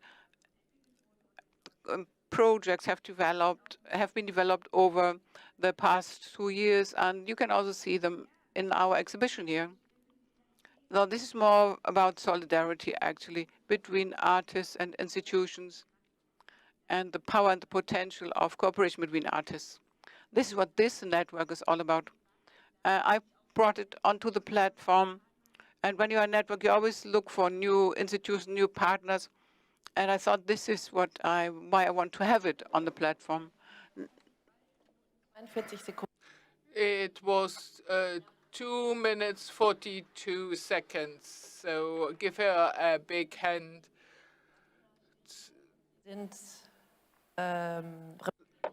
Darina Starina, you represent MOVE Global Empowering Migrant Voices and Integration and Inclusion Policies.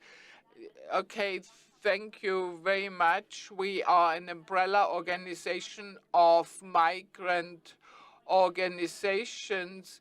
So this project, Empowering Global Voices, is funded by the EU. It's a project of 5 countries, and our aim is to strengthen empowerment of migrants at a local level. So we stand for the networking of organizations, but also between municipalities to achieve the participation of people who may not be entitled to vote in local elections, but who also want to make a contribution. We look, for instance, at participatory advisory councils. Our other project partners have a great interest in establish this kind of political participation also in their region, but we also learn from this inner European exchange what they do, and we try to develop a European practice that may be helpful also in other regions. So we benefit a lot from this European exchange. Therefore, we consider it important to do networking, to present our project, and to find other organizations who want to join us to give their expertise, or where we can show how we cooperate. We are also MF funded, and it's quite difficult for migrant organizations to get these funds. So we have an interest in networking with other migrant organizations so that they can also make use of these funds.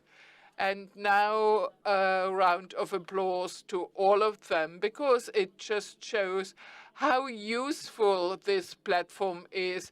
This is how we got to know each other. And here I already see some possible networks.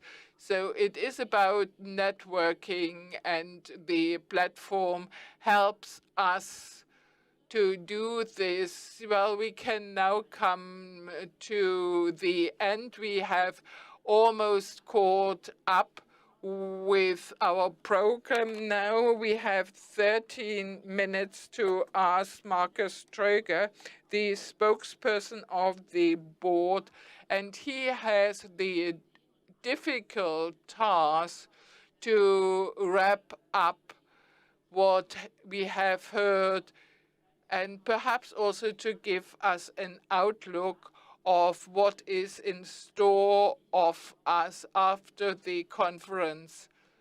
And we leave now the stage, and we give the floor to you.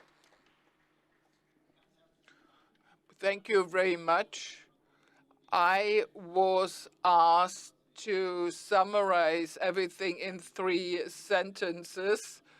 I will try to do this, but also to give you an outlook. Let me first tell you I'm very impressed. It's less than 1 year that I'm a board member. I have heard a lot about this Berlin conference, but my expectations were exceeded by far. At the beginning, I said the conference would be a success if the spirit bottom up is strengthened, and it was strengthened in my case. So it's very impressive to see how many people have come together. What did we experience? First, we focused on the role of cities where Europe happens. Each city is a European center if it finds an answer to challenges in Europe, and when it can show solutions of importance for others. Each city is a European center if it shows the spirit of acceptance and diversity if they try to trust your neighbor. And the most impressive example were the heating power plants in Frankfurt, Oder, and Slubice.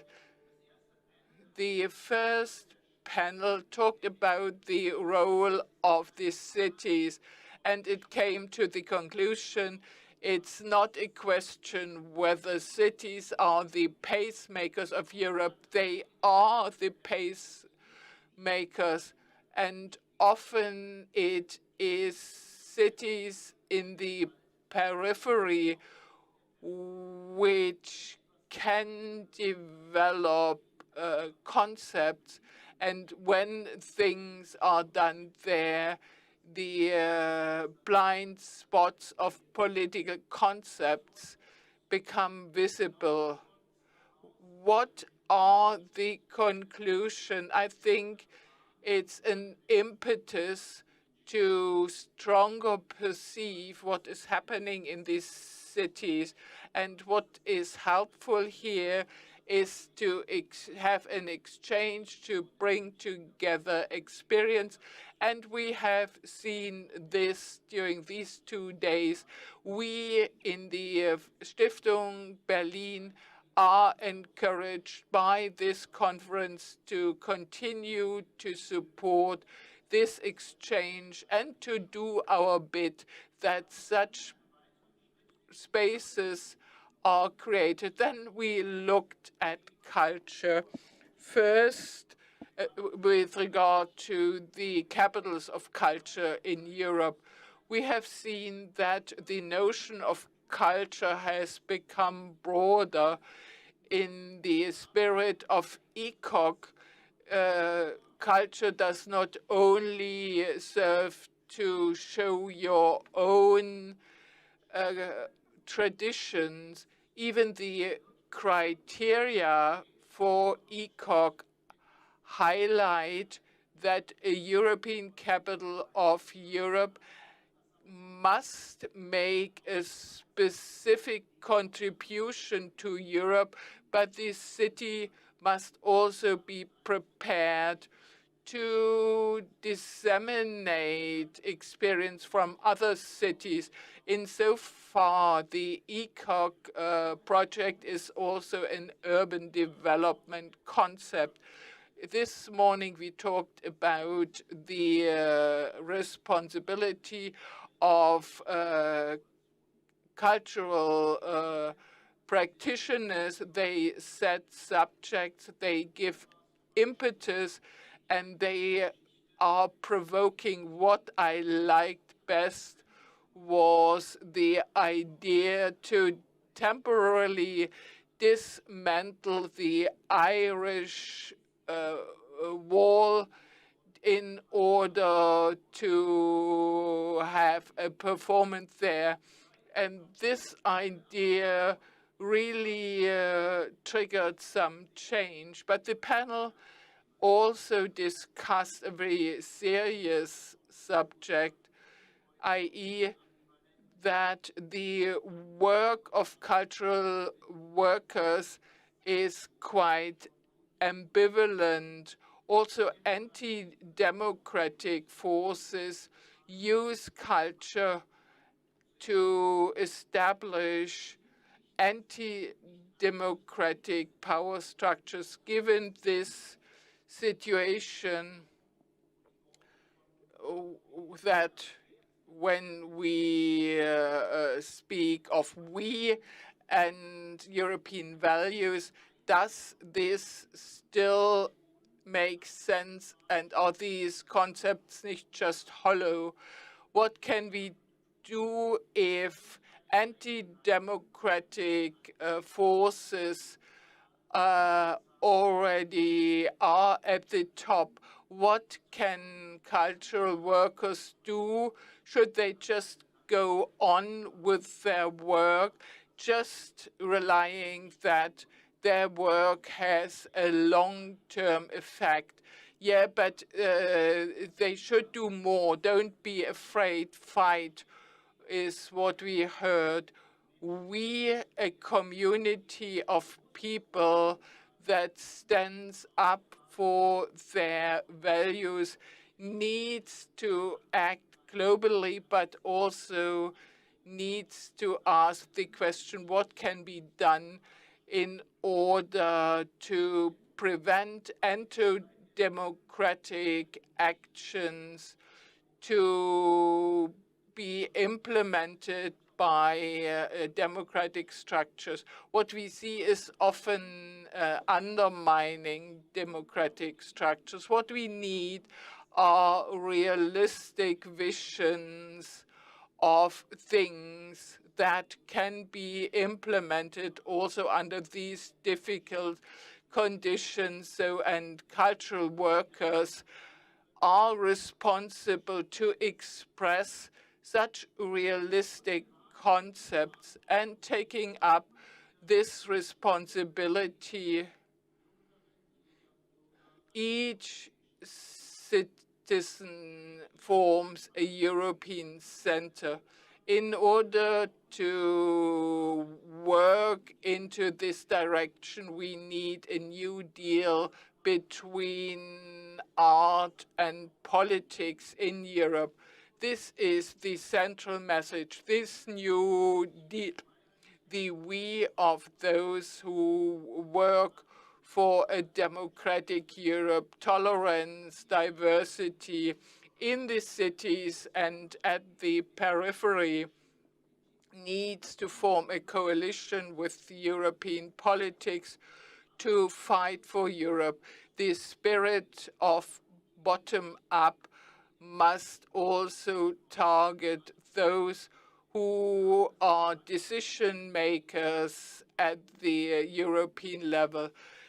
Initiatives from top and bottom must meet. What are the conclusions for us in the foundation? I think I can already say we will continue to work for a coalition to build bridges for Europe bottom up and political decision makers. We will continue to offer formats and find new formats, and the platform is just one attempt to find new platforms. So we will continue to search for such platforms. In concluding, let me thank all the panelists, all those who made an input and helped to bring up so many ideas. Also, thank you very much, Mrs. Schmitz, for hosting us again, and thank you to our team who for months prepared this conference. It was very great to see how committed they were. Thank you very much for this great job. Well, now I still have 3 minutes, but I do not need them.